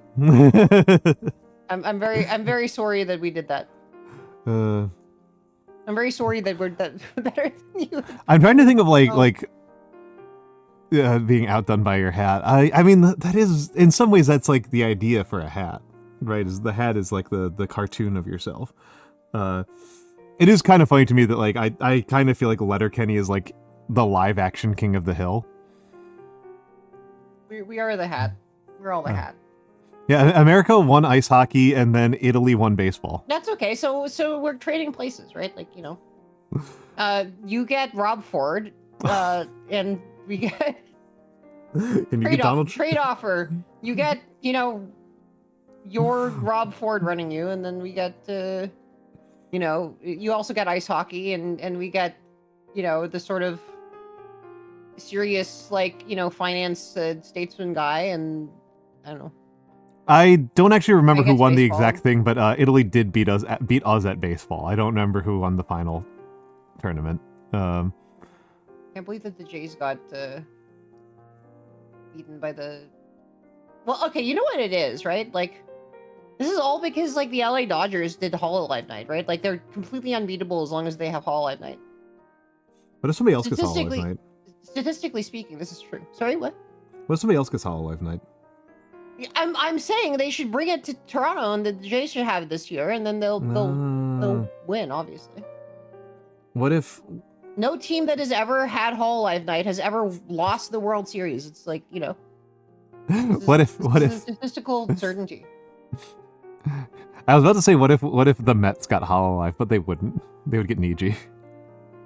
Or FaZe. I thought didn't the NBA got Niji Sanji. I feel like the Mets is more. The Mets would be like Do you know that phase. Elira Pandora is the official VTuber of the Minnesota Timberwolves? I did not.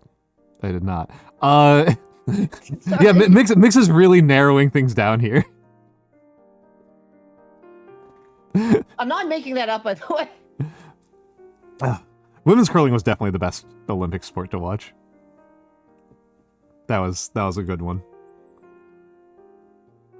Where is that Niji Sanji and NBA thing? Yeah, so I think we're getting there. so what is it? It's like man, I don't remember these people's names. Like I have like face blindness for male VT. Sorry. Imagine not being able to tell me and Yano apart. I have model blindness, I guess, for male VTubers. Okay, it's for the sort of like sexy, young, Incredible. sort of twinky male VTubers, right? Like, I understand. Oh, it's true. They grow them in so vats. just Nano. What? Just, yeah. Sorry. She called you sexy. Say Thank you. I'll Yeah. take it.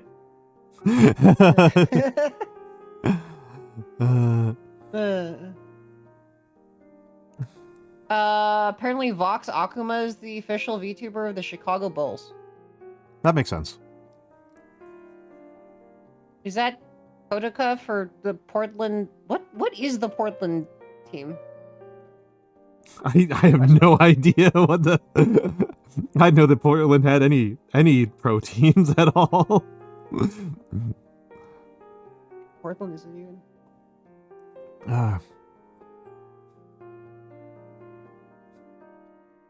The terrible thing is it's going to be what like happens if Kirsch you're for in the an NBA Raiders or something. team Like.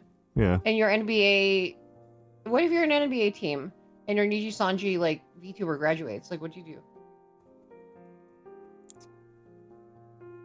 I mean, presumably you get a new Again, one. I'm not. Sorry, what? You get a new one? Presumably you get a new one. No, you can't recast them. They were very clear about this at the shareholders meeting. No, not that you get a new person to play that VTuber. You just partner with another VTuber. Oh well. That's my read at least. They should probably say that you can't do that at the shareholders meeting either. They take a full size standee of you and light it on fire, and then ritually bring out the standee of the next VTuber, who's your new official VTuber. Wait, does that make you the eternal VTuber for the team? I think it makes you emeritus. Okay, fair enough.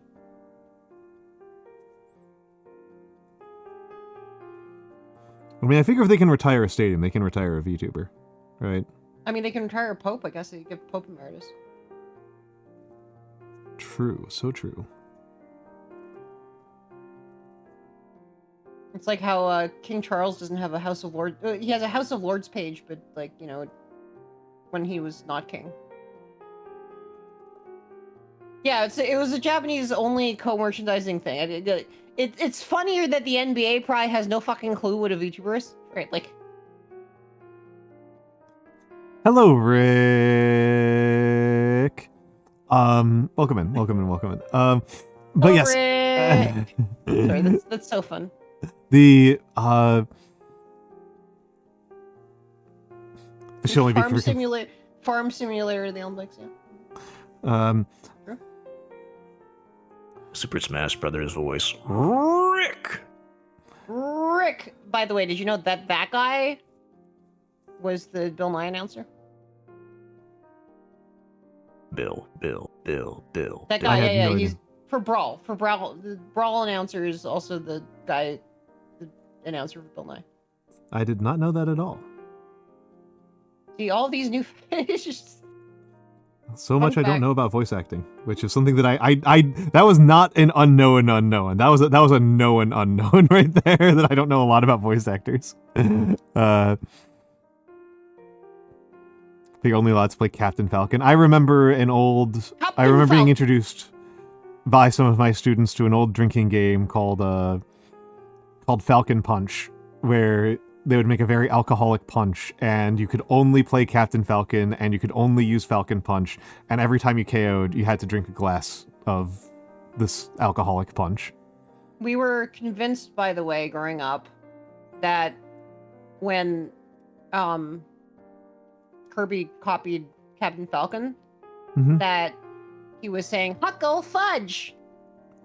Really? Not that he was just saying So- Falcon Punch with a funny voice. No, that was Huckle Fudge. Are you calling my beautiful pink son's voice funny? Yes. Okay, all right. On purpose. I assume he's doing it on purpose. No. That he wants to be funny. That he's a. Dude, he goes fucking Poyo. What do you think? My stupid son can't read a book. Doesn't mean he can't be funny. He's too pure to Poyo. be funny. Oil? No, but what I'm saying is, like, you know, as the dessert for the Falcon Punch, like as a chaser, you could have the Huckle Fudge. I see. Or maybe, because it is a sort of like cheap copy, right? Maybe the virgin version of the Falcon Punch is the Huckle Fudge. The virgin version? Yeah, the non-alcoholic version. Oh, yeah, okay. Sorry. No, the virgin version is like, you know, it's like it's like a Falcon Punch, but it hasn't had sex. Yeah. I could definitely believe that Captain Falcon has never had sex. That just makes sense to me. Yeah, what kind of YouTube like channels do you think he watches? Oh, what a brutal question. What kind of YouTube channel does... What are his advice animals? I don't want to impugn Captain Falcon's honor too much because I don't really know him from like lore or anything. I just kind of know him from how he plays in Smash Brothers. Okay. I mean, he's basically a weird sort of like, you know, hyper-capitalist NASCAR guy, I guess, right? Isn't that the case? I thought of him as a bit like Perseus from it wasn't Perseus, it was Perseus Jackson in the Olympics. No. He's an anti-capitalist NASCAR guy. Yeah, he's a bit Speed Racer. He's from Speed Racer. There you go. Yeah. But no, from Hades, the He's a common rider. No, that checks out. He's a common rider. That checks out. No. I get it. He's a common rider. Yeah. I feel like I understand Kamen Rider a lot more. Turi's been making me watch Kamen Rider. I understand very little Kamen Rider. This is absolutely a case of Mix invoking a cultural reference point that like actually makes me more unmoored rather than less. Yeah, I can definitely see him being a person who like. Oh, I can't imagine Captain Falcon like really watching YouTube very much. Like he probably has like some like fitness influencers. He's watching like fitness influencer Instagram. That's what I think he's on. He's also probably watching like, you know, car review channels. I could see him watching car review channels. Yeah. I can see him worrying about his craft. I can see him caring about his craft. Does he watch like Tasting History to cool down? I don't know. No, I don't think so. That doesn't sound right. Okay. He didn't strike me as a food guy. No, that's fair. He's just like the kind of guy who, honest to God, follows the Brickin' regimen. Just, you know, just get a whole brick of chicken, throw it in the oven, call it quits. That's fair. I've been watching like a little bit too much Canadians at War lately. Canadians at War. I'm not familiar with this channel, but it sounds good. I'm assuming it's mostly about World War 1 and 2. I don't know that it's good. It's like I'm not. I have no idea. Frankly, I watched an entire like kind of 40-minute video, and I have no idea like kind of what. How much? It's not at all clear to me what their angle is, and I don't think it's particularly good. Like I don't. Think okay, that's unfortunate. I think it's like a weird kind of. I don't know. It's in very simple English. I don't know what their angle is. I genuinely don't know what their angle is. It's a great question. It's a great question. I don't know what their angle is either. Yes, hello, Flamebird Phoenix. Hello, But Flamebird Phoenix. if I was flirting, I'd be your angle is acute. Yeah, what's... Yeah, I am having trouble with my U's, so I'm just doing U exercises. Oh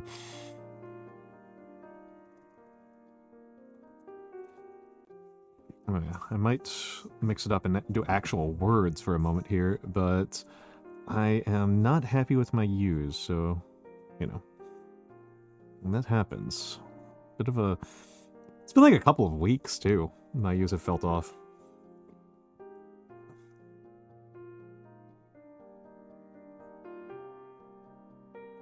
I mean, you're a content creator, so you should be relatively used to fair use.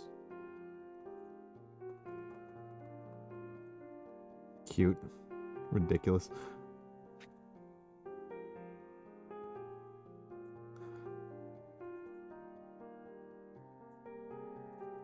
But, yes, Question, what does Captain Falcon... It's just, I don't know, he just seemed like a guy who just, like, hangs out. Like, I could see him... I could absolutely see him, like, smoking weed and watching Smiling Friends. Is he a weed guy? I don't think he is canonically, but, like... No, I know not he's too much canonically. like a... I mean, just I don't know. That doesn't seem very in character sound like for him. it doesn't sound like his narcotic of choice, right? I know. Maybe like some sort of weird future synthahol or something. I don't know. I think outwardly he does not do any drugs at all. I think that's his official Well, of course, stance. But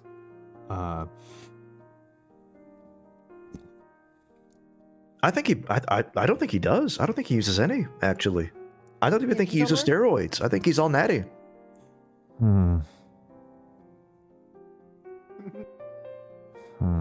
Yeah, the thing is, like, I can only imagine that when he wants to relax, he wants to, like, really relax. He wants to just, like, completely sink into the couch. Become couch. Yeah. Thank you, Flo_Kanio. Thank you for the follow. Dad, are you couch? Are you couch? Yes, son. Now we can be a family again. And now I have to worry about making Portal references. Otherwise, like, you know, it sounds weird. People don't get the reference. Bad. Bad M there. Yeah. What is wrong with me? Are you... Try it again. Let's try it again. Let's roll it back. Roll back the tape. I guess you don't really have any embellishments on the words you just read, right? Not particularly, no. No. Okay. So would you say you're trying the bare minimum? Yes. Correct. I'm just gonna keep doing this. I hope you know that. I know. You can't be stopped. I'm not gonna try to stop you. It's like I'm not gonna like it would be really pointless of me to try to stop you. Yeah. People don't like really. I say this about you, and people are like kind of surprised. I'm like, no, like she cannot be stopped. Like this is like. Yeah, it would be pointless. Unlike the eyes in your words. Yeah, it's like it's like trying to stop a lava flow. Like, I guess there are no full stops. Period. There are, yeah. I neither encourage nor discourage. There are no full stops in my calligraphy, period.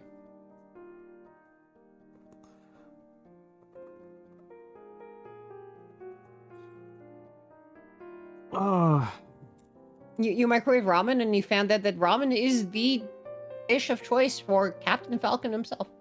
There you go. Is Kari an unstoppable force? Certainly when it comes to puns. Puns are to Kari like water to a fish. Which I'm kind of fish-like anyway, right? Like I'm fish adjacent. It's true. Can I? What do you? Let me. Can I send you my 3D model like textures in progress as a to perhaps delight and amaze? I mean, I probably won't look at them while I'm on stream, but you can certainly send them to me to see. That's fair. That's fair. I'll if you won't look at them on stream, I'll send them later. Yeah. Okay. I'm curious to see Fair them, enough. but I am. If you do not want to, interrupt the flow. I'm in the You're flow, in- and it's a tough flow. It's a challenging flow. If you are in, as they say, the zone. I think I'm not, but I'm Okay. trying to get If there. you are out of the zone. Trying to get there. The auto zone has left me. The zone, by the way, was this kind of like sort of more teenager oriented like programming block, I guess, on the like kind of children's and teenager kind of like television channel and like Canadian television growing up. And it had like what I think I would only really describe as like a sort of proto VTuber in SNIT, which was this like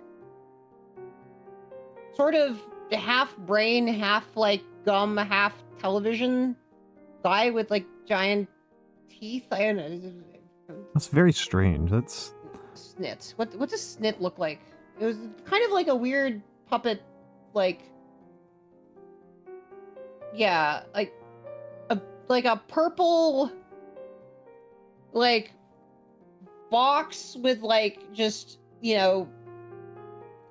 teeth and gums in a screen, and then two eyes and like pipes and like cables going places, and a weird like robot, a relatively like metal but like almost skeletal like arm going out of the side. And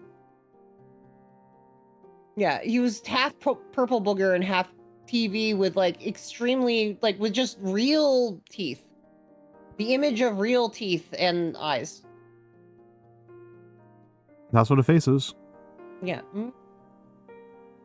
And he co-hosted like the in between like kind of blocks where they would like talk about the shows and then just kind of shoot the shit, and he was very VTuber.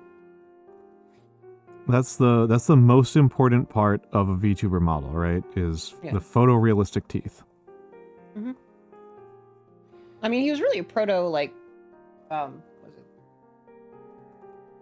Annoying Orange, right? Ah. Sort of, I guess, a little bit, but he was more VTuber-y in his kind of like, he's just a guy, just a guy like just hanging with the guys and yapping about it, or just yapping about whatever, right? Just, I think this is why so many Canadians were inspired to become VTubers. I must go. You must go? All right, Mr. Mancer, My people please. need me. Goodbye, And Nyano. your people being the bed? Wait, Nyano. Before Maybe. you go, Yes. have you seen SNIT? What? But we're just talking about SNIT. What is that? Canadian mascot. But just look up. Okay, hold on. Nyano, can I send you a thing that you can react to the? Am I going to be terrified? Probably. This was just. All right, send it to me. This is just like regular like Canadian Get it. television. Here. Oh my god. Yeah, all right. Well, good night. Okay, but do you know what SNIT sounds like? I don't want to know. No, go to second Good like night. 7 of I'm that. scared. Bye-bye. Okay, bye. Goodbye. Bye. Cannot keep him longer for SNIT. For SNIT's sake. I feel like SNIT was nevertheless, like, despite the outwardly terrifying appearance, was a very comforting presence for a generation of Canadian children. Probably not that surprising, right? I apologize. I did not understand what you just said. Oh, no, I was saying that despite the appearance, I think SNIT was a very comforting presence for a generation of Canadian children. I mean, that happens, right? Perhaps maybe despite, maybe because of. That's one of those things that's like difficult. That's one of those like real signs that like I have no business being involved in children's media. That like I have very little concept of like what kids just find like cool and what they find just like disturbing. I really don't know. I'm frequently wrong. I'm frequently wrong on this count, and so I've given up trying. I'm very curious what adult came up with like the Punisher and like the whole thing that the Canadian game show on the same channel, actually, the game show, like was like its whole shtick, right? Like, like there's this man who would like slime your partner if you got if you do a quiz show, and then this guy in like a very gimp suit-esque like kind of, you know, hockey mask, like kind of sort of weirdly Freddy Krueger kind of guy with a like this kind of deep voice would like drag, you know, one of the, you know, two kids playing in like 3 teams of 2 like into this like slime tube, and then, you know, they get slimed. You know, it's a fairly standard like thing, like the slime, right? Like that's like, yeah. I was about to say that sounds that's like pretty Nickelodeon, but like. Snicks was pretty common compared to say Ren and Stimpy. Yeah, Ren and Stimpy is one of those things where like even when I've never like seen how this works to appeal to kids, but that's just a sign that I think again I like am not a kids person. I found it very interesting, by the way, whenever like some of this stuff like has cross-cultural appeal, right? Like so like whenever I see like a Hololive VTuber like gushing about Courage the Cowardly Dog, for example. Yeah, that's like that. It's like, oh, okay, well we kind of had a very sort of shared, you know, 90s upbringing cultural experience, right? And now we're in this like equally kind of weird cultural experience of like being VTubers in 2026, right?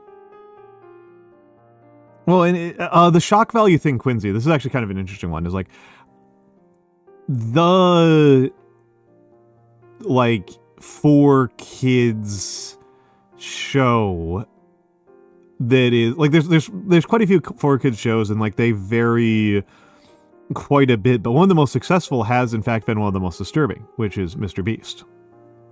Yep. By the way, I just want to point out that if like Left Behind had Mr. Beast as their villain, like that would be writing that was too schlocky even for them, right? That would I know. It's like it's one of those things that it's like, yeah, like the expectations around subtlety have gotten so unsubtle that like we've literally got Satan walking around calling himself Mr. Beast. Yeah. He's like, oh yes, look at my millions of followers that I evoke the inversion of like biblical miracles, like, you know, for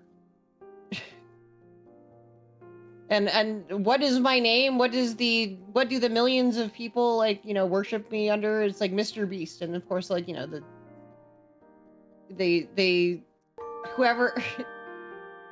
Thank you, Anonymous, for the gift sub to Mist _ Beast _ Thank you for that. Thank you for making sure that you were not actually gifting money to the actual Mr. Beast while we are impugning his honor. Yeah. Oh man. Thank you. Nonfiction. I think like what the fuck is Dan Olson, Holding Ideas guy? Also, yeah, I saw that. I watched that. Did you watch the Mr. Beast? I did. I watched both of them. He did too. Yeah. I did too. It was. I am definitely thinking like to me non-trivially the kind of most interesting part was the like we used more cameras than the Olympics. Yeah. And Dan is completely right that this is a bad KPI. Yeah. Like I know, like, I've actually not really worked in corporate environments where we use KPIs that much, so like it doesn't have the same kind of like traumatic association it does for a lot of Yeah, a it lot needs of people. to mean something, right? It's Yeah. like, there's no But KPI yeah, that what- doesn't. which KPI? What you? There's a management decision to which KPIs you're going to use, Yeah, and but see, it's not just having metrics. It's like using, it's like you make decisions, and you can make bad decisions, and yeah. sheer quantity of cameras is extremely bad. And if anything, like, hype train, they've definitely changed the rules for hype trains. And if anything, I would say that there is a bit of a question. There's like the most related metric I can think of, and maybe it's because I'm efficiency brained, is like good shots per camera Yes. is like that tells Okay, you. but then good is not actually a metric they can measure. No, that's a very difficult to measure metric, right? But it's an it Yeah, would be a it's very just they abstract can't one. do It wouldn't be a because good KPI. They're hacks. Yeah, they're hacks. They're hacks. It's yeah, if they were non-hacks, like it would be potentially possible to be like, okay, we're going to take our 50 favorite shots that we got this season and compare them to the 50 favorite shots we got on the first season. And did increasing the number of cameras meaningfully increase the average quality of our favorite shots? Because you only really care about the top. This is one of those things about like edited versus like non-edited content that's kind of important as a distinction, is like for like real edited content where you are like releasing a published book, for example, you only really care about the top. Yeah. Right? Like you don't, if you're releasing an album, nobody actually cares how many takes you did or what the average quality of your takes was. They care what was the version that wound up on the album. And if it took you 50 hours of takes, like that's frustrating and it might cause your band to break up, but it's not what's going to go in. It doesn't actually, it's a potentially meaningful there's utility for it in terms of thinking about production process, but in terms of the final product, it doesn't matter. It doesn't fucking matter. Yeah, you don't care. Yeah. And it's sheer quantity of cameras. The way that Dan Olson put it is, bragging about having the sheer quantity of cameras. Hold on. Yeah. Hold on. This is sorry, I give me a sec. You're still on the hype train. I need to run. Just give me a sec. Okay. Yeah, it's about conspicuous. The thing is though, it is also consumption, right? Theo, it is consumption. Like they spent a ludicrous. They spent more money on cameras to get less results, right? Like my efficiency brain is that like that's embarrassing. That's worse. I just want to make an exciting announcement. What's the exciting announcement, Miss Charybdis? We've broken the record for the most brie consumed during a hype train on a Calligraphy VTuber collab. Yeah. Let's go. Yeah. This is to me the I end up thinking about what do we call it? Hell yeah, certified. I think about the context of p hacking. I think about the context of p hacking, right? That the Beast show that's like, oh yeah, we set a record for like you said, like a most brie consumed during a hype train on a calligraphy VTuber stream. And it's like anybody who thinks about that for like not even 5 seconds, like I think the normal immediate reaction to that is a very like, that's silly, right? Okay, but hold on, I have like a minute to actually like, make our record more unassailable. All right. The thing is, I don't have any bread for this. It's just like, I'm you're just having it. I'm just, straight up, I'm raw dogging brie. Holy shit. Just raw dogging the brie.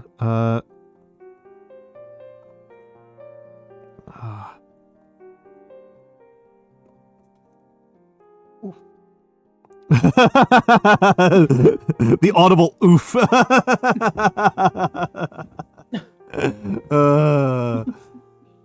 Look, It wouldn't be Mr. Beast kind of parody, but without some amount of like usually physical pain.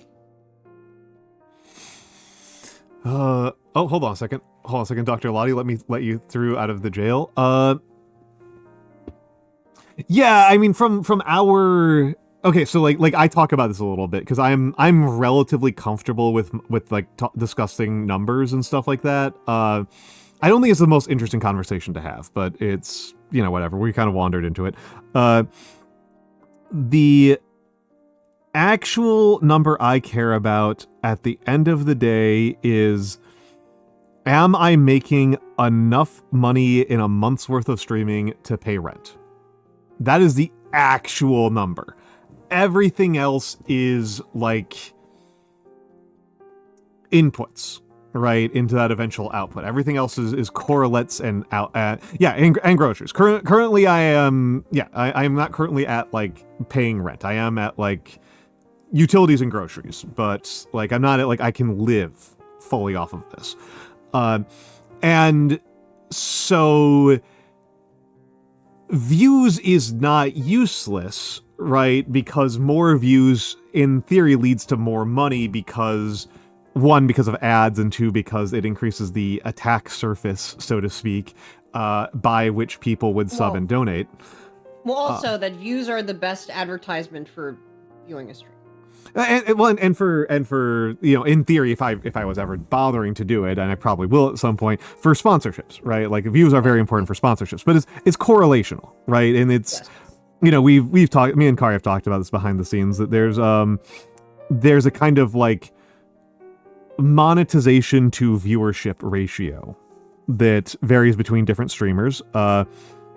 There are streamers who have more views than me and make more money and make less money, and ones who have more, like fewer viewers than me and make way more money. It's hard to predict. And Very related so to what kind of content you're doing, and like, you know. Mm-hmm. And so it depends a lot. And again, like it depends on what your strategy is. This is the reason why the Mr. Beast thing stands out to me so much, is that one of my very goofy kind of metrics, it's not like a really important, the overall metric is kind of important, which is that there is an expense that goes into me streaming, right? There are expenses beyond just the opportunity cost. This paper costs money. This ink costs money. The miniatures I paint cost money. And the joke, it's kind of the joke I make about mini painting when people talk about like various ways of painting an army quickly, is that's bad from my perspective. Most miniatures painted in a month is a negative for me. That is an expense. Yeah. The minis are expenses. I paint slowly partially because I am enjoying my time and I don't really have an objective other than to enjoy my time and get better, and moving slowly helps with that. But also, like, it's a cost. And so by painting more slowly and being more deliberate about it, I am reducing an expense on my part. And so when Mr. Beast is like, oh yeah, we use the most cameras to get like some really mediocre television at the end of the day, like, that's just them increasing the cost. Like, I'm sorry, I'm thinking a little bit, maybe I'm thinking about this too much like a businessman, but that's just like increasing the cost. No, but like if he's gonna for what? play it being a businessman, then like thinking about it like a businessman is actually kind of the interesting thing, right? Like, well, to a certain extent, it's less me being so much a businessman if I'm playing at anything, and more being your dad who turns off the lights every time he leaves the room. You know? you're the one who turns off the lights every time Mr. Beast leaves the room. Yeah. His motivations are post. You're Mr. Beast's dad. His relationship. You're Mr. Donaldson. Mr. Donaldson. Well, and his relationship with money is completely fucked relative to mine, in that like a lot of his like claim to fame is the like, I am going to give away a ton of money. Yeah. That's like a lot of where it's coming in, and so like, oh, I gave away the most money is like a part of his process. It's part of his metrics, but that is an expense, right? Again, that is, yeah. I just like it's still, sorry. It's so funny to me, just like the idea that like the sort of, you know, the people we would have thought the old moral majority, like all of the sort of weird Christian whatever. Oh yeah, they should be furious like, as hell with him. Yeah. Yeah, they should be like absolutely fucking terrified of him. Like, is literally Mr. Beast, right? Like again, right? Like It's honestly crazy to me that we as a culture survived the Satanic Panic, and in some ways are like recapitulating it. But like for some reason, this guy is skating through notice, and it's like there's a guy named Mr. Beast who publicly tortures people, and his audience is primarily children. Yeah. Like, there has never been a more obvious time to invoke Satanic Panic than this. Like, this is like, right? It's like never happened.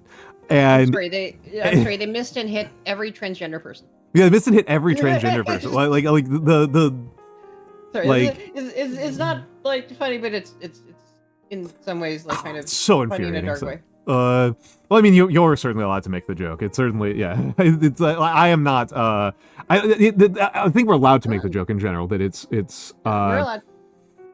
That like it's the thing like that's. Sometimes all you can do is kind of like seek comfort in comedy, and it's. It's so funny that he just gets the Satan pass. He gets the Satan pass. He just gets the Satan pass. He just gets the Satan path. And I am also partially driven a little bit insane, Rick, by the fact that like it's a really bad game show. Like it's like really, it's like it does drive me like a little bit batty that it's like exceptionally bad. Like even like within that, this is bad game design. Holy shit! And it's like so like he is trying to like a lot of the drama he wants to go for is the like you betrayed your friends drama, right?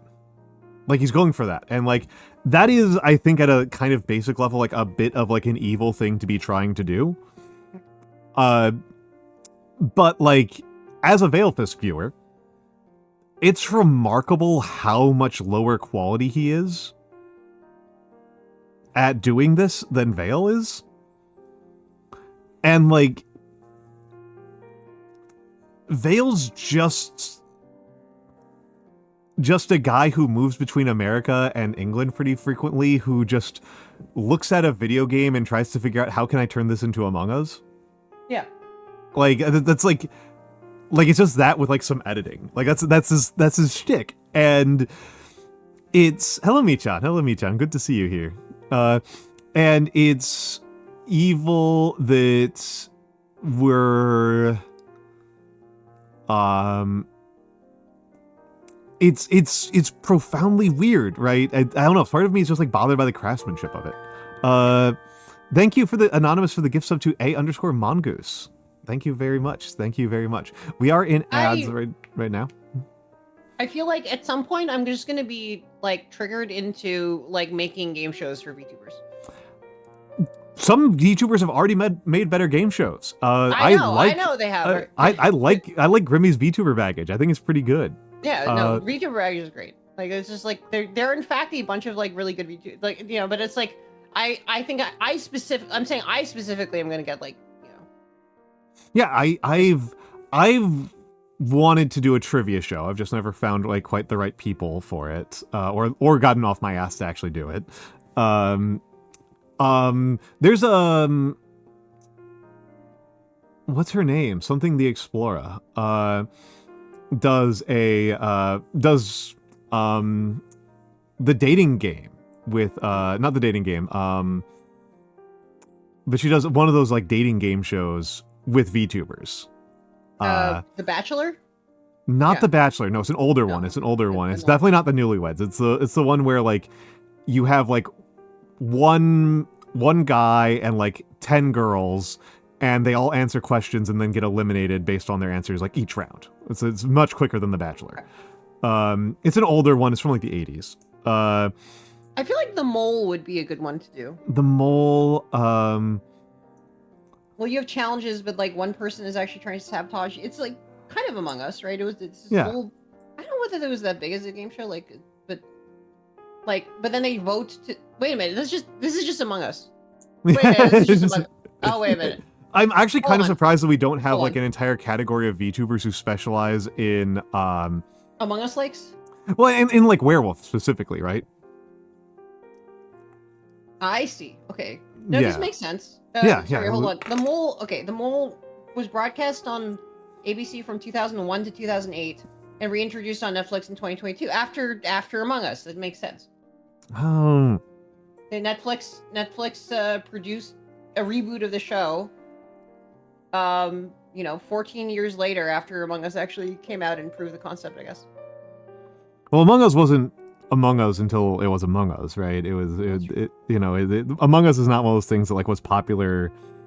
It wasn't Yeah, but Among that Us was when in it the was pandemic, and unreleased. 2022 Yeah, would have been, yeah. I think, post-pandemic enough for like Netflix to be like, wait a minute, we need our own Among Us.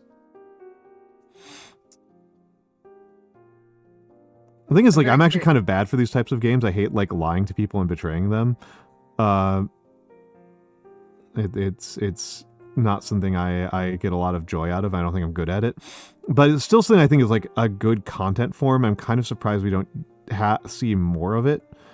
I think it would be pretty viable, right? Like, somebody could like really make a pretty good form of content by just having like getting a group of 7 people together who really like diplomacy and just do diplomacy and diplomacy variants over and over again. Like, admittedly, Veilfist kind of does that, but I think that somebody who's more committed could do it to an even higher level. I think people would be into it, because then it's like you've got a cast of 7 people, maybe 9, so that you have like some room for substitutions. You learn their personalities over time, and you get to see the ways in which they, play with each other and play with each other's personalities and such.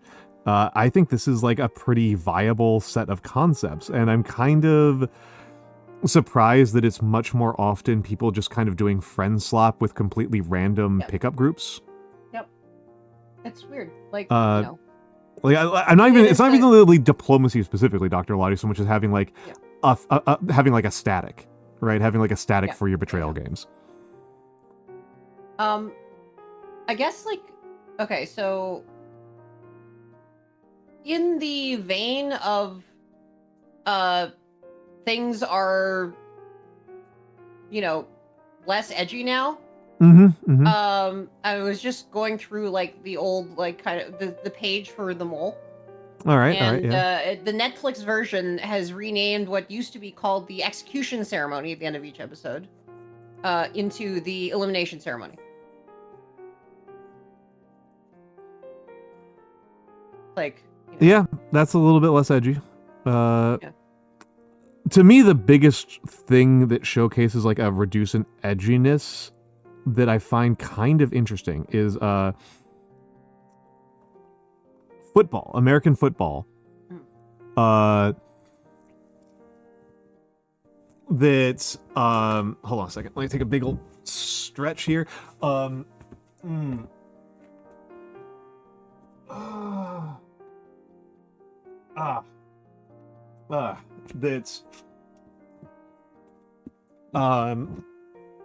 That's the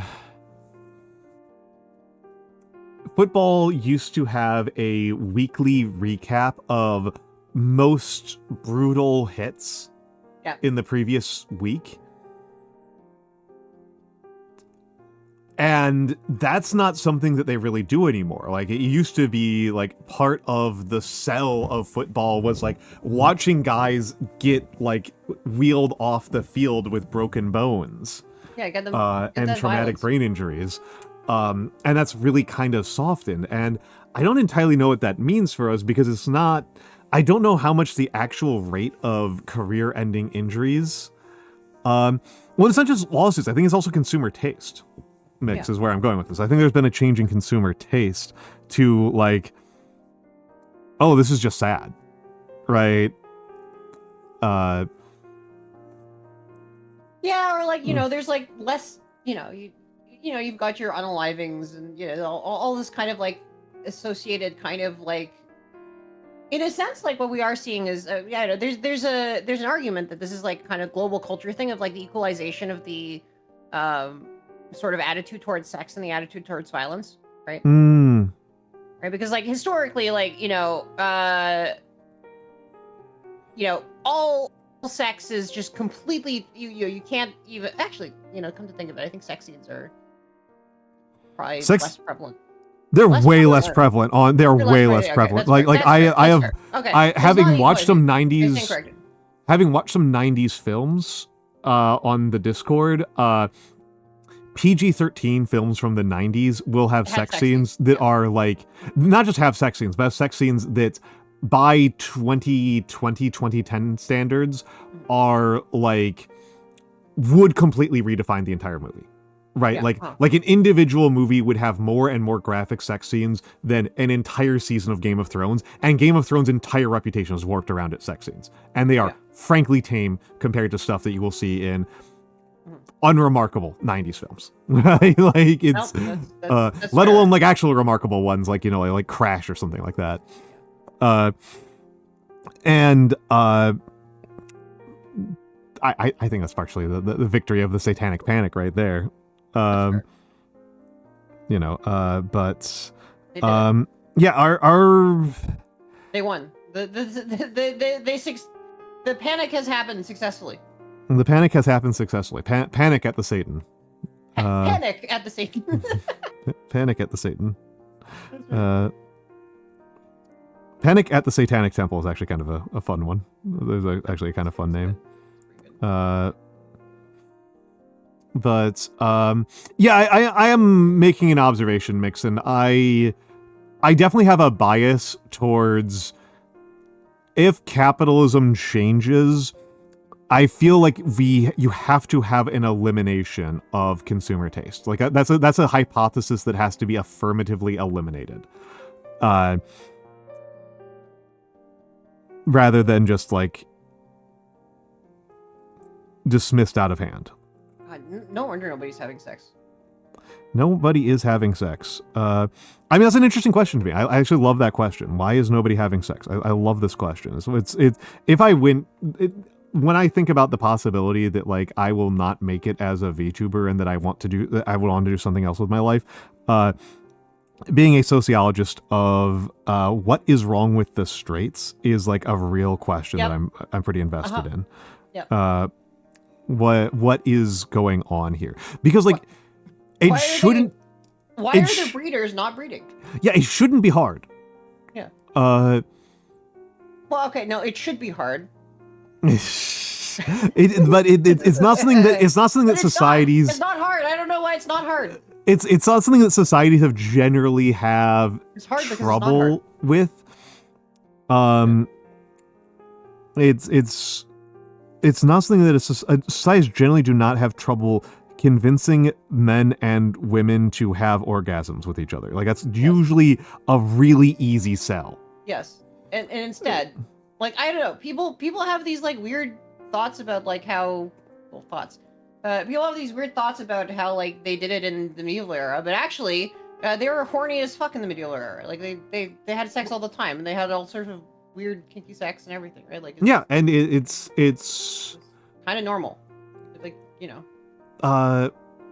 yeah, that Quincy does not feel like it's been very long. It was like, I mean, this is one of the things I constantly like to bring up in this debate, and that Kari has gotten close to, which is just like what is natural, right? There's often this discussion assumes that everybody is on board with there is some right amount of there's some right and natural amount, and that we all know when that is, and then people can't actually pinpoint it, right? That there's some sort of like steady state that is the default that we need to return to, but I don't think it's real.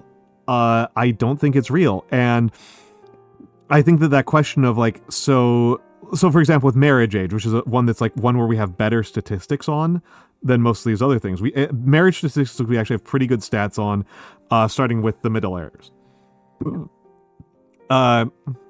Starting in the Middle Ages, we start to have those, but because of the Catholic Church, was something that the Catholic Church used as part of how it seized power over military aristocrats in local areas, and yeah, was by taking control over reproduction in the family life, and they did that by taking lots and lots of records.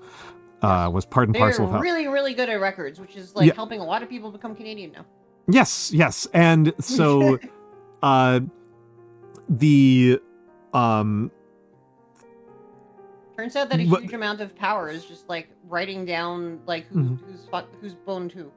Yeah, and it's well, it creates an orthogonal way to get into the power system, right? Because the default power system that the Catholic Church was up against when we're talking like 300 to 500 CE, really up to 1100, was gangsters, right? Yeah. It was blood drunk sons of former blood drunk sons, and so. This gave them a power option that wasn't, just get a sword and kill the guy.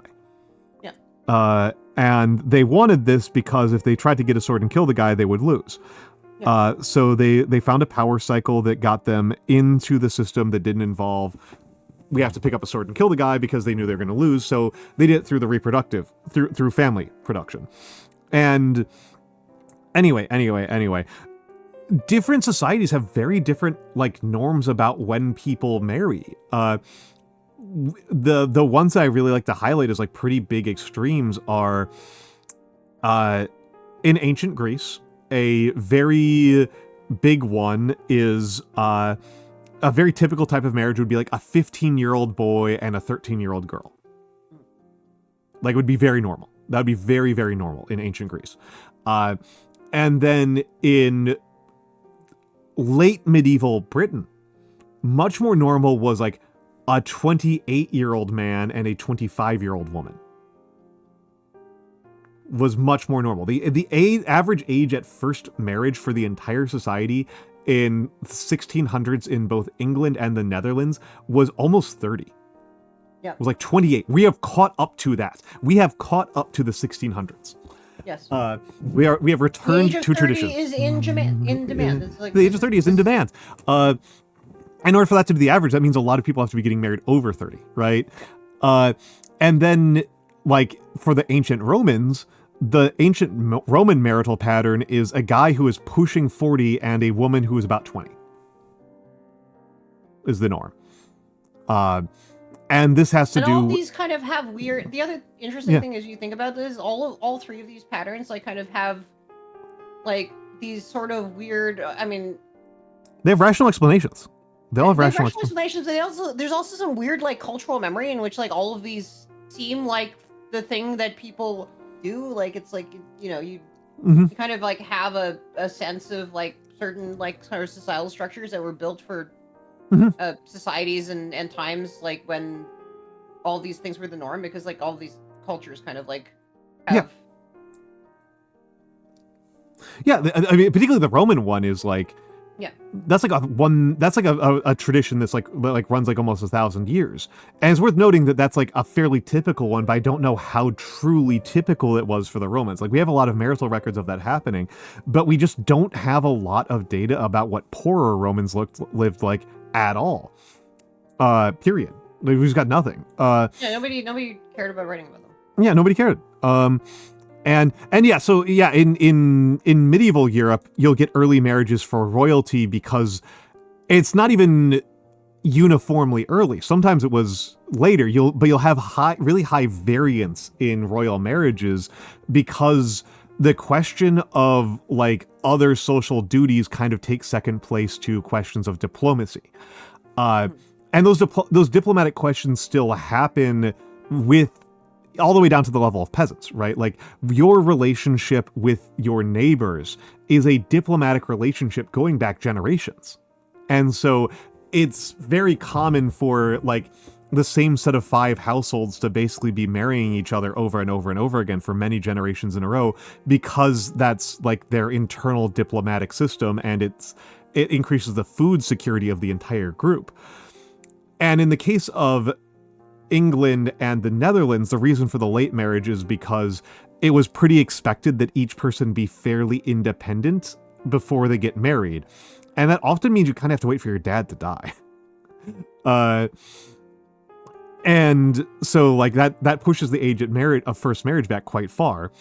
And in the case of the Greek system, the marriage is really early because the households for the ancient Greeks are like they're dictatorships basically of like the oldest male in the extended family. They're like dictatorship. They're patriarchal oikos. The oikos is like a patriarchal dictatorship, and so the kids are basically just chattel. So you want to get them married and locked down because of like, you want them to be producing kids basically as soon as they're able to,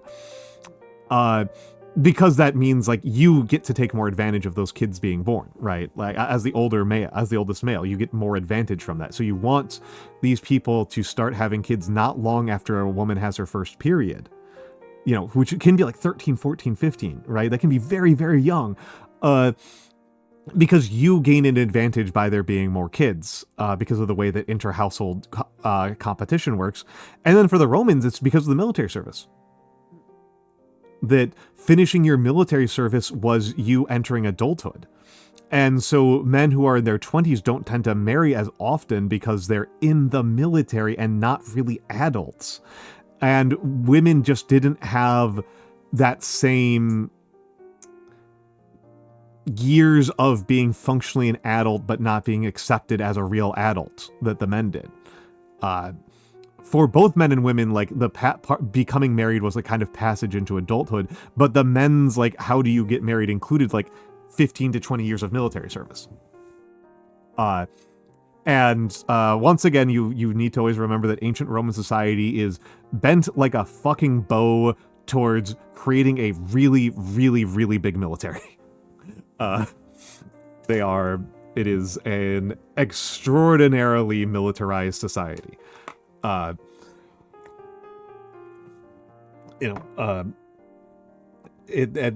of the most militarized societies that we've ever seen on this planet, and pretty much the only one that was like stable for any long period of time at a really high level of militarization. And everything about the society flows from that. Well, I would say it's the second most important thing in talking about this for the Romans. The most important thing is the thing that is the most important for talking about peasant lifestyles in general, which is that 50% of people will not live to reproductive age. Well, okay, if you think about the sort of successor society to the Osage people, right? Like, their people reproduced by having a sort of local lord put them in these sort of like, you know, boxes as sort of you know, sort of ritualistic, you know, performance, right? Yeah, it's been done. Yeah, and then they would yeah, you basically have a like, and then they would like make entreaties to you know, other, you know, wealthy members of the tribe, and then those people would like, you know, and as an entertainment ritual, then they would get married. Sorry, I just looked up basically what were the indigenous peoples of the place where Mr. Beast was born, and yeah, he's from Osage country, right? He's from the Midwest. It's right? from, yeah. So the successor, you know, the cult, lower Midwest, yeah. The people, he's from Kansas. Like Yeah, it'd be people Osage. who, Osage the people land, who the people who took over from there, like that was their traditional mating ritual. And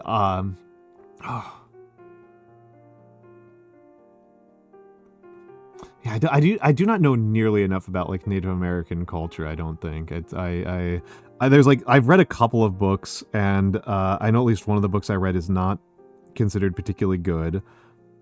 Comanche Empire. Okay, but what about Mr. Beast culture? Mr. Beast culture is, man. I mean, I think we're all kind of hoping that Mr. Beast culture ends sooner rather than later. I think it was that's something that is kind of interesting. That again, we're kind of like reacting to a video that other people haven't seen here, the Dan Olsen video. I thought it was kind of interesting that Mr. Beast doesn't really have shooters. Oh, like assassination attempts? No. Like stands, like he doesn't have like true like super fans. Yeah.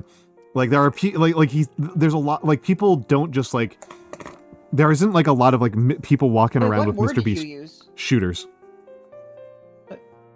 What's a shooter? Like, people sometimes say that. I don't know. So I associate with Twitter culture. Like this is like now this is my first time hearing this word. So it's like I'm like so and so has shooters is like a way of saying that they've got like people who will like walk into I was unrelated thinking discussions shooters to and, like, defend. you know, people. I think the implication is that like they'll shoot you for saying bad things. I see.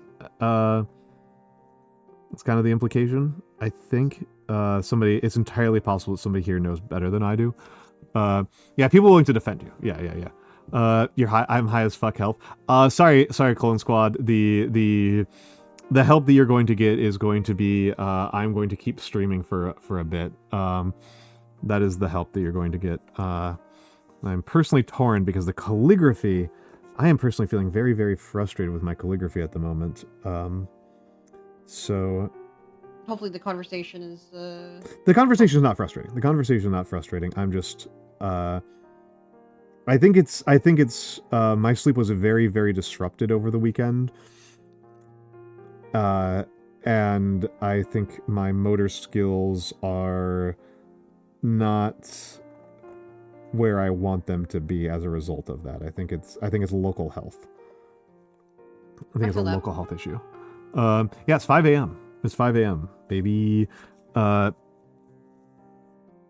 It's 5 a.m. It's 5 a.m. somewhere, baby. That's what I it's 5 a.m. somewhere. I say as I crack open a beer. It's 5 a.m. somewhere. Somewhere being where you. Wait, is it 5 a.m. here? Oh, we're in the same time zone. Yeah. Is it 5 a.m.? Yeah, it's 5:13 a.m. Oh, neat. For Dailies. Great. For U.S. Eastern. 100% of this game now. You've 100% Pokopia? Well, I've gotten all the Pokedex. Okay.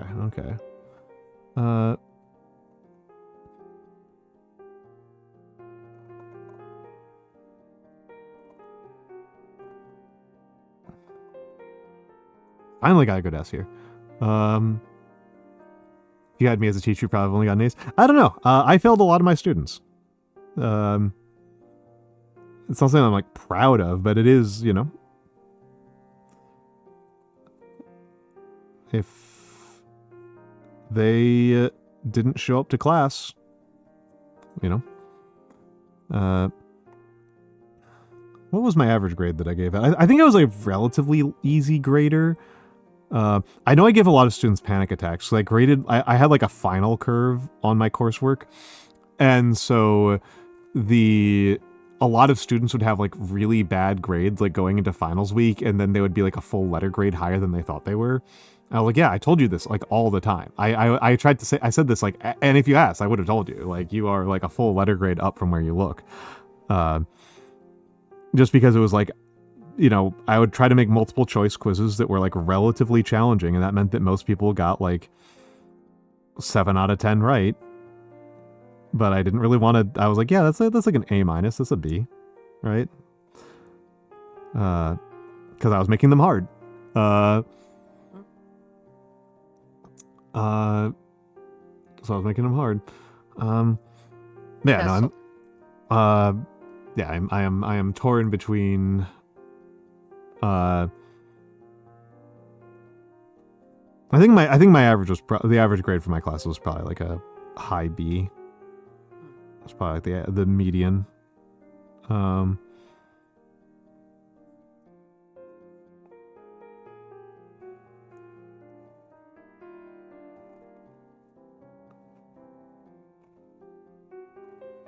And yeah, I'm debating on if I am faltering a little bit because of the time. Yes. No, if you need to rest off Shrimperina, please feel free to do so. Please feel free to do so. I am. It was quite nice. Yeah.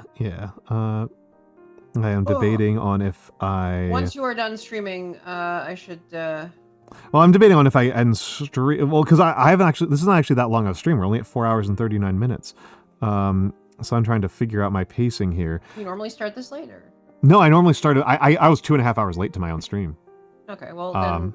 normally. Okay, if you added 2.5 hours to your streaming time, would you be like? This would be wrap up time. This would be wrap up time. Yeah, it would be like, oh yes, a 7.5 hour, 7 hour 10 minute stream. It's like, is that? That's a normal wrap time for me. Yeah, 7 to 8 hours is like when I like to wrap up. And so I'm debating whether or not I. My name is Almantas, and I'm here to say I've been here for 7 hours, and I'm. Yeah, my it's mind mostly. is slain, and my. I'm not that mind slaying. I'm just. I will probably not keep doing calligraphy for forever. If I do keep the stream going, I'd probably switch over to gaming. I picked up a couple of city builders over the weekend that are. Oh no. Interesting.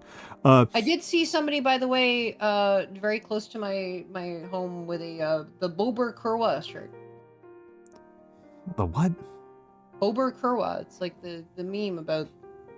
I don't know this meme. No, it's what is it?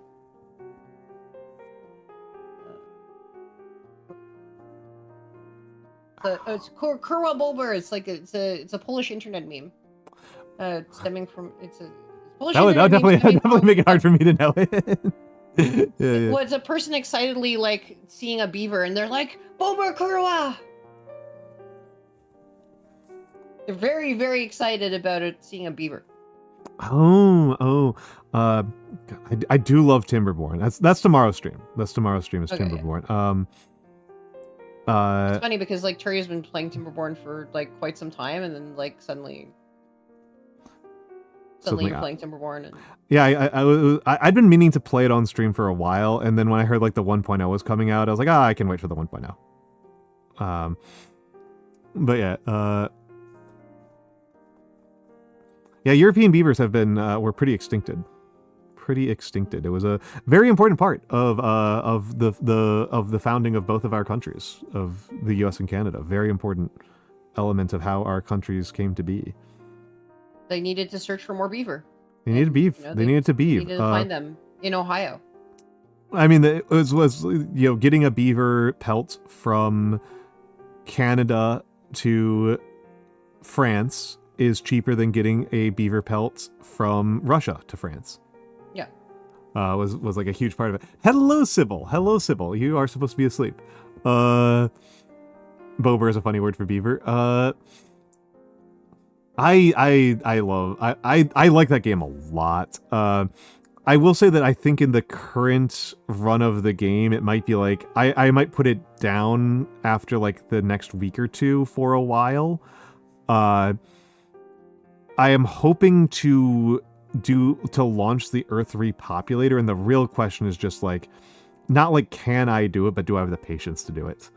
And hello, Mara. Man, I picked up some like weirder city builders over the week. Well, I mean, adders. It's the point was less like the beavers themselves and more just like the cost of overland shipping versus the cost of overseas shipping being so radically different. Was more kind of the point. Water yeah. It's like a weird superhighway, right? Like you literally. Yeah, in a way, rail travel without having to build any rails. Yeah, overseas shipping like completely breaks like several major economic laws. Can you calligraphy that was in people's notebooks in high school? Kinda. It doesn't look super good. At least I don't think it looks super good. And I also mess it up sometimes. How do you do it? How do you do it? Is it like 6 parallel lines?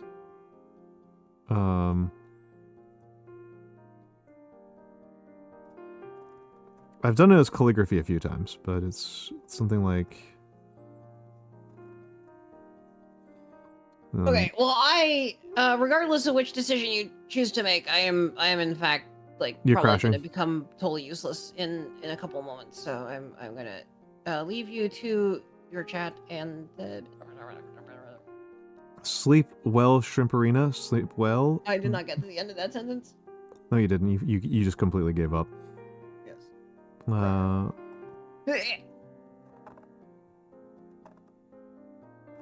And that's been KariChary.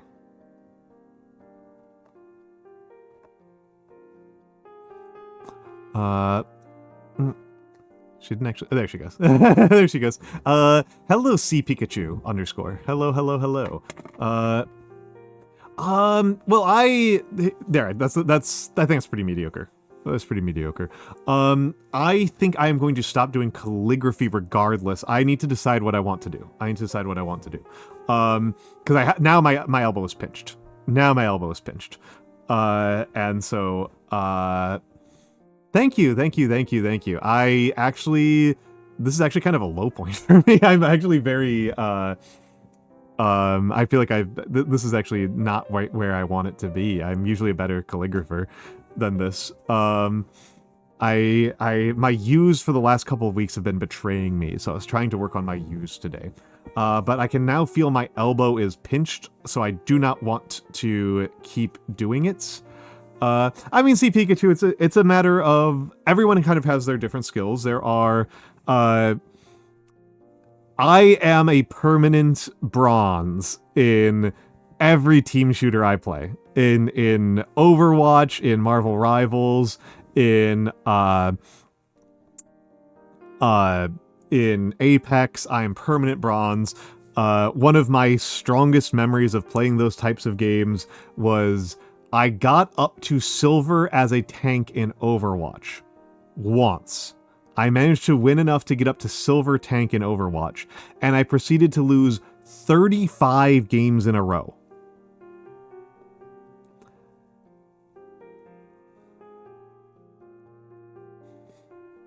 Which is pretty disheartening. So, yeah, and I can't play piano. At all, Steve Pikachu. I'm actually pretty tone deaf. I'm actually pretty tone deaf. I really cannot play. I have no musical talent, like at all. I find music very, very challenging. So look, tough for me doesn't, when you are evaluating your own piano playing, I would like to think that you would be more critical than you'd be of my piano playing, right? And I want to get better, right? I want to get better, and this is what I do for a living. So if I'm having a bad week or two, that is pretty frustrating. Anyway, the consideration that I am on is I could end stream, which is not the worst idea on the planet, right? It is 5 a.m. for me. I woke up at midnight, so it's not like I'm going to get back to bed. Or I could play one of the city builders that I picked up recently. I picked up 3 city builders over the weekend. I've played 2 of them, and I haven't played the third one. I find the 2 that I've played pretty enchanting. Yeah, I am curious. I am curious if they will turn out to be good in the long run, Michan. That's what I'm curious about them.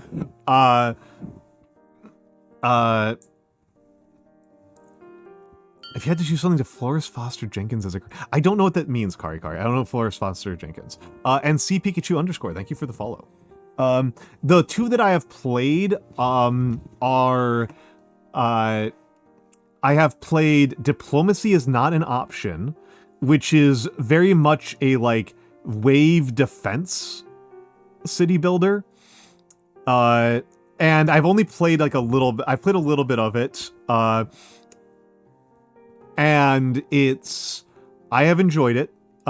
It's kind of got similar graphics as Nova Roma. It's kind of voxely cute graphics. And I think it's got something there.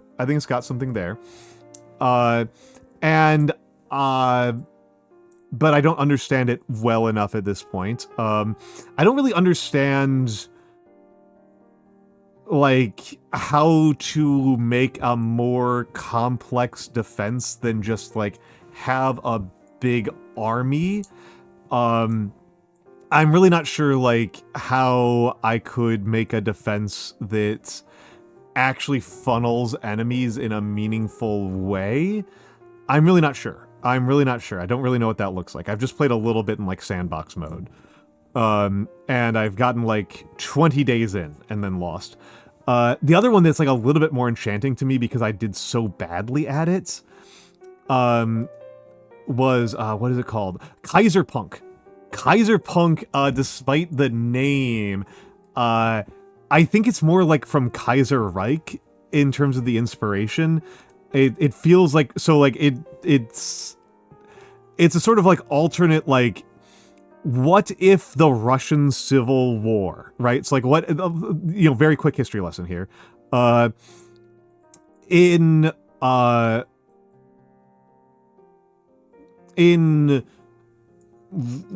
during World War One, Russia did so poorly that the entire country imploded. They had a revolution, and then the revolution segued into a multi-phase civil war that tore the country apart, and eventually the Bolsheviks won. And this is kind of like, what if that happened on a global scale? Like, World War One has ended, but instead of World War One ending and you getting, like, jazz, World War One ends and you have, like, a bunch of different shattered semi-states. And you play as one of the major powers, very civilization/risk style. And then there's a city builder. It's a very complicated city builder leading to a not very complicated world map. The overworld map where there's diplomacy and wars and stuff is pretty simplistic. It's a little bit more complicated than Rise of Nations, Conquer the World campaign, but it's pretty simple. And then a very complicated city builder underneath that. I played one campaign of it, and I knew I was last place on military. That wasn't surprising to me, but I didn't check the leaderboard for a couple of hours. As a direct result of World War ending, we got jazz. Listen, Dr. Lottie, I'm trying to move very quickly here. I am not saying that is why we got jazz, but we got the jazz age at the end of World War One. We did have an age of not major warfare between great powers between World War One and World War Two. We had an age when people did heroin and listened to jazz. It was a literal direct product. Yes, literal direct product. In fact, jazz ended World War One. So true. For being extremely out of tune. Oh, yeah. I don't know. I don't know. I don't know what I would want to do that with. I mean, to a certain extent, that's kind of what I'm doing as a VTuber, right? I am a VTuber who is like calm and easy to listen to and informative, as opposed to funny and high energy. So I'm kind of doing that with VTubing. So I guess that's actually kind of the answer, right? I've already put in the work, so that's, I guess, where I'm going. It's like the end of McCrossing section, it was jazz instead of city pop. So true. But yes, so Kaiserpunk is a little, like, I didn't get the sense I was playing as a monarchy. And yeah, I thought I was like the worst at military, but I was like doing decently on science. And then I checked the scoreboard and I was 1/5 of the first place person on science. I was so far behind. I was like, okay, I need to rethink how I'm playing this game. I'm playing this game simply wrong. I am playing this game simply and purely wrong.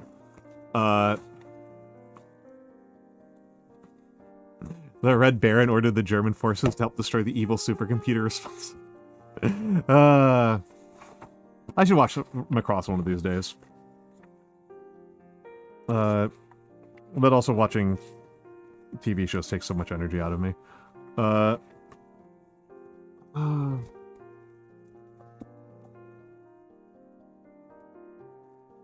we go. Let's put my guidelines away. So what are people feeling? Do people want me to keep streaming and stream something weird and off the wall, or do people feel like it would be better for me to rest up and be ready for tomorrow's stream? It wouldn't even be rest, right? I'm gonna be up for hours no matter what. There isn't like an alternative universe where I'm not up for hours. That is definitely going to happen. But there's a question of whether or not I keep stream going tonight. All right. I can indulge. Let me put this away. I am going to run the ads and use the bathroom quickly. Even though it's 17 minutes until the ads, I'm just going to run them a little bit early. And I'll make a decision about what I'm doing, whether or not... if you are desperate for interaction mix, we can do that. Otherwise, like, whatever.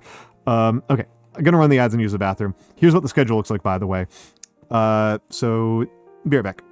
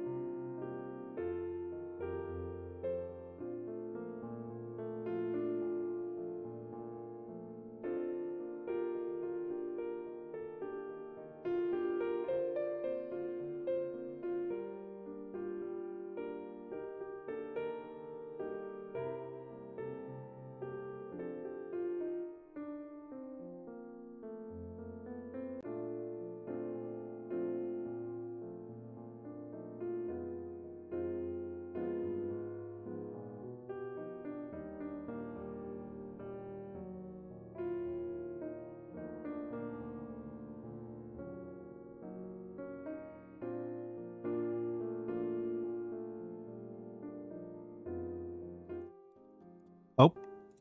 Now, here's where I want to be. Here's where I want to be. And I also forgot to do one of the more important parts of this, which was to make sure that the game settings are correct. So...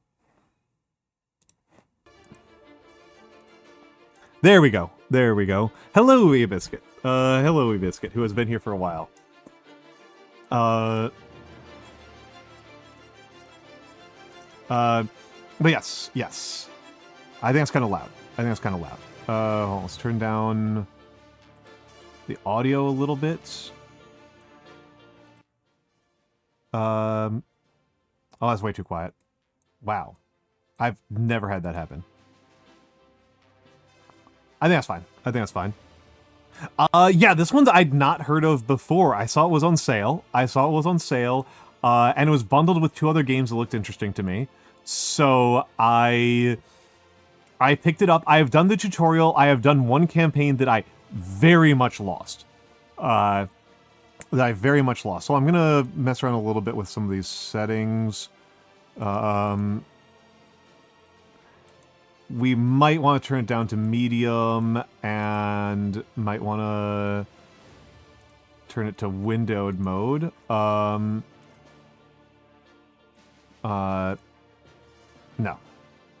Not you. Okay, that should be fine. That should be fine.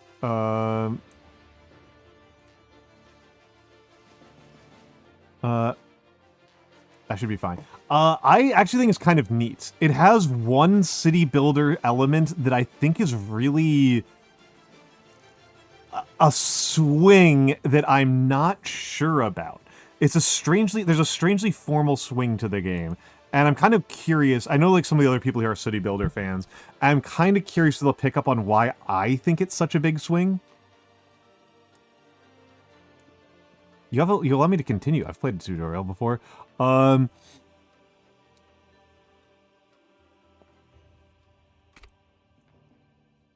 We gotta go with New York, baby. I don't know how much it like different territories definitely have different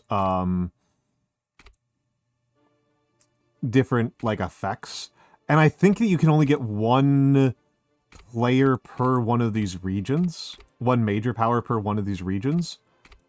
Start with New York, baby.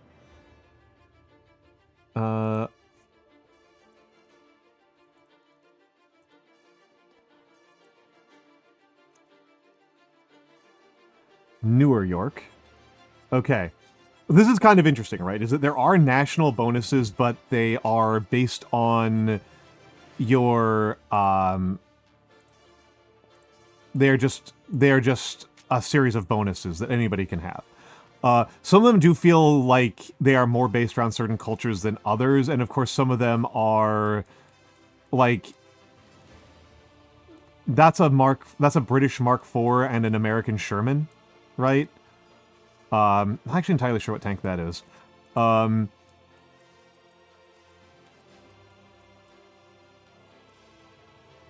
You know, like different, like, yeah, these ones are German, right? That's a Tiger.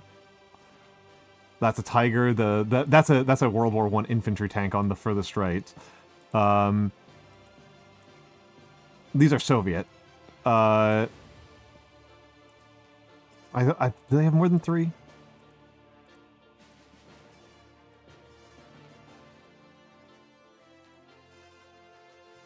I'm kind of curious how much these correlate. Or does pretty much everybody have the same set of guns? Yeah, pretty much everybody has the same set of guns. And then you've got fighters and bombers. You know, fighters and heavy aircraft. And tanks. And they don't show us the infantry. Probably because the infantry models in this game might be a little bit embarrassing for them. It's still early access. This is still an EA game, so they might change some of this stuff later. I played Age of Enlightenment before, but I think I would do... I think I want to try Maritime Dominion.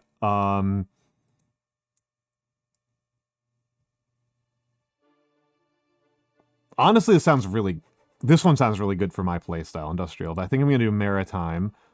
I think I'm gonna do maritime. And you can see, like, the maritime and Imperial Dominion are associated with America. Flag. Me. No.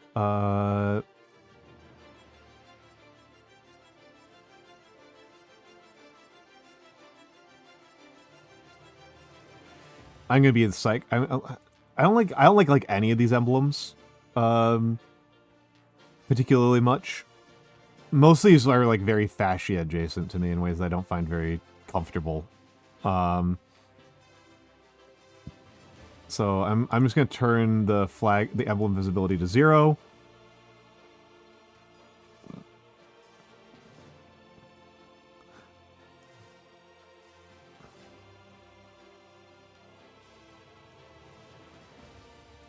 And good old red, white, and blue.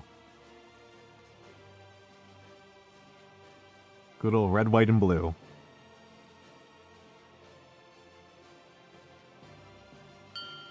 Up. Thank you for the follow, Zora Umbra. Zaros. I'm sorry, Zaros Umbra. Thank you for the follow. I do think I'm going to turn down the graphics to low. I'm going to leave the default on default. The difficulty on default. Okay, so there's conquest, diplomacy, and scientific supremacy. So there'll be 5 AIs. All right. Refunding's at 50%. Okay, that's good to know. I actually didn't know that. Okay. It looks like my model's chugging a little bit, but not too bad. I think just being on low might get us through. Though I guess we'll see how it looks when we're actually like in the game proper, right? Because we're just in a loading screen.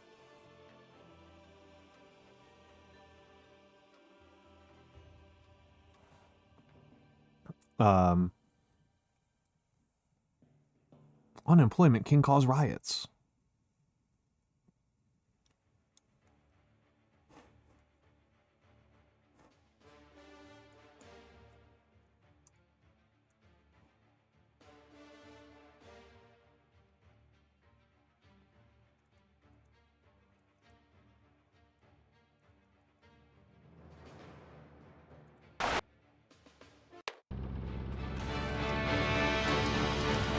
Oh god, now it's low. Now it's out again. Okay,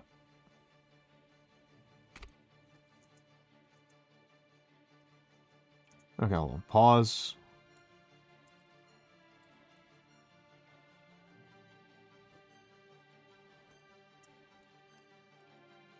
And I think this map is... Yeah, the map is handcrafted. So, I have Galena. I'm on Manhattan. Still more an orientation that people might be more familiar with. I'm on Manhattan right now. Here's Brooklyn over here. It doesn't go all the way down. You can't get down to Coney Island over here. No Coney. Here's Queens. Queens is where the iron's at. And the coal. What's up here? Water. Water's up here in northern Queens. Gold over here. I always forget which island that is.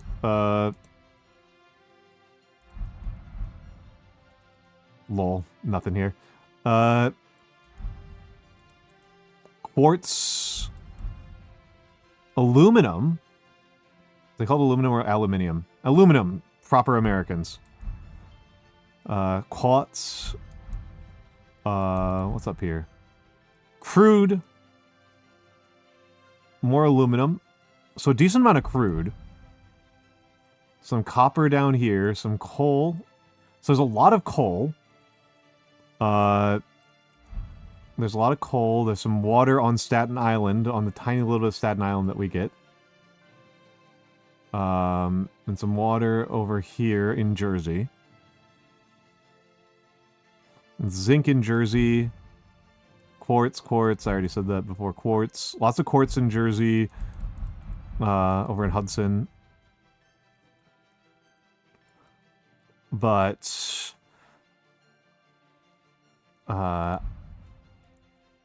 gravel, clay over here in Western Brooklyn. So clay here in Western Brooklyn. Okay.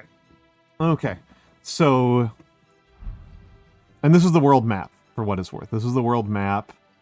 The Great Lakes is a minor region that produces iron, grain, steel, and civics.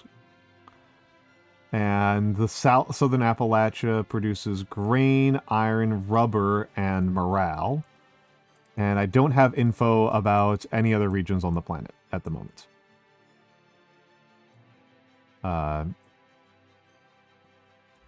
So.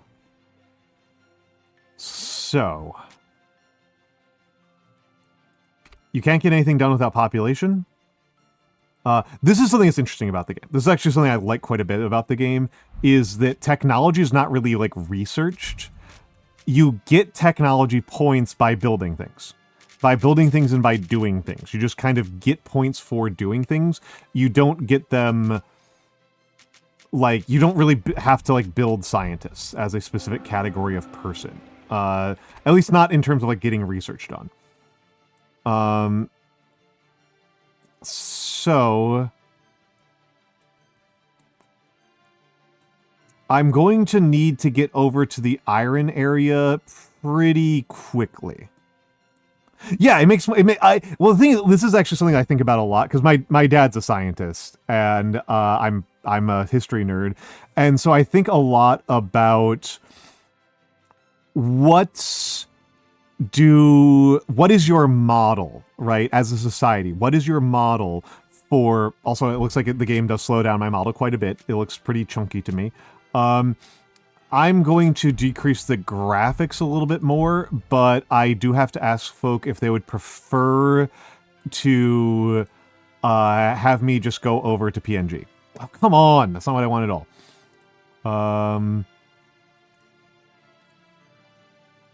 Like, if PNG would be preferable to my model chugging. It doesn't sound like my computer's about to light on fire, but it's definitely going slow. Yeah, like what is your model for where technological innovation comes from, right? Is an open question and is not really resolved in terms of, like, if you are a country that thinks as a matter of strategy that you will lose if you fall behind on science, oh, that's really rough. That draw distance difference is nasty. I don't like that. I don't like that. I don't like that. I'm going to go over to Fugi. I'm going to go over to Fugi. I'm going to turn this back up to medium and then go over to Fugi mode. Okay. Oh my god! Sorry, that is something that I might put into the devs. Like, please make that a different set of settings. But yeah, I'm gonna kill VTS. Say goodbye, folks. And then let's go over here. Do a little bit of fiddling here. Okay, there we go. There we go. Okay. Okay, at least the draw distance isn't moving on me like crazy. Let's see what happens if I turn up to high. Oh, no, I'm not going to bother. I'm not going to bother because it's so annoying. Well, whatever. Okay. Options. High. 1600 by 900. Windowed. Please. That doesn't really look that different. That doesn't really look that different. Okay. But yeah, different games have different historians have different theories of, like, where does science come from? Who is a scientist? Where do they come from? Who is a scientist? Where do they come from? How much does science matter? Right. I've never actually used the planning mode before, so let's look at the planning mode and see.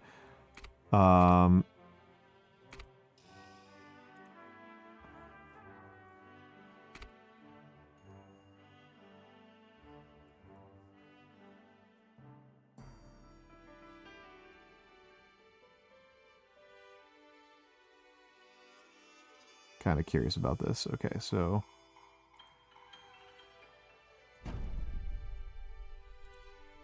Okay, my computer actually cannot handle high graphics.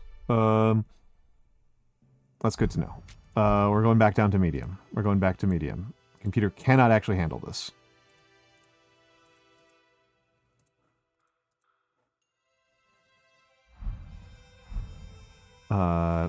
Okay, so that's in planning mode. Can I plan things? Okay, even in planning mode, that's kind of annoying. I cannot even in planning mode put down buildings I don't have the tech for. That's a little bit annoying. Okay, so I'm going to wind up over there at some point. And maybe I'll go back into planning mode and see about doing a road all the way over. Right, and then...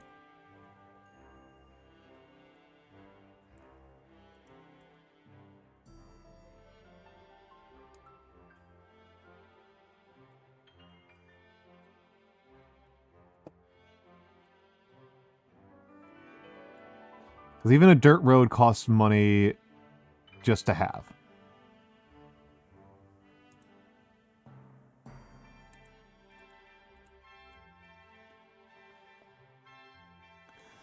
Okay, and so I also need some water pumps. Where's water pump? Is it under utility? Oh, I need to get to utilities too, lol. Yeah, I definitely want some water pumps up here.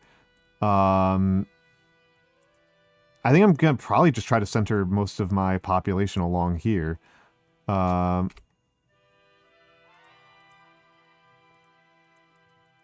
the roads already built? That's the real question.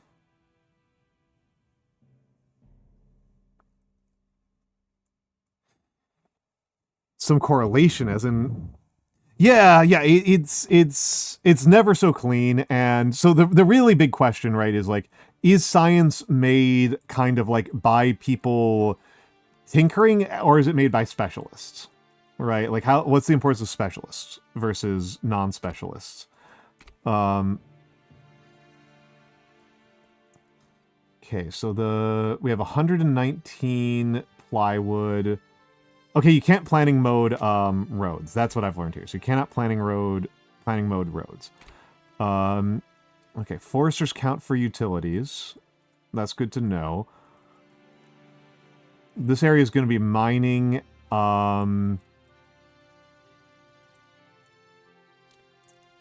So this Queens feels like a perfectly... Well, we're not... Queens is... I'm pretty much going to be in Queens. We're pretty much going to be in Queens.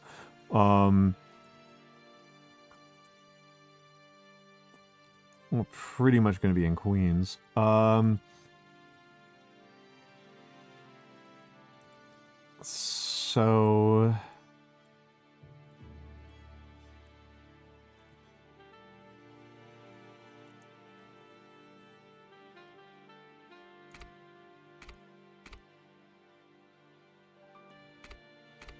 let's put down a production chain first. So cultivation, we absolutely need a forester.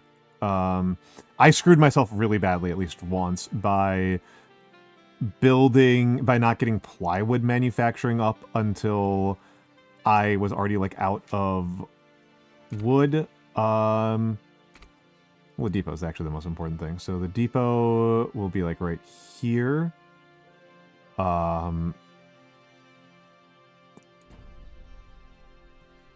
And then we'll have a whole wood industry over here. So wood industry, the wood industry I probably want to be kind of central for the production. Not center, but kind of center. Let's take a look at production. Heavy industry, actually. Heavy industry. So heavy industry, we want some lumber yards. And then... we want the forester basically like right across the street from them.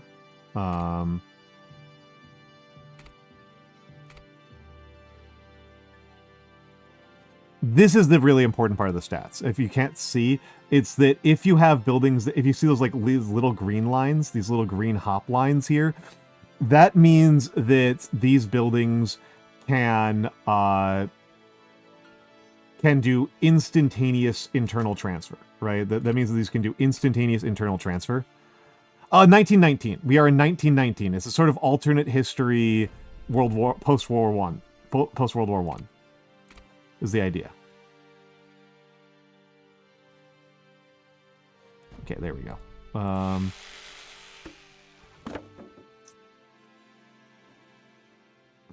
I may have already fucked up here a little bit. Shouldn't have built that. Should have built that one in planning mode. That's what planning mode's for. And then like that. So those are all connected. But I'm out of people. I'm gonna shut this one down for the moment. And we'll start building a little bit of a neighborhood over here.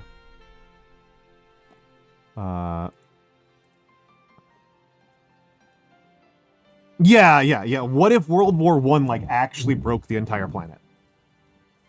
What if World War One actually broke the entire planet? Not just like kind of broke the entire planet, but like actually broke the entire planet.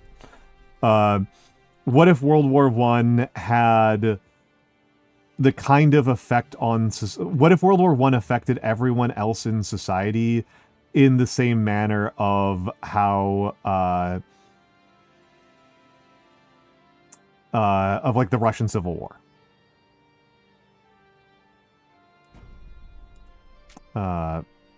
And then Cellulose Factory. Cellulose Factory is like really crazy, so then I'm going to want to give myself a little bit of room to play around with the Cellulose Factory. And then a printing press. Something like that. Yeah, okay. And let's put down a bunch more houses in planning mode. We're going to need a ton of these. I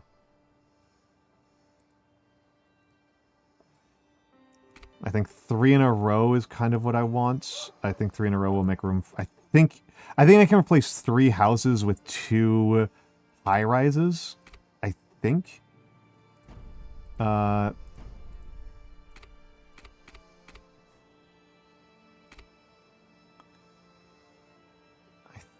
think is how that works.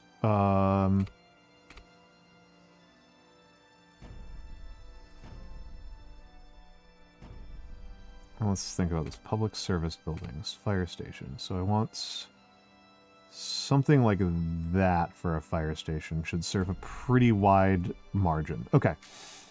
And then no need for trading buildings for a moment. We are going to need some farms sooner rather than later. I will probably just make a cheap vegetable farm right here and then worry about it once we've produced a little bit of plywood. That's probably like literally one of these buildings will get upgraded and then I will go right into farming. Weavers, cloutiers, bakers. Okay, so I need agricultural level 2 in order to even bake. So that's pretty funny.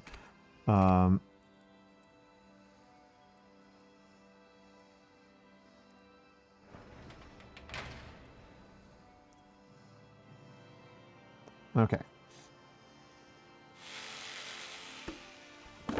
Yes. I'm losing some money. That's fine. So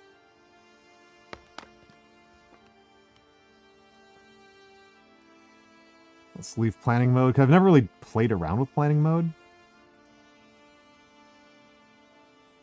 Enemy army could be near. That's understandable.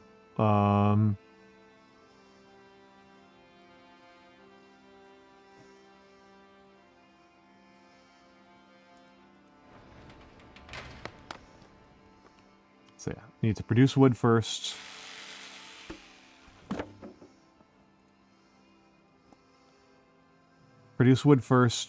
Build it.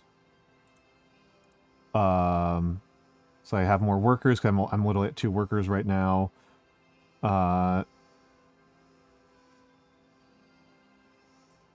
Thanks for the very easy achievement. Oh, where should I be? By the way, where should Almantas be?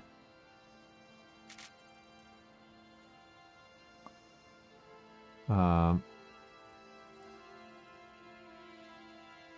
the screen. 'Cause I'm covering up some UI right now. I feel like I'm covering up some UI no matter where I put myself. New development level reached on transportation. Yep.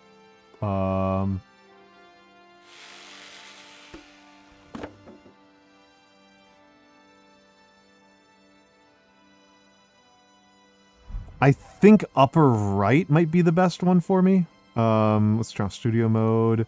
I think upper right.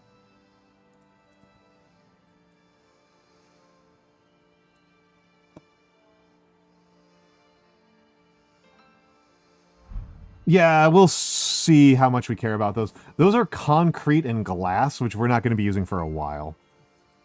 So yeah, whatever. Like that. Mini map might be okay. That's New York, baby!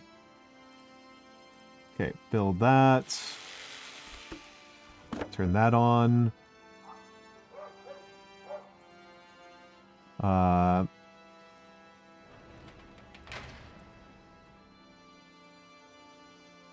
Morale level up.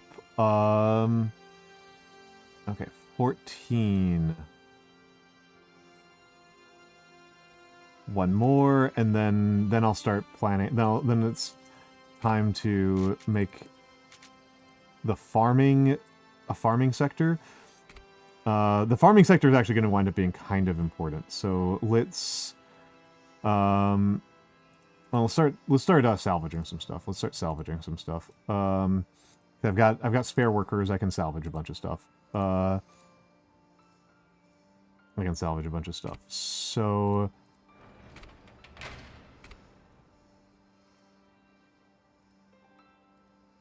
let's take a look here. So actually I think I want to do I want to go north. I think that's where I actually want to go.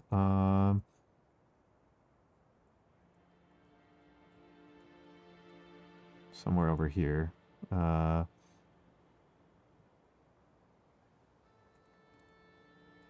So Depot. Depot's like the most important building in the game. It's actually kind of crazy. This game is kind of about like depot locations. Not necessarily being like as efficient as you can be with your depots, but like they are kind of the center of the game. Farming.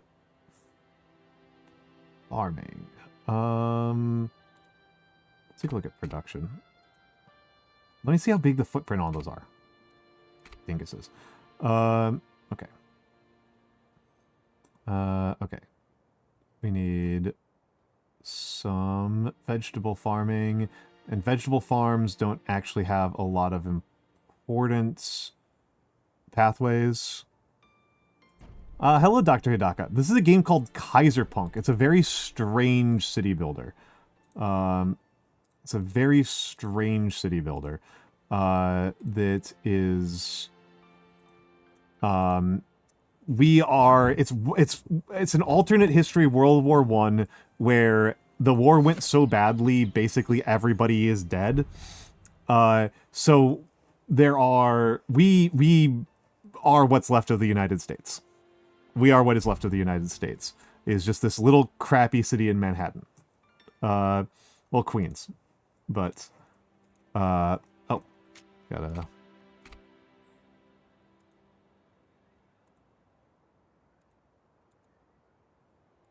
$1919 is where we are at. We are at September 4th, 1919.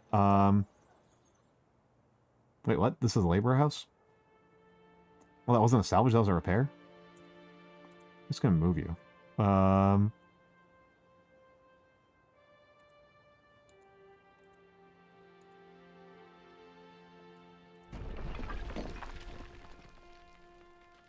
Just gonna move you over here.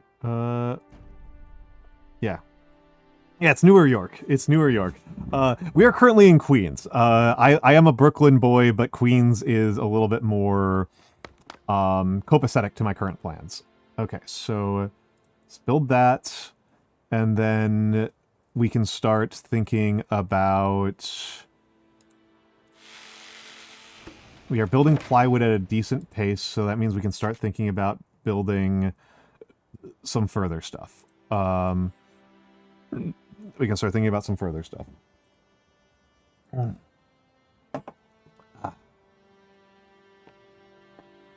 Okay.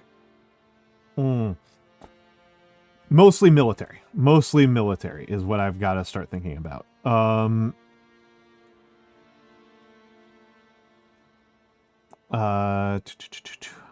We're in planning mode right now. I'm playing the game in like all planning mode because, again, I lost a game extremely badly earlier. So I am a little shy about that, right? I'm a little heavy industry. We want a smelter right here. We're probably gonna want multiple smelters. Ever wearing pickle hobs? Well, I'm American. I'm American. The game appears to take a little bit, like, they use the Kaiser thing not because they actually had any thoughts about World War I, but because they had thoughts about Kaiserreich, the mod Kaiserreich. We don't need bricks. We will need bricks sooner or later, but not super duper soon. Not super duper soon.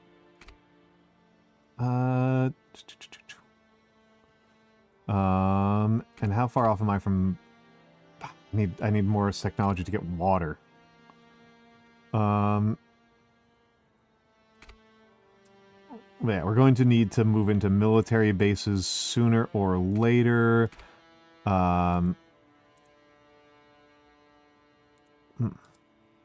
a good thing to find out there.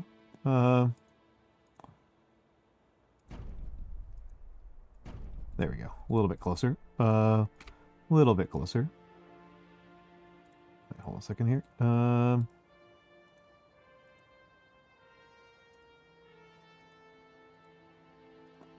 The move function is really cool, but it's also, like, a little finicky. Early access games, baby. Well, it's been twice shy and all that. Yeah. Man, that's one of those aphorisms that's like... I don't think it's supposed to be aspirational by any stretch of the imagination, but it feels aspirational to me. It feels like something that's just like, this is like what my life is like. And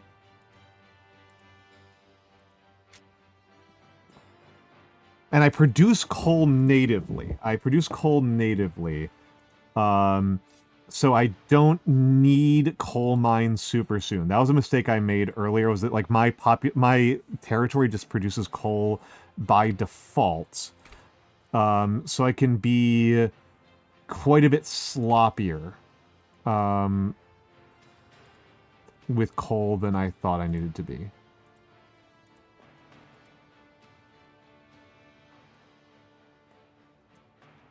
Grain fields need one more. I think I'd probably want to put it like over here.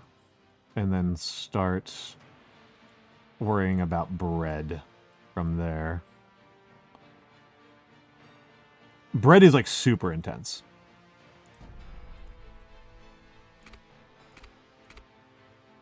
What a surprise. What a surprise that I say that bread is super intense. What's my vegetable production like? Okay, I'm producing quite a bit of veggies.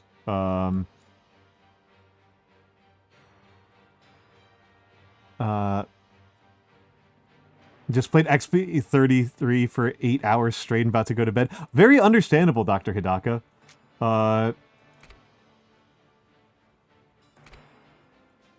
Okay. Plywood production. I might actually... This might actually be literally the next thing I make, is the plywood.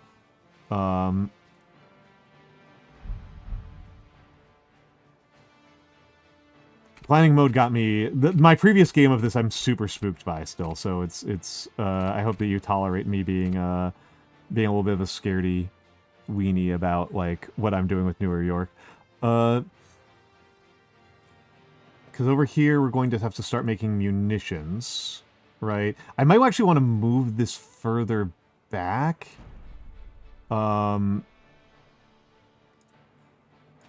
Because like it's getting direct insertion here, but this I might want to give myself a little bit more room to do more direct insertion with more factories.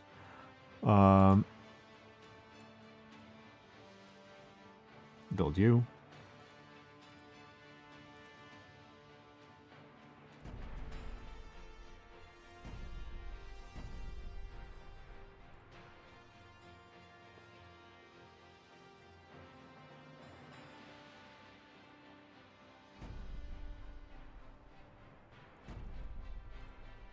Okay, that's close enough to get direct insertion. Room temp cold. So brutal. So brutal. Yeah, over in Denmark things are colder. Okay, let's build you so we can get some more population. Let's go back into planning mode and put down some more. Put down another cluster of low density housing. I don't know how much commuting to work matters for this game. Yeah, I think so too. I think so too. Especially because this is a game that's like very weird. I am kind of curious. I know Michan is a city builder player. I'm curious if the other city builder players have caught on to what I think is a really weird thing about this game that I think ends up defining the game in a lot of ways.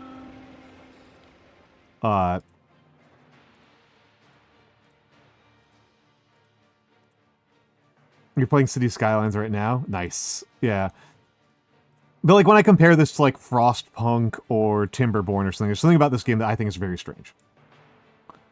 I'm kind of curious if other people are having the same reaction that I am. Iron mine, coal mine, gravel pit. I don't need these. The Weaver isn't useful until I... oh, need some roads there.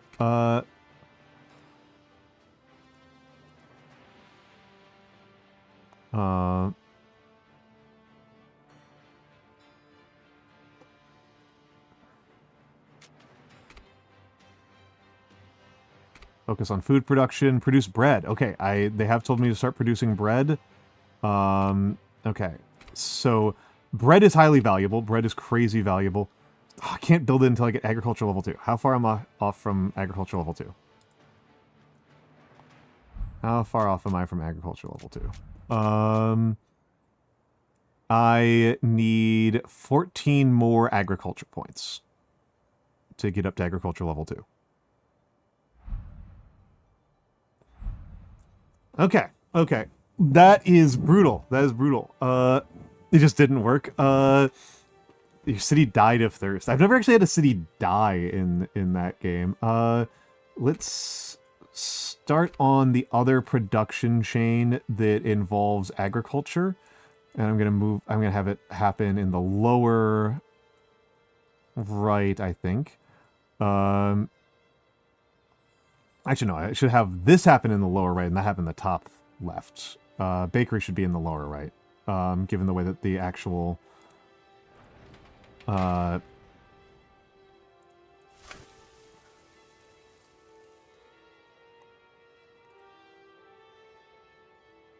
no. Dang it. Yeah, keep you there. I should put another grain field down that will be basically like here. Yeah, like there. And then yeah, that's a common thing in SimCity. The death spiral, the tax death spiral, right, is a common issue. And then let's start putting a cotton field up in the upper right. Oh, it needs 30. Yeah, okay. We got some time. Have I gotten enough for... No! Still need...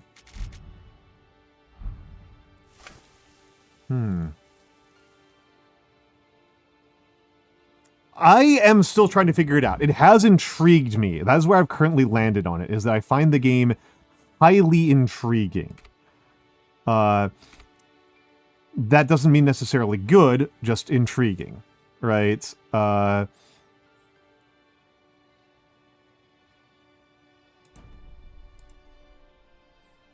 Actually, you know what? I want you a little bit further in. No. Okay, whatever. Delete you. I like this planning tool. I do like the planning tool.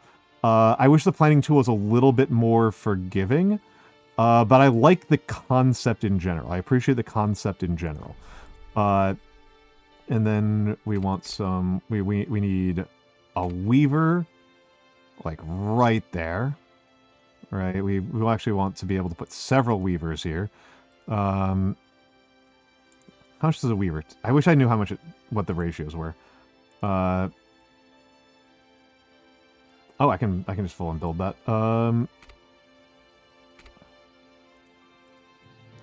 I find it really intriguing, mostly because I got my ass kicked in a way that I thought was funny.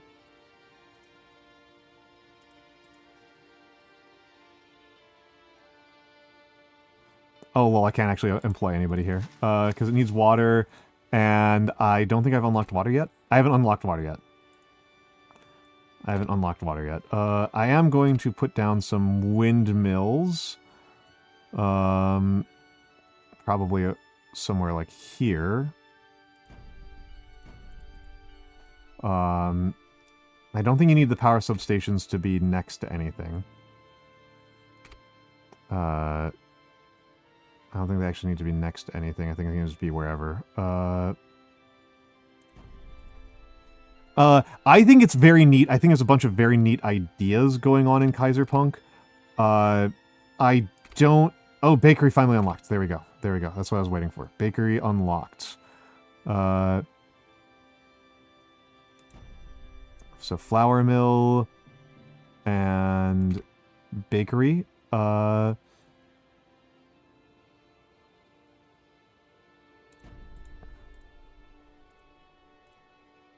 Okay. Do I need a fourth? I think I might need a fourth. I think I might want a fourth lumberyard. Oh yeah, build you right now. Fourth lumberyard, and then as soon as that gets built, another house. I think it has a bunch of intriguing ideas. I don't know what it's going to really be like as I play it. So it's 5 cash to 7 flour, and this thing produces 9. And this, I don't know how much this requires. How far am I from getting a water tower? Utilities. Okay,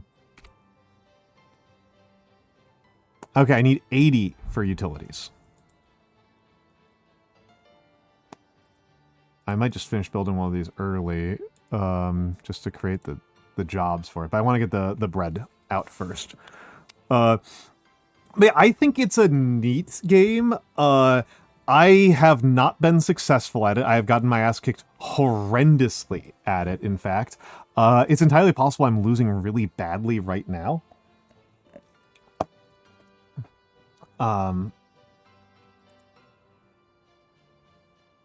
Planning mode. It is entirely possible that right now I'm losing super duper badly. And I just don't understand how badly I'm losing. Losing is good, actually. Yeah, well, I mean, the thing is, like, that is what has made me compelled, right? Is that I lost, and I kind of understand why I lost, and that is interesting to me, right? That is... Okay, so I can supply 2 bakeries from 1 flour mill, pretty reliably. 2 bakeries from 1 flour mill.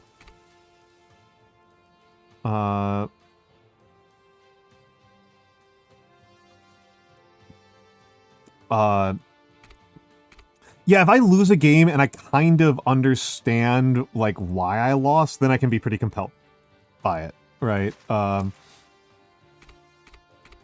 far off am I on utilities? Okay, so I'm still producing stuff for utilities. These produce utilities. I guess I need more depots for utilities. What did trade show up under? They show up under utilities. Okay. Alright.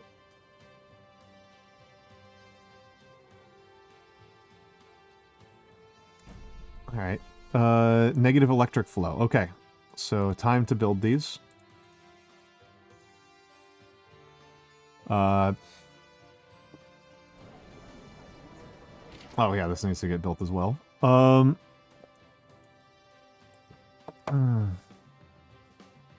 Let's see if there's more things to salvage. Yeah, there's more stuff to salvage. Ooh, I'm out of laborers. That's an interesting problem to have. Build that. Oh, okay.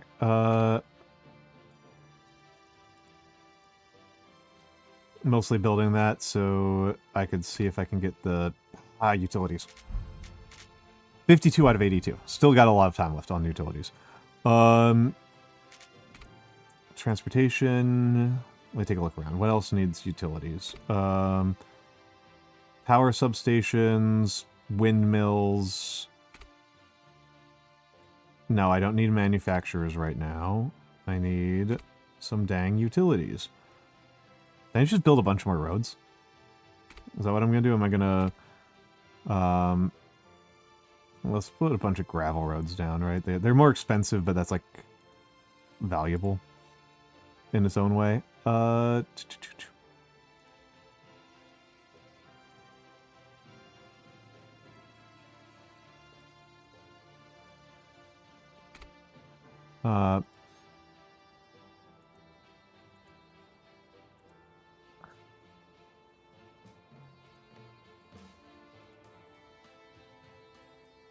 Yeah, this one I know why I lost, which is I wasn't aggressive enough. I was too slow. Right? That was the problem, was that I was too slow. And we're kind of seeing that right here, right?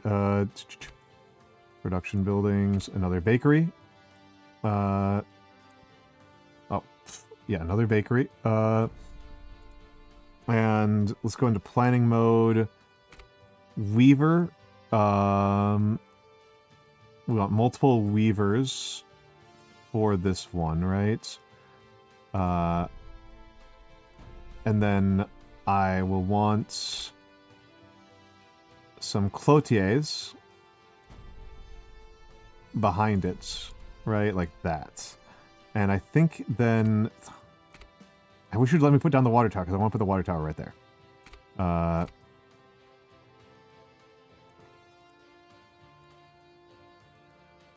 And there's a little clothing manufacturing right there.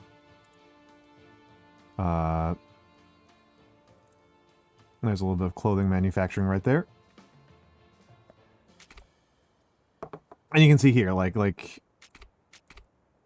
I am actually ahead on science right now, for the moment. I'm ahead on science right now. Everybody's at the same on conquest. Everybody's at the same on diplo. I'm ahead on science.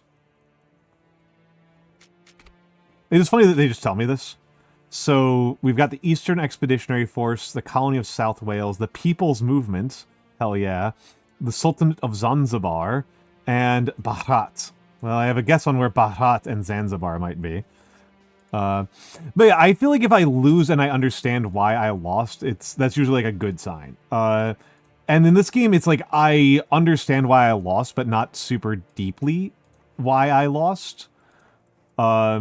So I've got room, right? I've got a lot of room to think about, like, what I could have done better. You know, a lot of room to think about what I could have done better. And I'm just going to take a look here. 65 still for utilities. 65 still for utilities. Baking is speeding up. Thank you, Nando, for 22 months. Oh my goodness. Shout out for Nando. Shout out at the Nando.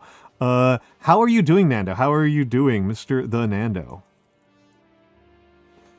How are you doing? It's good to see you. How was the aging and the empiring? How was the aging and the empiring? The Nando arrived. Yes, the Nando. Not any not just any Nando, the Nando. And I should put in a trade request for something that I'm going to need an absolute assload of, which is artillery shells. Can I put in a request for artillery shells? It won't let me put in a request for artillery shells. Well, let me put in a request for ammunition. Let's put it at 10,000. Let's put it at 4,000. 3,000. 3,000. 3,000. 2,000. 2,000. 2,000. And prevent selling. Feels like life is at a very good balance. That's very good to hear. That's very, very, very good to hear. That's very, very good to hear, my friend. Life is at a very good balance. How far off am I? Coal mines I don't need for a moment.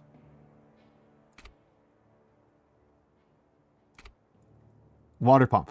Okay, can I build water pumps now? No, they won't let me build water pumps now. Little bastards. Okay, let's build that. May as well build that. Did that get me enough to build water pumps? No! Dang it, what do I need? 2 more points. 2 more points. 2 more frigging points. Tempting to just slap down a depot just... And then I'll figure out what I'm doing with it later. Currently top 4 for AoE in... Wow, yeah. Very funny to say, like, oh, I feel like my life balance is great. And my life balance is I'm playing a lot of Age of Empires 2.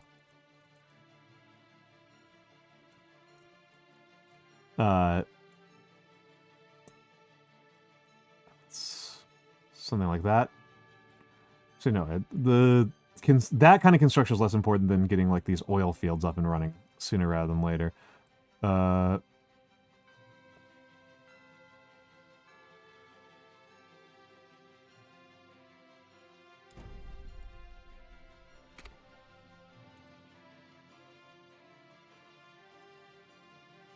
Not the most you've played, just the best you've played.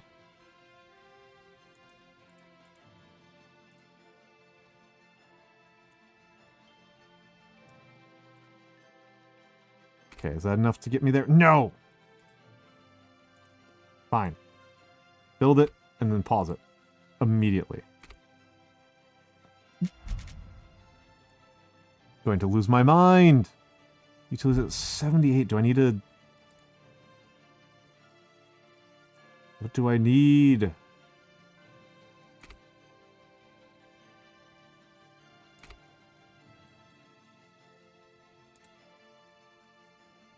What do I need, game? There we go. There we go. Okay. Water tower. And then water pumps. We need 2 water pumps.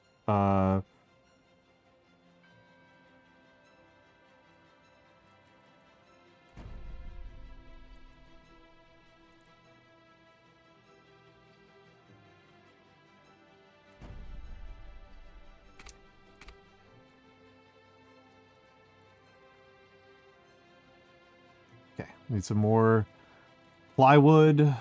Oh, you have played this game. Of all of the people I am friends with, I cannot say that I am too surprised to learn that you have played this game. I think it's neat. I have played 1 game so far, and I lost really, really badly. And I lost really, really, really, really badly. So I am still feeling like I am in those like super early learning days. That's where I feel like I'm at. Emmerich draws. Yes, of course, of course, of course, of course. Of course I'm still awake. Okay, build you. That's 2 water pumps. Okay. I already built the trading workshop.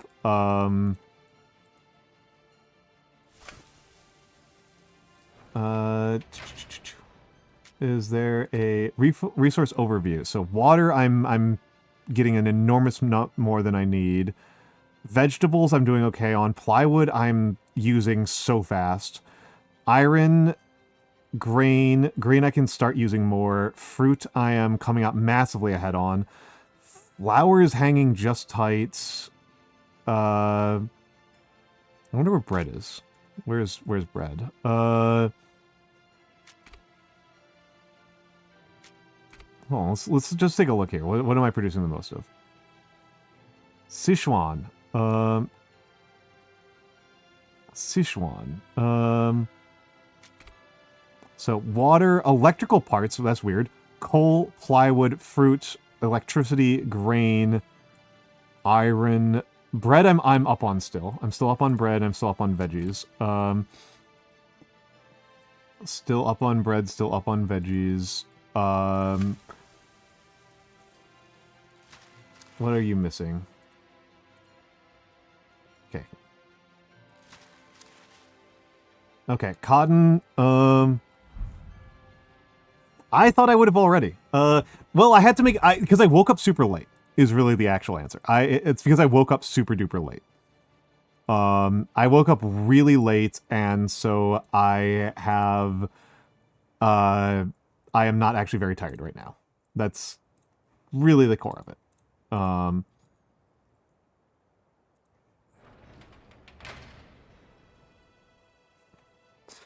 This woman again, taunting with pistachio ice cream. Amazing. Amazing. Oh.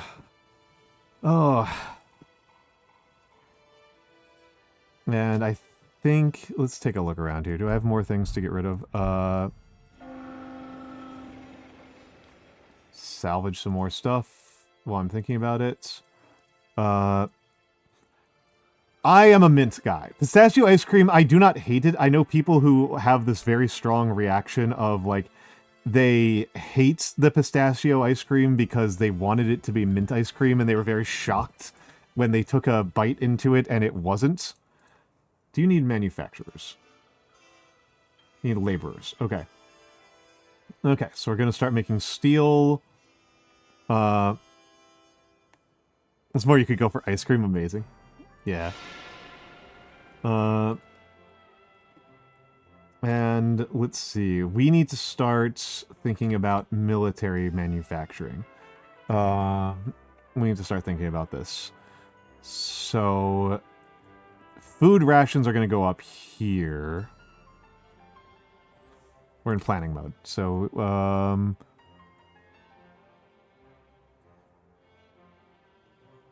hell yeah, I did that pretty slick. And then we need... Is there a... There's a handguns. I do need handguns. And...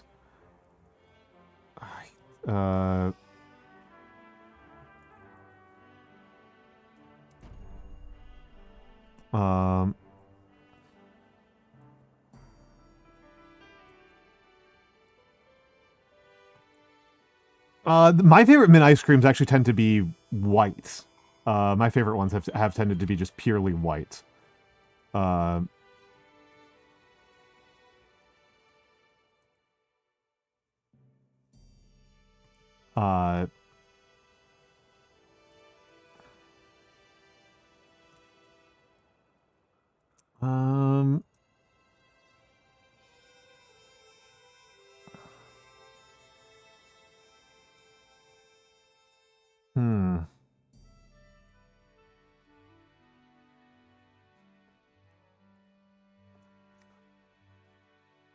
A woman that you only see on my streams. She haunts your dreams, Silent Hill. Right? Is that what I'm getting out of this?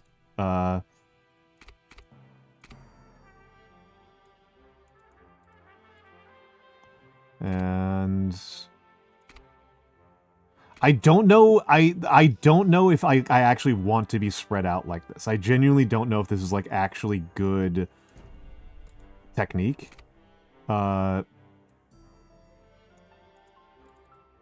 Like, that's something I just genuinely don't know. Mint milk tea. Okay, interesting, interesting. Oh, I've gotten quite a bit done here. Okay, factory. No, not food rations. Not food rations at all. You are going to be making handguns, which means that one of you guys needs to be going over to timber. You are going to be making food rations. And we can start making weavers. Weavers produce 18 cloth. That's so much cloth. That's so much cloth. Oh, we're negative 100 manufacturers. So I need to start building some manufacturing houses. I guess I'm going to be doing some classic classism and have them on the other side of the street. I hope I'm doing the ratios right on the size of a high-rise to a...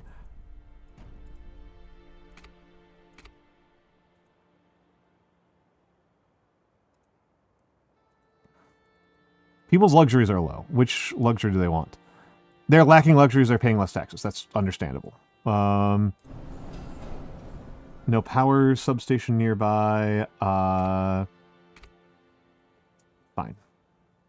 That's extremely easily resolved. If they're lacking luxuries, the thing that they really want, if they're complaining about it, that means that they want ale. They want ale. Where is ale? Is it under cultivation? No. Is it under production?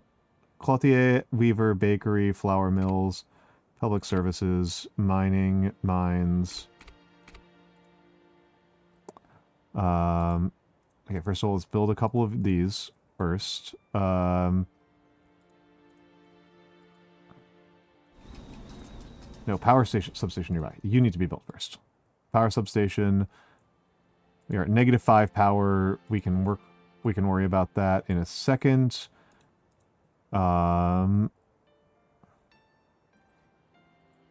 New development level reach. Manufacturing 1. Okay, cool. Manufacturing 1. I don't want another lumber yard.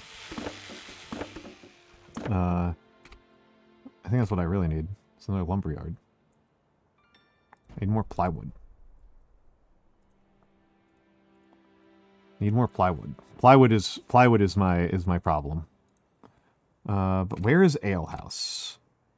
Copper, zinc, I don't really care.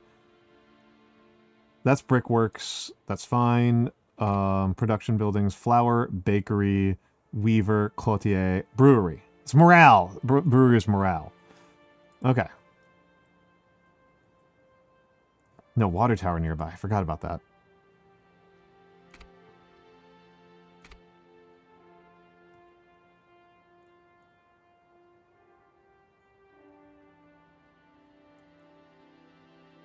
Do kind of want a water tower right around here, probably. And salvage. Some more salvaging. Some more salvaging and build it immediately. Yeah, I'm kind of wondering if some of the other City Builder fans have noticed what I think is weird about this game.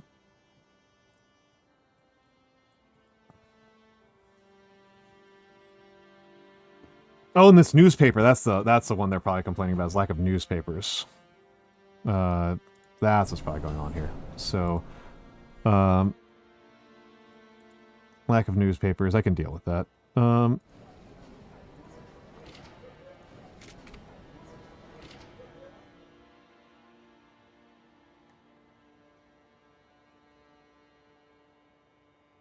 A lot of things felt weird. That's pretty fair. That's pretty fair. Brewery. That's pretty fair. Okay, hold on.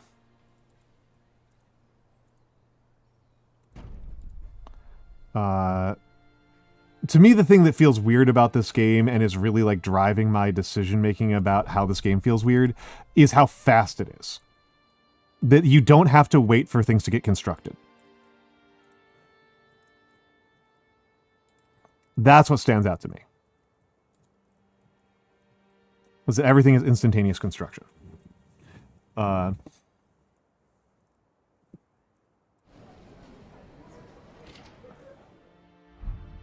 kind of curious. What do they think I need to know about Sichuan? So Sichuan is owned by a minor faction. It's producing coal, grapes, steel, and morale. Okay.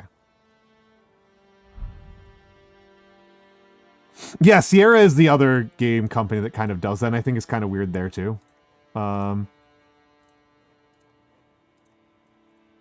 It's and when I compare it to other games, like this game is like you're playing on a timer in a lot of ways.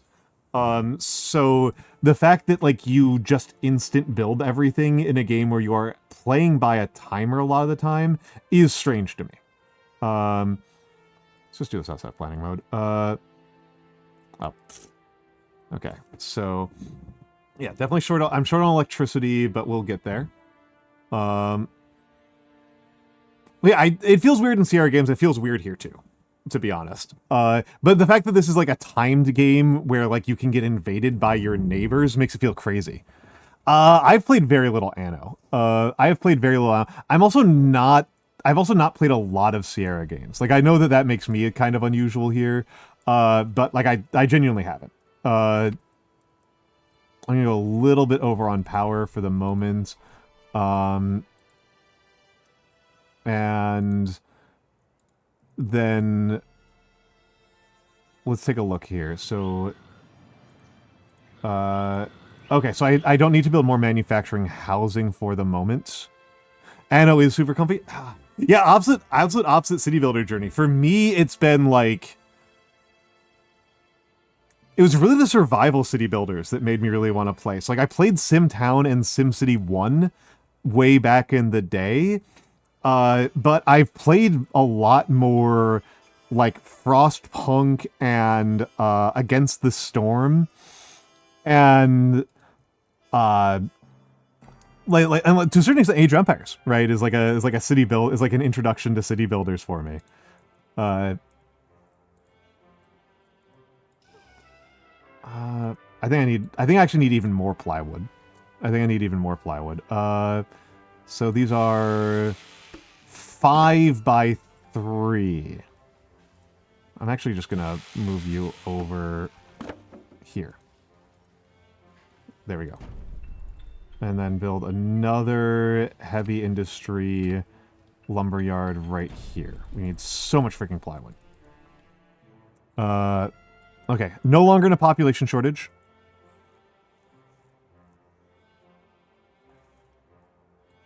But still giving wiggle room to not build. Yeah, like when I was so like the other game that came in this bundle that I was playing was which one was this? Housing level 2. The other one that came in the bundle that I played was diplomacy is not an option, and in diplomacy is not an option. The build times really kind of set the rate of like how much you can expect to be ready for attacks. Like that does kind of like change like how much you should feel like you are getting ready for attacks is based on, in no small part on that. Hoo boy. That is a lot of negative taxes for my people. I need to get this thing built ASAP. I am going to turn up the speed because it's stressing me out right now. Yeah, we need this police station built like immediately.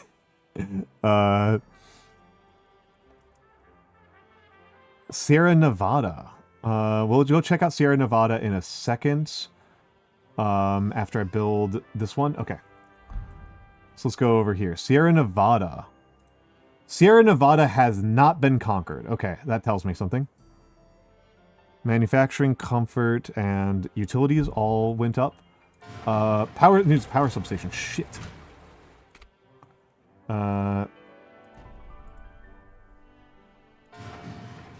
Insufficient electricity. You've got enough electricity. So morale should start skyrocketing with that built. What do you guys need? fish and meat. You're going without fish and meat. Clothing is not keeping up. That's understandable. Let's build another courtier. So this is producing 18, and these are using... So one of these can supply 6. One of these can supply 6. So...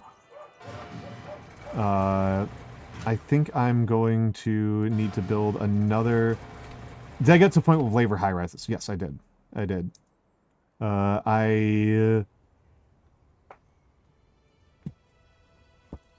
the labor high rises is just bricks. Interesting problem to have.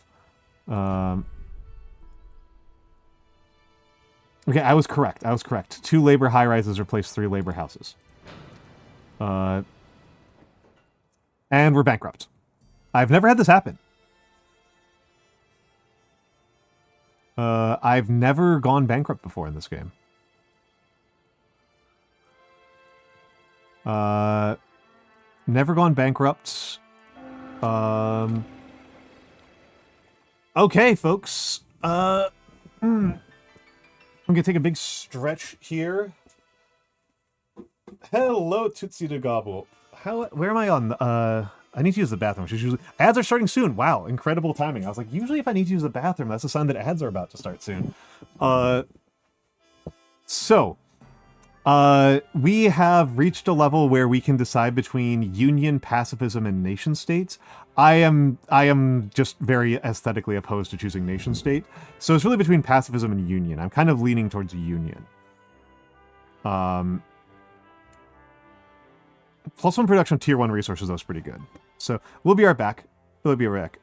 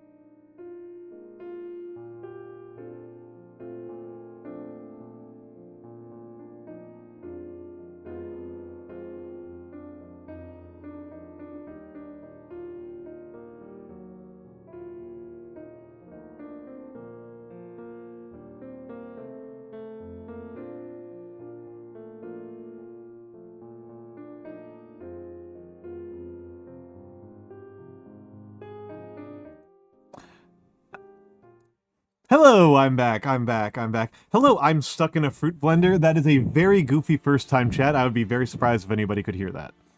I would be very, very surprised. Which looks like I'm usually off screen. Okay, so I'm kind of inclined to go towards pacifism, even though I'm not going to be very pacifist.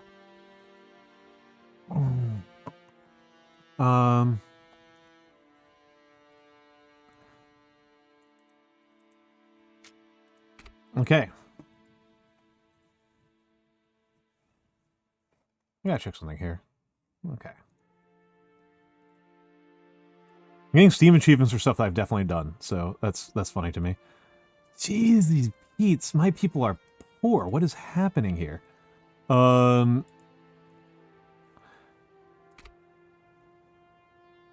Okay, I'm out of money, so I can't build things in general.